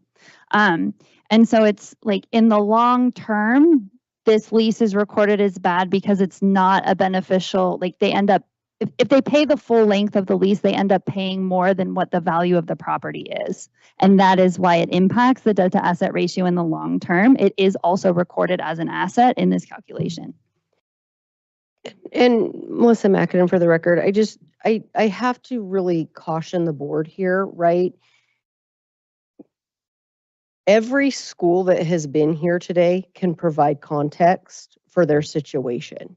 Every single one, not only on this framework, but on their academic framework and on their organizational framework.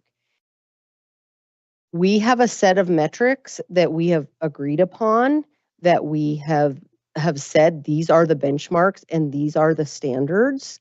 And you're free to do what you want, but you're also setting a really serious precedent if we're going to just always take extenuating circumstances, context, right? It is unfortunate, and they are 100% right. The leasing or the facilities market is really tough, but at the end of the day, this board decided to take on a lease that had massive escalations in it from a company that wants them to buy the building, and that's why they do that, right? So, and then when you don't hit your enrollment, like you go into these leases, you almost, I don't want to use the word gamble, but you're gambling that you're going to hit these enrollment targets, and that, you know, and if anything goes wrong, I mean, you go into that eyes wide open, and then now we're kind of backed into a corner because that isn't paying off for a lot of these schools, right? They aren't hitting their enrollment targets. So these escalations are even that much more painful. But I would just caution you, like, every school can provide context. I can guarantee you that, you know, Trevor could have provided context for every one of his schools today too. And just be very cautious that you're setting a precedent where everyone can always provide context, not on just this framework, but all of their frameworks. Thank you. I appreciate you, Chair Holmstead. I would ask if there are any other questions from board colleagues. Member Stern. Member Stern, for the record. So I did want to address something from school leadership and their reasoning. They mentioned contributions or grants that they were being considered for pledges of financial support, and mentioned that they had received extensive amounts of funding from donors and outside organizations, which I'm assuming is why we're seeing some of the meet standards for things like current ratio and the cash on hand. So if I'm understanding correctly, like the argument from the school is that you voluntarily entered into the lease, and then you have this, that without those additional supporting funds, that you would not be able to meet standards for the cash on hand and the current ratio? Is that? Brett Willis, for the record. Yes, that is our concern, is that as we entered into the lease, in all full disclosure, right, finding a facility, ideally that the landlord structured it such that we would have time to get ourselves into a financial position to go ahead and attempt to do something else, right, with that lease. And not I know questions were brought up, hey, how much training is done with the board on those? We had to enter in the lease before we had training on the financial performance metrics, if that makes sense, because to get the facility open, constructed in time, get operational, those are all things that happen. And so the board made certain decisions, understanding these are the situations. You're correct. Are we going to hit enrollment numbers? Those are concerns. The board's been monitoring that. We've been fortunate in that we continue to increase enrollment every year. It's enabling us to improve our financial resources, but our concern is that we still know we have a gap, right, that we have traditionally filled with fundraising.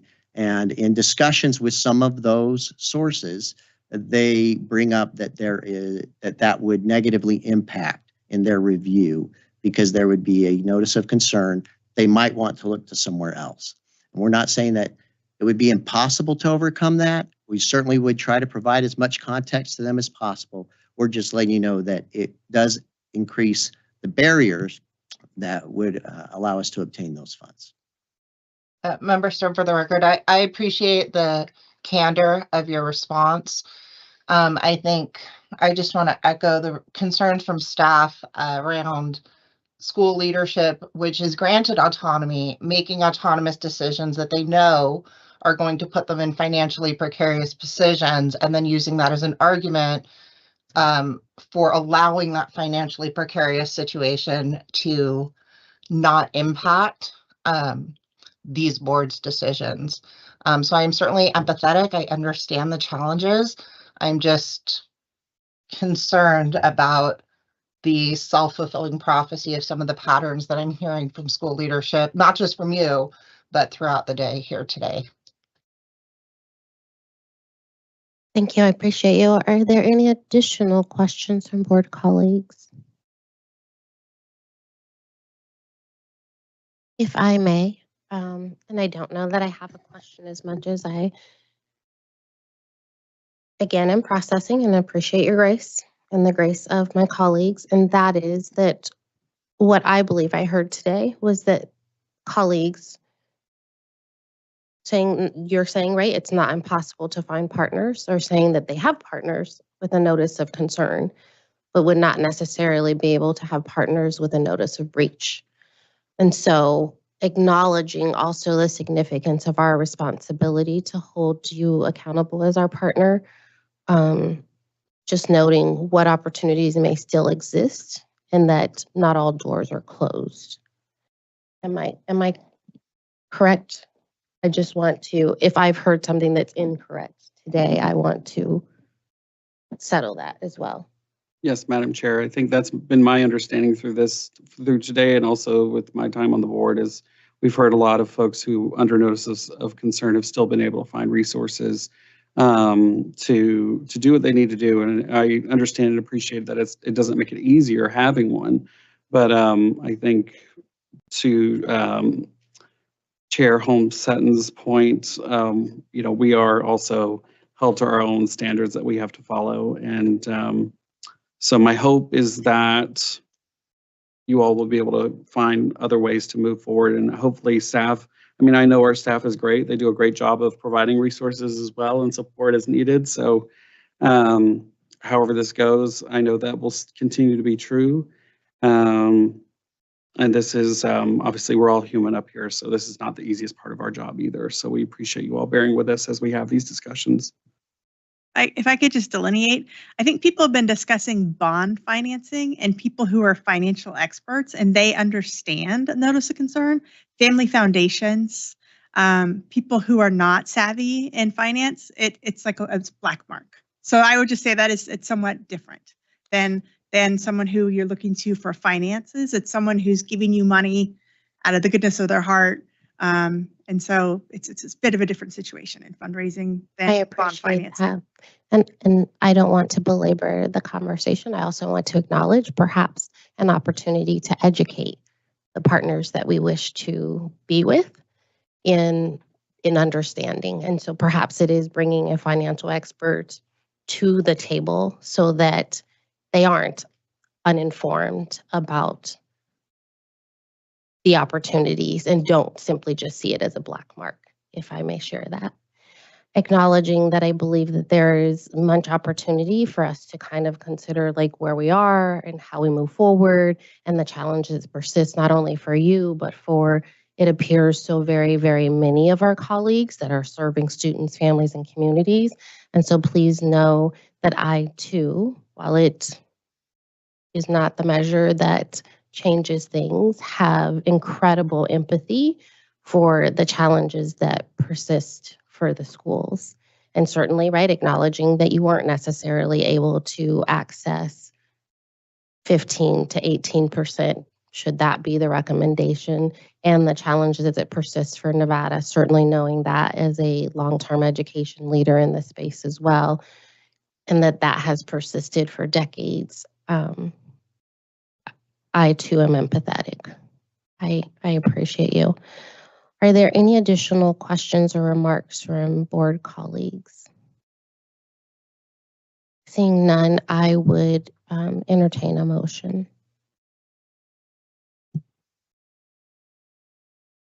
I'd be happy to Vice make Chair Thigpen, I will make the motion. I move that we issue a notice of concern under the financial performance framework to Southern Nevada Trades High School.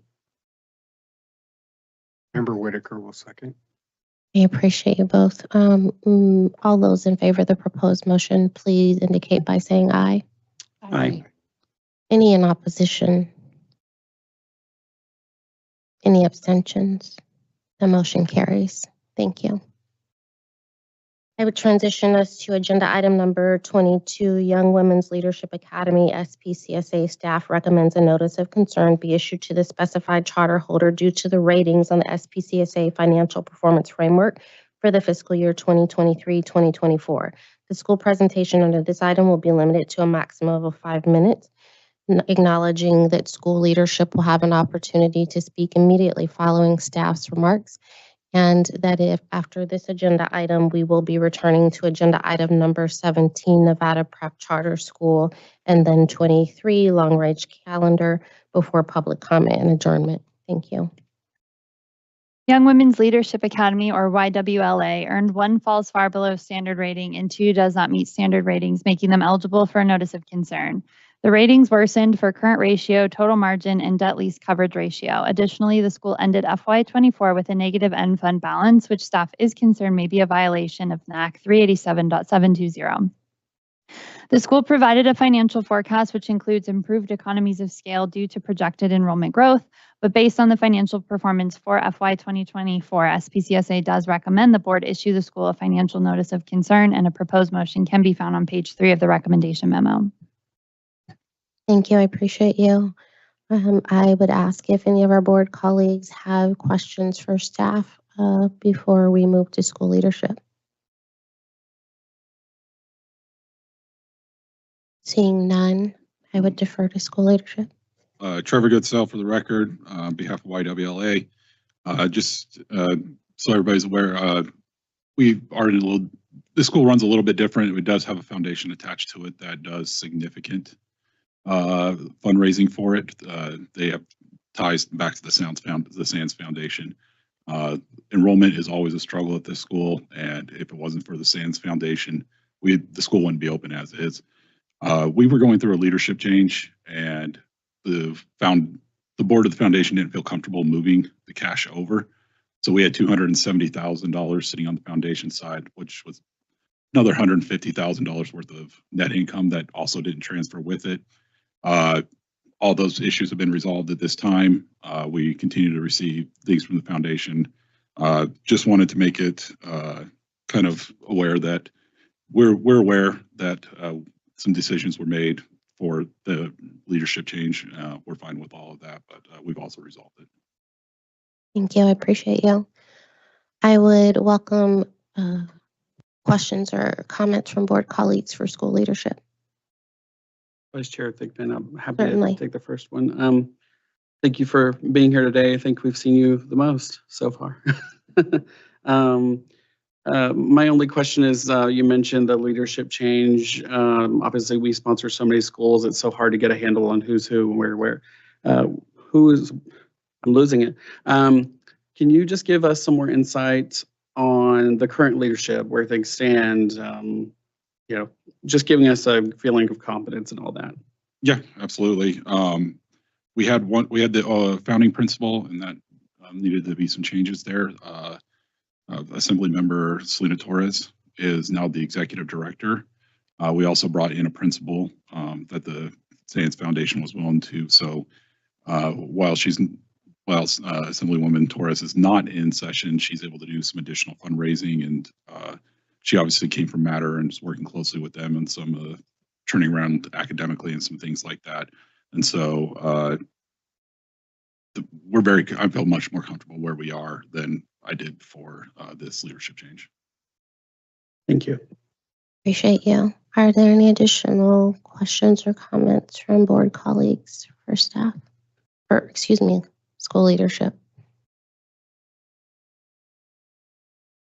Seeing none, I would welcome a motion. I'd be happy to do that. Member Salcido moves that we issue a notice of concern under the financial performance framework to Young Women's Leadership Academy. Thank you. May I have a second? Whitaker, second. Thank you. All those in favor of the proposed motion, please indicate by saying aye. Aye. Any in opposition? Okay. Any in opposition to the proposed motion? Any abstentions? The motion carries. Thank you. The transition us to agenda item number 17, Nevada Prep Charter School SPCSA staff recommends a notice of breach be issued to the specified charter holder due to the ratings on the SPCSA financial performance framework for the fiscal year 2023-2024. The school presentation under this item will be limited to a maximum of 5 minutes, and I will acknowledge that school leadership will have an opportunity to present immediately following staff remarks. Thank you. Nevada Prep earns 6 falls far below standard ratings and 1 does not meet standard rating for fiscal year 2024. The school was issued a notice of concern for FY23, and the ratings for FY24 make the school eligible for a notice of breach. SPCSA has significant concerns regarding the ratings, including 0 days cash on hand as reported in the audit, which indicates the school is operating month to month. Both the current ratio and debt to asset ratio worsened from FY23 to FY24, which means the school's short-term debts and long-term liabilities are greater than their assets. The audit report indicated the school missed 3 lease payments. The audit reported a negative end fund balance that worsened from FY23 to FY24 by 50%. The SPCSA staff is concerned that this is a violation of NAC 387.730. Currently, the school's debts are consuming approximately 30% of the state revenue. SPCSA staff requested additional documentation related to these ratings, including an explanation of the negative end fund balance, an explanation of all short and long-term debts, a copy of the lease agreement, and a 5-year financial forecast. The school did submit a 3-year forecast that does show some improvements. However, the forecast anticipates an optimistic 20% increase in enrollment, which the school was unable to confirm with evidence of demand. It also remains unclear in the forecast whether the school will end FY25 and subsequent years with a positive end fund balance, though the forecast does project an operating deficit. Finally, the federal revenue provided in the forecast is in significant excess of the SPCSA allocations, and the school was unable to provide any confirmation of additional federal funding. Based on current financial ratings, SPCSA staff recommends the board issue a notice of breach to Nevada Prep, and a proposed motion can be found on page 4 of the recommendation memo. Thank you. I would ask if there are any questions from board colleagues for staff.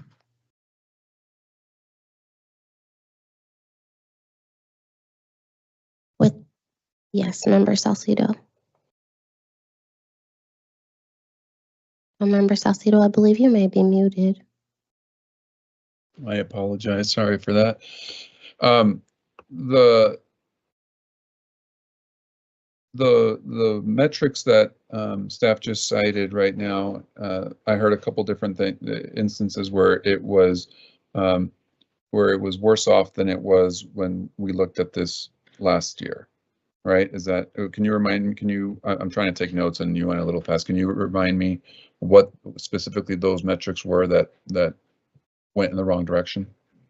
Yes, and they're all listed in the recommendation memo as well, if that's a better state. But 0 days cash on hand, current ratio and debt to asset ratio worsened. The audit showed 3 missed lease payments and reported a negative end fund balance that worsened by about 50%. Thank you. And I do just want to make one note on the timing. It was less than a year ago because the school last year, so between FY22 and FY23, the school had a leadership change, and there were some challenges in getting the audit done on time. So the staff didn't receive the fiscal year 23 audit until way after the December 1st deadline. And so those recommendations on fiscal year 23 did go before the board a couple months later than all the fiscal year 23 recommendations did. It came later because the audit came in later. But just to be clear, these ratings are a full fiscal year after those ratings nonetheless.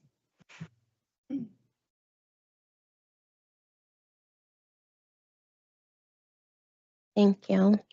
And I would also just kind of take this as a, not specifically to this school, but this is a good point of, right, we were here in June hearing about current metrics and what's going on, and we're making all these improvements, and we made a decision based on real-time data. Well, this is a perfect test case, right? That real-time data, when it actually came to those audited financials, like Dr. Broughton just said, they got worse in a lot of areas, right? So that is just needs to be in the back of your head when you're thinking about making decisions off of data that isn't the audit. It's true, it's delayed, and that's all real, but it is validated, reliable data, and this is a good test case to see the value of that, I think.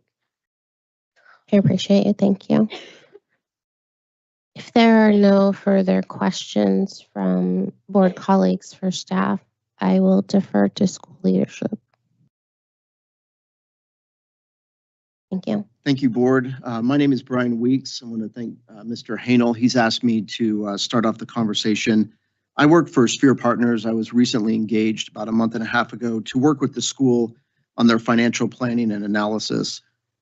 I spent a number of years in the bankruptcy field, so I understand kind of the sensitivity, the complexity of these situations, these turnaround distress situations. So I appreciate both Mr. Hanel and you as the board in these tough decisions that you have to make. There's no doubt Nevada Prep Charter School is in a difficult situation, but there's also some hope, right? The shout out that we got to Discovery Charter School, that was one of Mr. Hanel's projects that he had years ago, and he was able to successfully turn that around with the help of others. There are some bright spots with the school. Enrollment is up. Revenue is always a key driver for any business in the private sector, public sector. Fiscal year 24, enrollment was up 11%. This year, we're trending to be up 35%. I think that speaks volumes to the community and the schools and the parents that are there, that they are buying into what Mr. Hanel's doing, what his team is doing. There are also some things going on with the vendors and the landlords. They're willing to work with the school on terms and credit. The landlord's willing to defer payments as well. All of these things are helpful, but they're also temporary. The school is also working with private donors to get money to help the school kind of fill in gaps as they need, as they continue to pay off old debts, which Mr. Hanel's going to talk more about. There's a lot of things that are hindering the school from really capitalizing on things at this point. The long-term solution here for this school, as with any turnaround situation in bankruptcy or not, is to refinance the balance sheet, to go out and get new debt that allows the school to pay off their old debts and refinance the lease that they have. The lease is escalating. Everyone's been talking about leases. They're escalating, and the longer you hold on to them, the more financially burdensome they become. And so this recapitalization would allow the school to really normalize its mortgage payment, pay off old debts, and really have a sustainable plan moving forward. And the school is working with underwriters right now to see this fulfilled, to see this happen. A notice of breach at this point in time will not help the school. It will only hinder the school, both from just an optics standpoint. It'll cast a shadow over the school and the community, and it really casts doubt around the going concern of the school.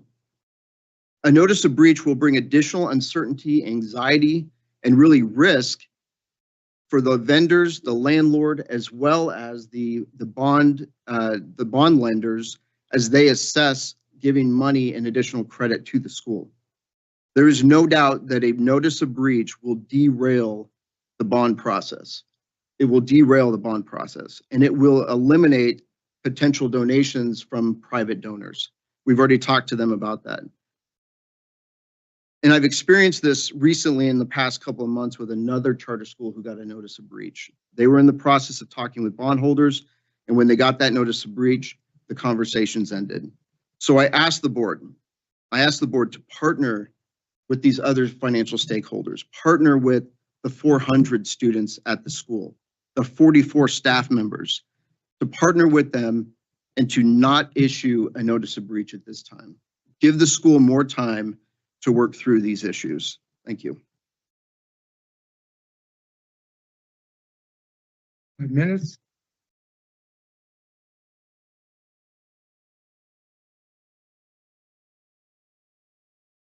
So my name is John Hanel. I'm the Executive Director of Nevada Prep. And last June, along with Trustee Tu, our president, we made a great presentation to talk about turnaround. And turning around means fixing. And everything that he has to say is true. But the culprits and the people responsible for this have been long gone. And here we sit like the NCAA. Whenever Jim Harbaugh leaves Michigan, they get punished. He gets rich going to the pros. I've spent my lifetime in education. I believe that I've turned schools around for Dwight Jones, Pat Skorkowski, Brian Sandoval, Steve. No, I wanted to, he's not. No, I know who it is. I'm putting him at a level that I don't think he would be disappointed. I would put him at that level. But Steve Canavero was responsible, and we've always taken on challenges at Title I schools. It's strange that it's that way, but it is. I spent the first year, as everybody talked about, seeing what they wanted to say, and I'll tell you what I had to say. I was abused, I was attacked, I've been called names. I had to file a whistleblower's complaint. I'm not going to talk about that complaint today because I think it's a seriousness that has to be addressed.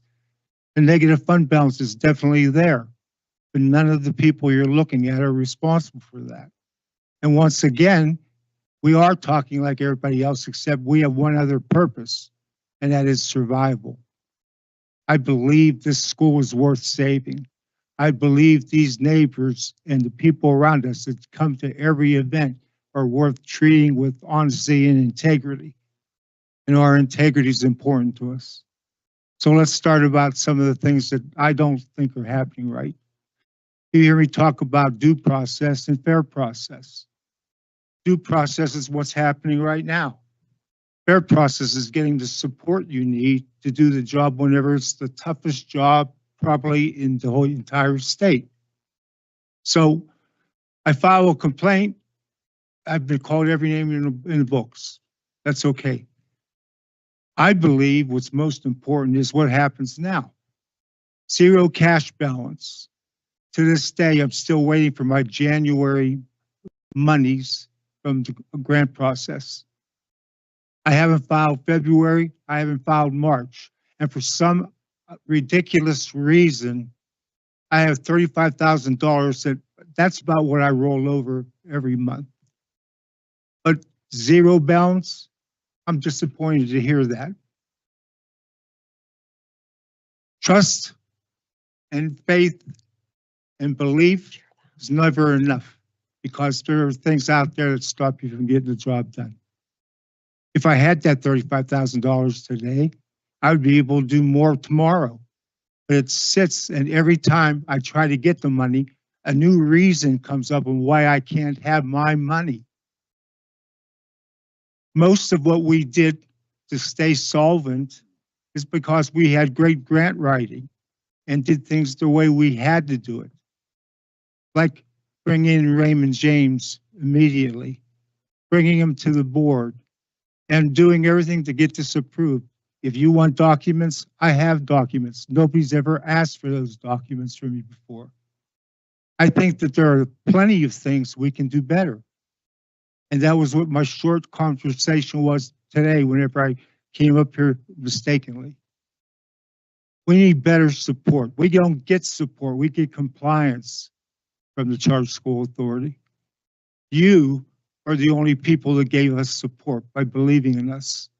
And now we're here and we're hearing it's going to be taken away because of the ill feelings of others. Whenever we got 25, 30 teachers giving everything they have to have kids working with families instead of adults. Our people don't even know what it means to be parents. We live everything on our shoulders and on our sleeves. It is frustrating, and I'm ready to take whatever criticism you give of me. I will tell you this much. I've got one of the best teams around. Building Hope have gone way beyond belief in supporting us. Brian Weeks, Kristen Dietz, when she was with me, very strong in what we do. Are there debts? There are plenty of debts. Did I miss payments? No. Payments were discussed and taken out of context by saying that I failed to make that payment. I'm disappointed with that conversation. Mr. Hanel, with great respect, may we 5 minutes are up. I'm may sorry. we move to asking questions of you and staff? Thank you kindly. I would welcome questions from board colleagues either online and or in the boardroom of school leadership. Vice Chair Thigpen, if I may start, more of a question for staff. Have we been withholding any grant payments to the school? Member Thigpen, if you will allow me to, I will share with you, if I'm smart enough here. Chair Homestead, and I don't want to be repetitive. My question would be specifically about January. I don't know if that is what you were asking about or if you were asking about something separate. Yeah, so when I heard Mr. Hanel make bring up that concern, I was obviously very concerned because we have a procedure now at the SPCSA where we keep a large reserve so that we can pay our schools immediately and we don't have to wait for NDE anymore. So I was able to pull this up. Column I here is the due date. Column J is the submission date. Column K is the review date, and column L is that BSR means the date that they received the payment. So when you look at the things that were submitted in January, transportation funding paid on January 22nd, AB 495 paid on January 22nd, special education paid on January 29th. I don't know why Mr. Hanel's saying he didn't submit his February things because he did.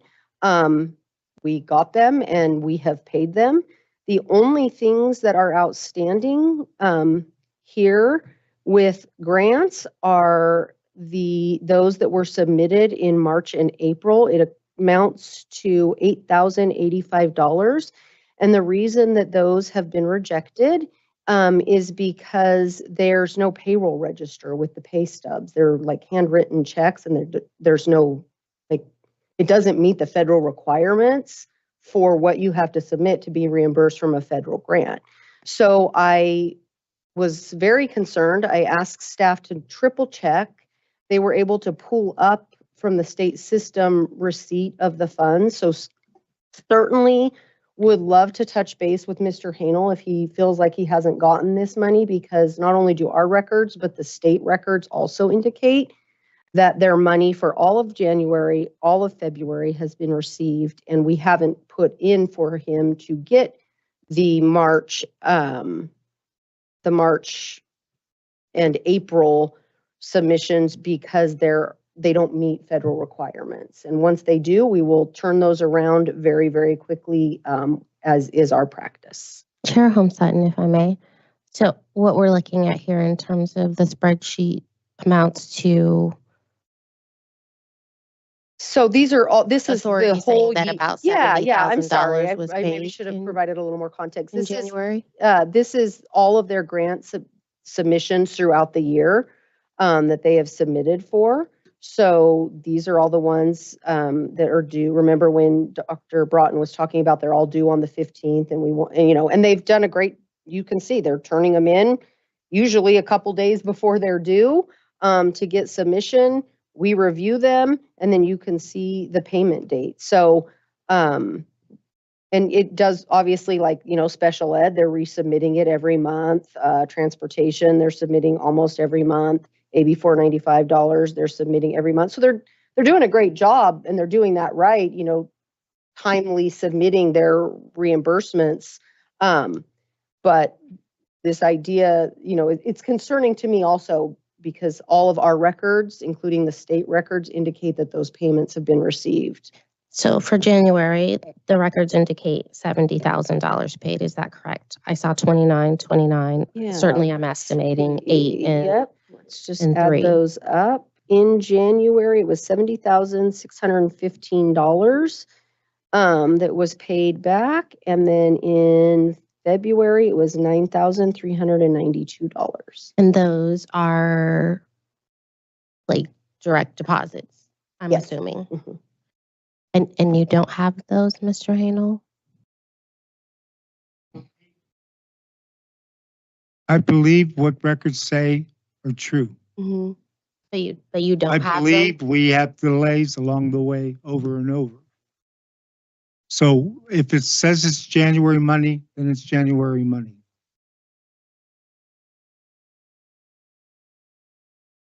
We haven't gotten our transportation funds yet as of March 15th. So could we research that? Yes, March 15th probably isn't on here quite yet. I believe he said as of March 15th. I don't think he meant March. He was saying No, I believe January. as of March 15th. As of March we have not 15th. received those funds. Yep, it looks like the last time transportation funding reimbursement request was submitted was on January 15th. Correct. And we have not received the funding yet.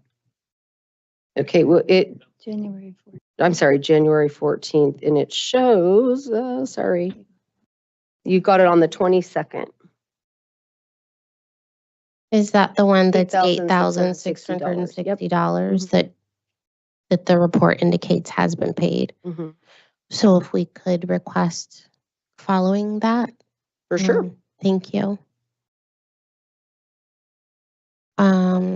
Does that answer your question? Member Thigpen, Vice Chair Thigpen, thank you.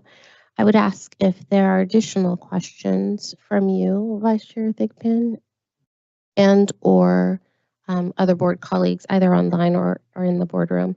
I'll go here in the boardroom. I do see your hand, Member Haddad Bennett. Thank you so much. Hi, good late afternoon. Patricia Haddad Bennett. Help me understand some of these inconsistencies in these conversations. So I heard a little bit about maybe there's some miscommunication or something happening with some of the reimbursements, some concerns about student enrollment coming from staff, but that I'm hearing student enrollment is up 35% and that you guys are can you give me some context on just sort of where do we think some of the gap or the delta is in this conversation? I guess I'm confused too because we were applied for and received the AGA grant, and last year we had to improve by 25%. We improved by about 75%. It took us over 400. So I'm confused about the concerns too because there's a lack of communication. I'm happy to share. I can fill in some of this confusion. So we asked for so the school's enrollment was about 400 this year. And we asked for a projected, as part of their financial projections, they included an enrollment of 500 for fiscal year 25-26. Now they did have significant growth for this school year, mostly because they added 3 grade levels. So K2 they went from being a 3 through 8 to a K through 8. And so we asked them to show evidence of demand or a copy of the wait list just to show, do you have these 100 students that are going to enroll? We did not get that information. And then we also did receive a tentative budget just a couple of days ago that projected the enrollment at 460. So something, I guess, occurred. Previously, the projected enrollment was 500. It's now 460. So that's where our questions are, is can you verify this enrollment with additional documentation? Because again, similar to the process we do with our new charter applications, if we're going to add, if we're going to make these high stakes decisions on some of these enrollment numbers, we'd like to see support that the school will reach those enrollment numbers and thus have the revenue that they indicate they will have. Can you guys provide that? We could provide anything you ask for. If That'd we be know great. that's what they're asking for. I think that For would the be record, helpful. Member Haddad Bennett, we sent an email on March 20th with a long list of things we ask for. And we have yet to receive any of those or even a response to the email. The budget was submitted on time as requested. We had to redo records from a prior third-party provider. We submitted that after asking for 2 days clearance and waiver, and she granted it, thankfully, and we submitted that. So my concern still is a lack of communication, and I keep saying this, but I don't believe people are listening. I'm not the only one that will say that we're not getting support from staff. Maybe they're just afraid to say that. It's time for me to say what I believe in, and I'll get criticized back home because everybody's going to say this shouldn't be happening. You're right, this shouldn't be happening. Every leader team that I've worked with, even back with Discovery, was supportive. They cared. How many of the Title I schools have? Oh, I'll just make a comment. Steve Canavero spent days in our buildings looking at the kids and greeting us. Maybe that's what needs to happen so we know that we're being heard. But we don't have people coming except to do audits. I've had every audit taken and done over and over for 2.5 years, or maybe, I'm sorry, 2 years. So, Mr. Hanel, may I ask specifically what support that you would need that you aren't receiving? Well, about the trainings, about the financial framework, we were not requesting change. We got things given to us. Training means come on campus necessarily, which many people don't. They send other people in their place and they do the job that they're required to do. That's the lacking part of fair process. Fair process is we're sitting here right now criticizing things and we're the solution. We're not the problem. The problem is being taken care of with the research that's being done because I did the whistleblower complaint. But we feel like we're under attack every time we open our mouth. Epicenter. Every time we see something, a new task pops up. And then we're late for making it, but we didn't have to do that task 3 months ago. And all of a sudden there's another one pop up, another one. And every time we turn it in, it gets rejected 5 to 6 times. Look, reject it once, tell us the 6 things you don't like, and let us go on with trying to be leaders. Instead, it gets kicked back over and over. So does the budget work get kicked back. It's just not acceptable support.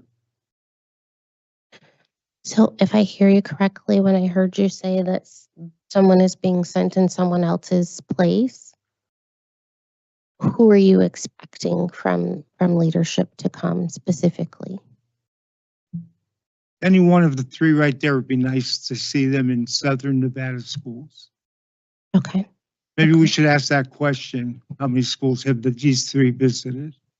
Well, I won't ask those questions I know today, you, sir. I know I know your integrity level. I appreciate you.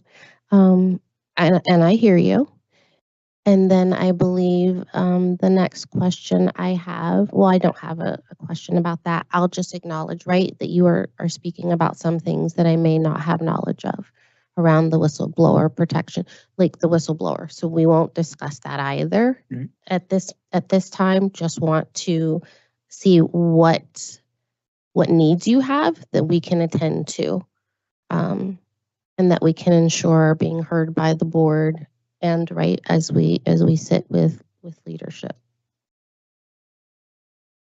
I would say that the most important thing right now is being visible and supporting what we do. Let's fix Epicenter. We're spending, every leader will tell you they spend hours upon hours in front of a computer instead of being in classrooms. Come out, see the kids. Come out, see the people that we work with. We'd love to have you come out too and see what we are accomplishing. And what we're doing with Building Hope, we're building something that could be a model for other schools to follow by just working together. The Raymond James came out visible immediately, and we signed them to an engagement letter. I can supply you with that information if I were known I was supposed to. I will have that in your hands for tomorrow if you'd like. I'm sorry, not tomorrow, Monday. But we do things the appropriate way. My integrity is important to me. And I feel like no matter what we do, we're always under attack. And that's not the way it should feel. And I think that perhaps we can address some of those things outside of the frame of this particular meeting and acknowledge, if I may bring us back to the agenda item specifically around the financial performance framework, and invite your concerns in a written communication. I think Acknowledging, yeah, right? I think I wear my emotions on my sleeve too much. No, right? I'm not to judge that.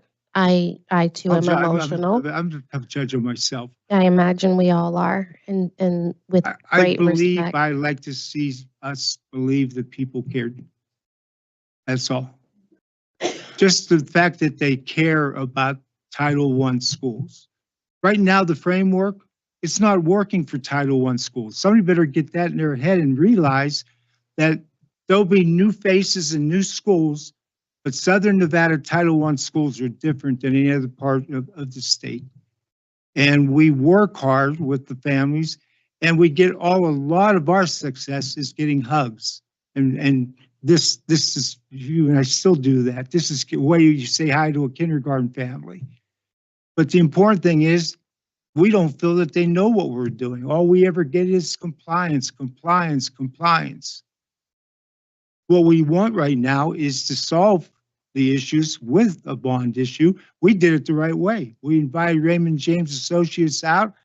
We made it clear this is what we want to do. That was before December. In December, we already had the agreement drawn up, and in January, we had it approved at board meetings. So for us to say that we're not doing our job, we're doing everything we can to keep our school heading in the right direction. The kids are wonderful. Parents are wonderful. We have support. Fair process. One of our buses got T-boned in an accident with a drunk driver.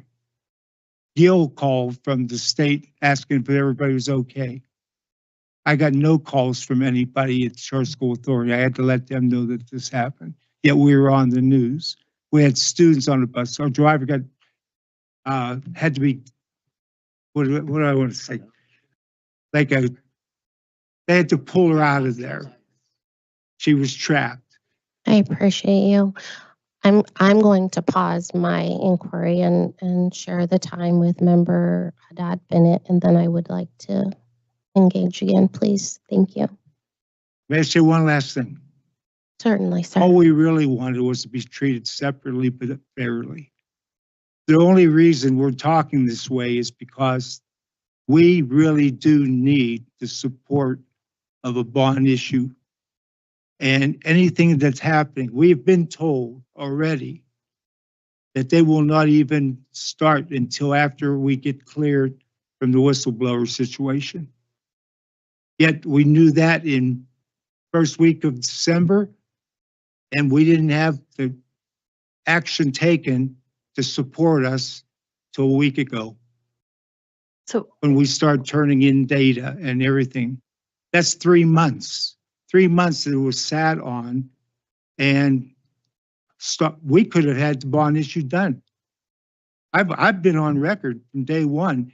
If we're still sitting here renting with the amount of debt we inherited, yeah, we have negative fund balances, but we didn't create them. All we want is people to respect the fact that we're doing everything we can to get them done and fixed. That's all. thank you, sir. Patricia Haddad Bennett, I really appreciate, what you're sharing, and I want you to know that I'm listening and I'm hearing you.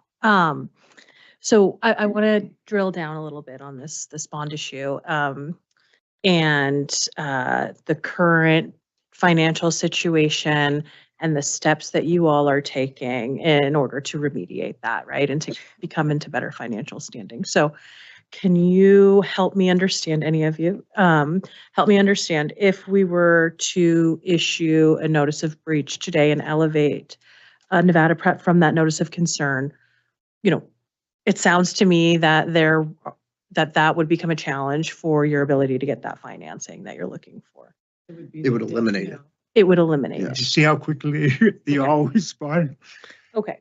Now, what I'm also hearing is that there's some information that you all may be able to provide that could articulate that to this board, because I think we've all been getting different bits and pieces of information all from different places, right? And, recognizing staff has done a great job of providing us with the information that they have as well, but it sounds like they have incomplete information for whatever reason that may be.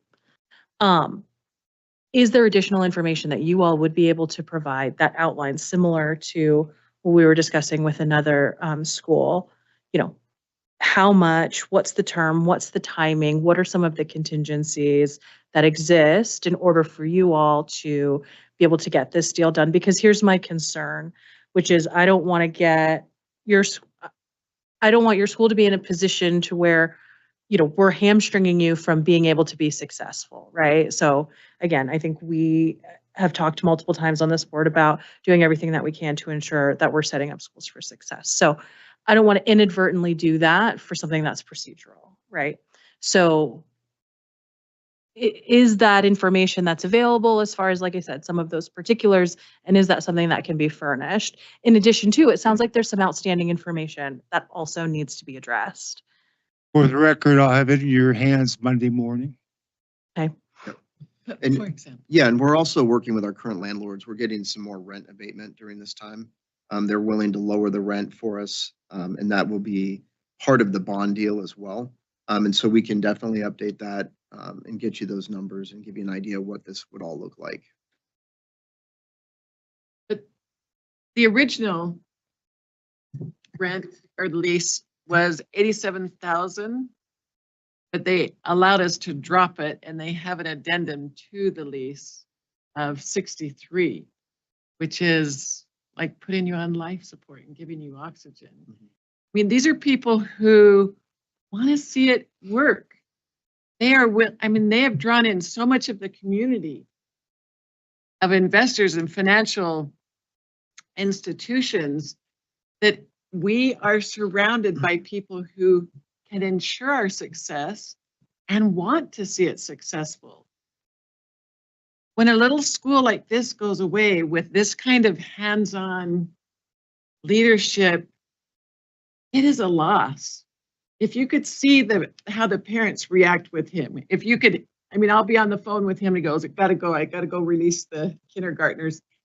These little people know him. And the basketball players love that he goes and plays basketball. There's just a warmth and an intimacy that you don't often see. And it's of an at-risk population that doesn't often get this kind of intimacy. He wants to see them well. This guy is 76, January 12th. Who comes out of retirement but for the love of children? This is what he's done his whole life. I've gotten lots of emails from him that all of a sudden it's kind of he's passing it on. It kind of feels like a gut punch because it's like, whoa, that's huge. And then in my mind, I just have to go, I know he's already got a plan for this. And he does. And he's got a plan A, he's got a plan B, he's got a plan C. When he was in CCSD, he did something that no other principal has done. He came up with a franchise model. We needed to grow leadership. We needed to grow administration. We needed to grow teachers. He, as a single principal of 3 elementary schools, that's like 2,700 kids, and he grew those administrators. Who does that? Except for someone who has those leadership skills. And the amazing thing is, he is all that. He has all these distinctions, but he knows what his weaknesses are. And he surrounds himself with people in those areas that have the strength. And he is the first to say, this is a team effort, and we do this together. And the solution is not to be penalized so that we become untouchable. The solution is to allow that letter of concern to go and to extend so that we can see the fruition of this bond issue. It represents between 12 and 16 million dollars. And so with again, great regard, I hope and I appreciate you centering us and bringing us back to the agenda item. Also acknowledging your historical leadership, of which I am very aware. I would ask the same question that I asked previously, and that is if you would be prepared to answer the questions that are presented in partnership with the bond representative and be able to return to us May 30th with information, preferably written, that can inform the decision that we have before us. Chair, if I may just again state, so the audited financials here are objective and factual and based on fiscal year 24. We as a board and we as a staff do not evaluate the school leadership. This is not an evaluation of the school leader. We are not making any claims about what he is or isn't doing. In fact, the only people making claims about the job done is from him to us today. I have concern about providing additional information about things that may or may not occur financially when we are making decisions based upon audited financials on a framework that this board has approved and adopted. And I think if we're going to start diverting from that, then perhaps we also need to have a discussion about what financial metrics the board wants to see that would allow them to make an informed decision, because frankly, the financial performance of this school is of grave concern. And that is the truth. And that is the school leadership team is correct. It's not on them. But it is a historical problem. The charter contract is with that board. It is long-term, and the charter school should be set up to, and many schools are, run by different leaders at different times with different board members. But they are on a scary path forward. And for us to continue to, because remember, we were here a year ago, for us to continue to sort of kick this can down the road is of concern to the staff. I will just say that. Do you mind if I respond to that? I appreciate it. A couple of things. One, if I may, I have a question. And then two, if I may come to you, Member Haddad Bennett, and then Ms. Chu. Thank you kindly. That just brought me back to a consideration when you mentioned the monthly lease payment going from 87 to 63. Is that correct? And so I want to be certain that I understand that, and as abatement, right? And you will need to pay that back at a later date. It is not simply a gift at present. Okay. That's what I wanted to understand. Okay. Thank you. I just wanted to be clear. I was processing and recalling and wanted to ensure that I was clear in my understanding. Member Haddad Bennett, please. I know this will be not the last thing I say, but here's a good example of what we could do. Together, first time, he came to me and said, we need to embed the entire financial framework in our budget for next year. We did that. We took 3 days over a weekend and we embedded every piece of the financial framework into this next budget. It's there now. If we just execute our budget, we will be successful. That's something I think we should be getting from the Charter School Authority. The fact that he came up with that idea and it made sense. We spent 3 full days doing that, and it makes sense and it's there. I appreciate you. We can supply you with that budget. So greatly. I appreciate you. Member Haddad Bennett, and then I would like to, if I may, return to me, and then Ms. Tu, may I come to you? Thank you. Thank you. Thank you, Madam Chair. I just wanted to, add, I think on all of these points here, right, that there is this designation is based on a previous audit. However, the implications are real time. And I think that's where I'm sort of having trouble with just saying kind of like, yeah, it's based on previous stuff. This is just, sort of how the walk happens. And so that's, I just want to or restate or sort of maybe highlight or double click, whatever you want to say, for our folks that yes, it's based on previous information, but it has real time in the moment impacts. And that's sort of where my concern comes in with continuing to elevate as opposed to, having a similar conversation that we did with Sage, for example. I appreciate you. Thank you. Then I also want to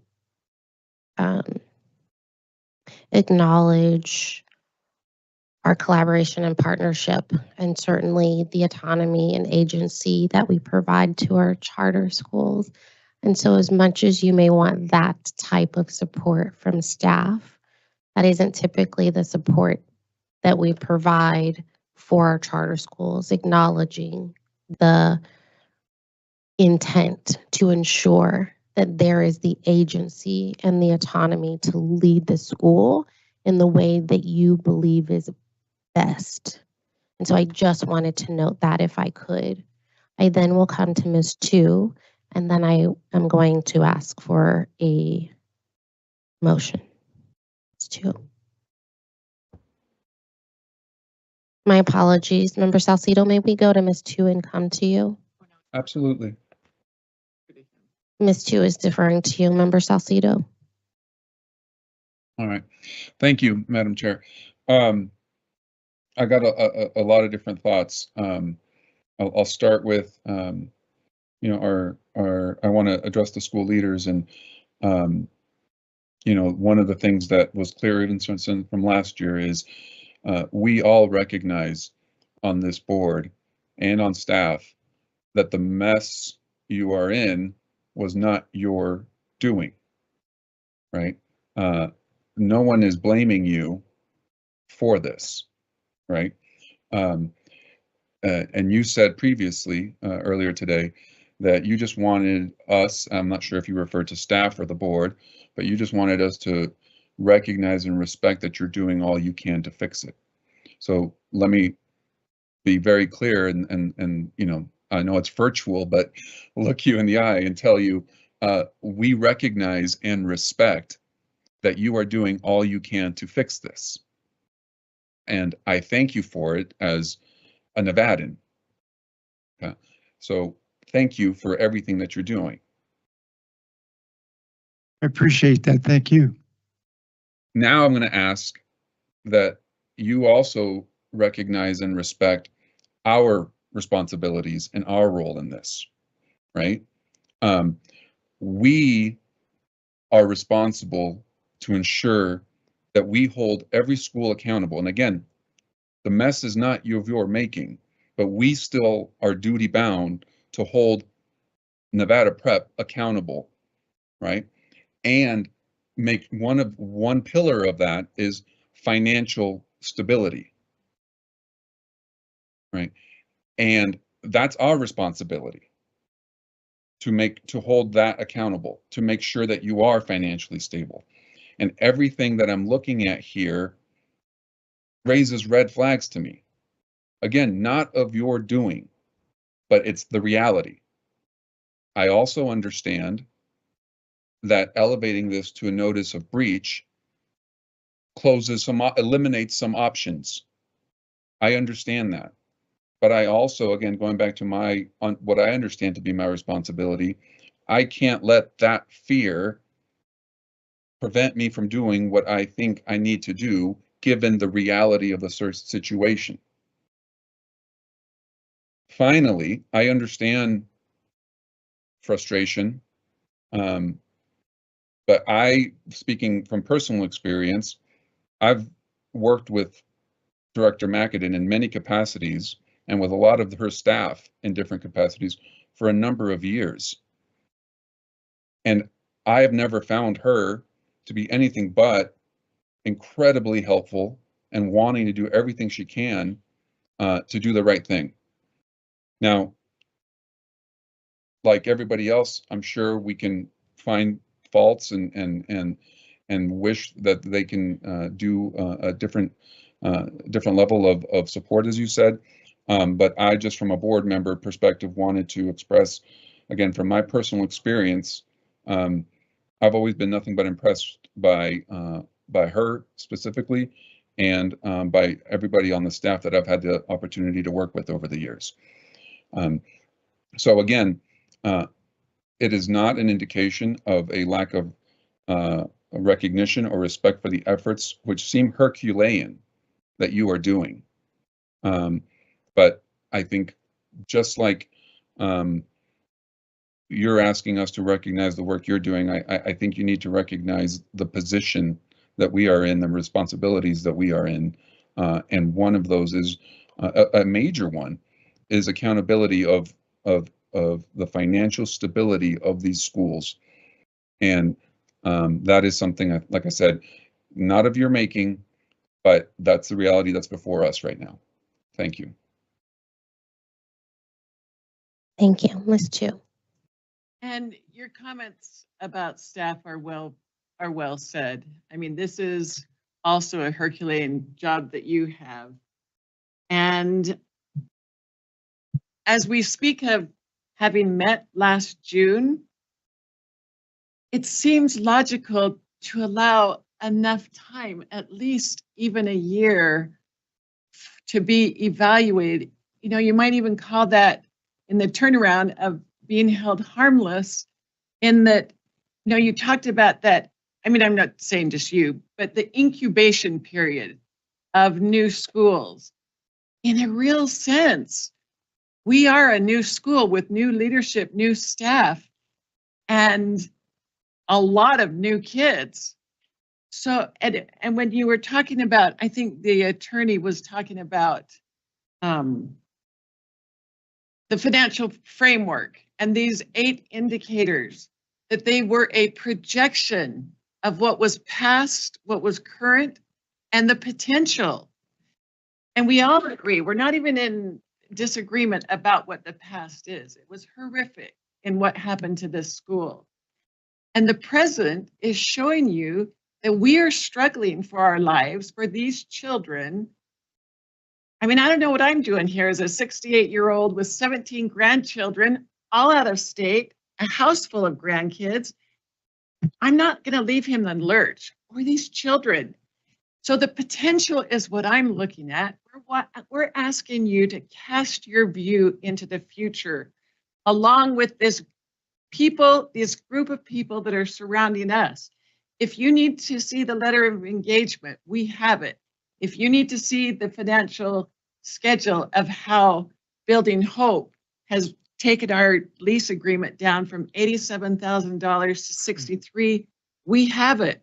We want to give you more information, because we know that good information in your hands allows you to make the decisions you want to make.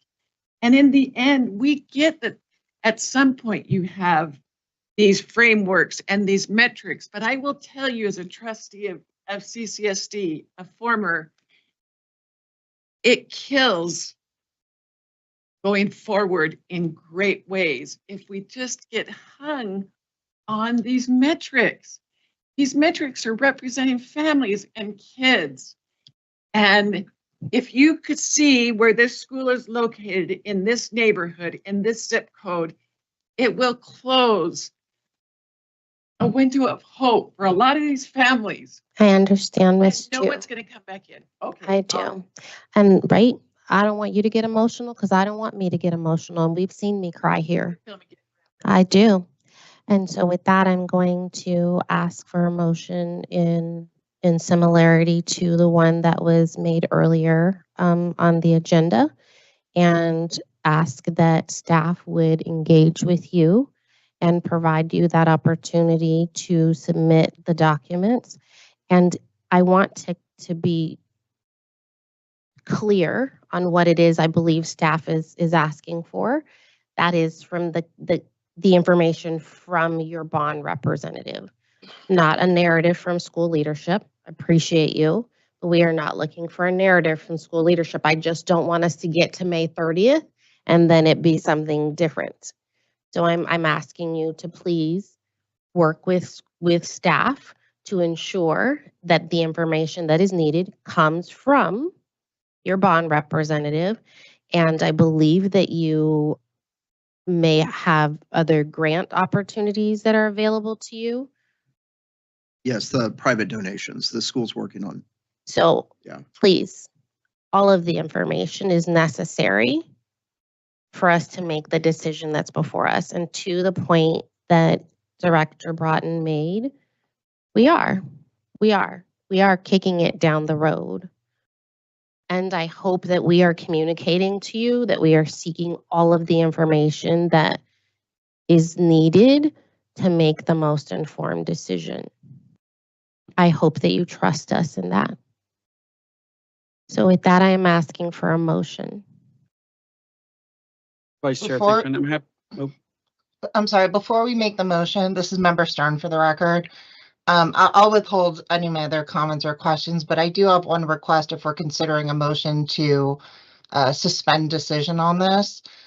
Given what I heard from school leadership and from the SPCSA about disparities or disagreement, that we also have a updated budget projections that that school leadership feels is accurate. I have concerns about the fact that we've dispersed funds that they can't seem to locate or say that they haven't had. So if we are going to, it sounds like we're making a motion to move this to the following month. I would want that to be part of what we were receiving so that that was not in contention at that time. I appreciate you. And so I believe that I asked staff to provide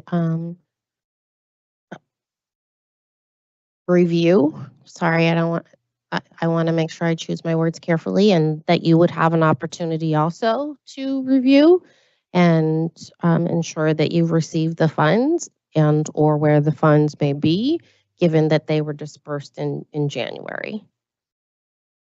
So that we've made that part of the record, correct? And so I believe Vice Chair Thigpen. yes, thank you, Vice Chair Thigpen. For the record, before we move forward with the motion, I wanted to add my own comments in the same vein of my colleagues. Tensions are high between everybody. What I want to ensure happens is that no matter your feelings towards how any of this has gone down previously, our staff is top notch. They're doing what they're supposed to be doing and holding our schools accountable, asking for things, and it may be a lot, but they're asking them for a reason. So May is for all the marbles. When we come back in May, I don't want to hear communication problems. This person didn't get back to me with this and that. There's no pointing of fingers. We are all adults here. So they're going to be asking you guys for a lot of things to make sure that all of us up here are feeling good about what we have to do, whether that is moving forward the breach or not. So the animosity ends today. If we leave this room, we're starting over. So I want you guys to get everything that staff asks for, because I know that they're not happy necessarily with this decision. Not for personal reasons, but because they have their own integrity on the line as well. And we respect everything that they do, and that needs to be on the record. So with that said, I'm happy to make the motion that legal counsel is going to read. Thank you, Vice Chair Thigpen. Samantha King Powell, SPCSA General Counsel. For the record, my recommendation is for the board to move and approve the following motion as read by council. Move to postpone this agenda item until the May board meeting, contingent upon Nevada Prep bringing all key financial stakeholders and a bond representative to address questions regarding the bonding requirements, bonding timeline, and metrics to be reviewed prior to granting a bond. Further, Nevada Prep is directed to provide staff any missing financial information for analysis, including but not limited to the financial policies that are past due, a fiscal year 26 budget based on accurate enrollment with a positive in-fund balance per NAC 387.730, an accurate PCFP and weights, realistic incoming federal grant dollars, and accounting of all grant monies received thus far, and evidence of enrollment numbers and projections. Good with that? So moved. I would ask for a second. Second.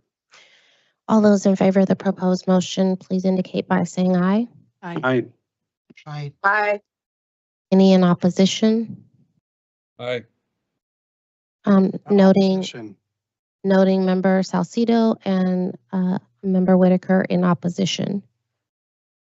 Noting 2 in opposition.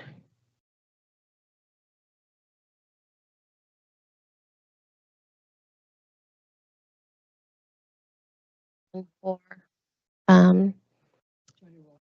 Yes, may we do a roll call, please, Ms. Potter?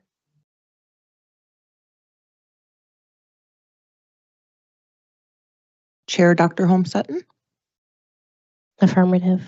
Vice Chair Thigpen, Yes. Member Haddad Bennett, Yes. Member Salcido, No. Member Richards, Member Shante Rosales, Yes. Member Stern, Shanti Rosales is online. She unmuted. I don't know if you heard her.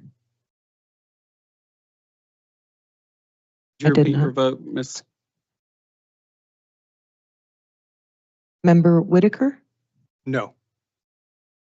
Member Stern, Yes to the 1 month. Thank you. Member Rosales, we aren't able to hear you. Can you hear us? You're on mute.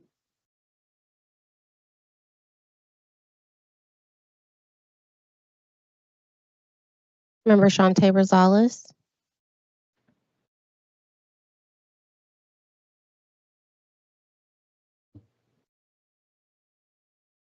Saw her unmute for a second. I did too, about 3 or 4 times. Do you want her to call someone? Can you all Well- hear me? We hear you now. Yes. Would you be so kind as to indicate your vote? Yes.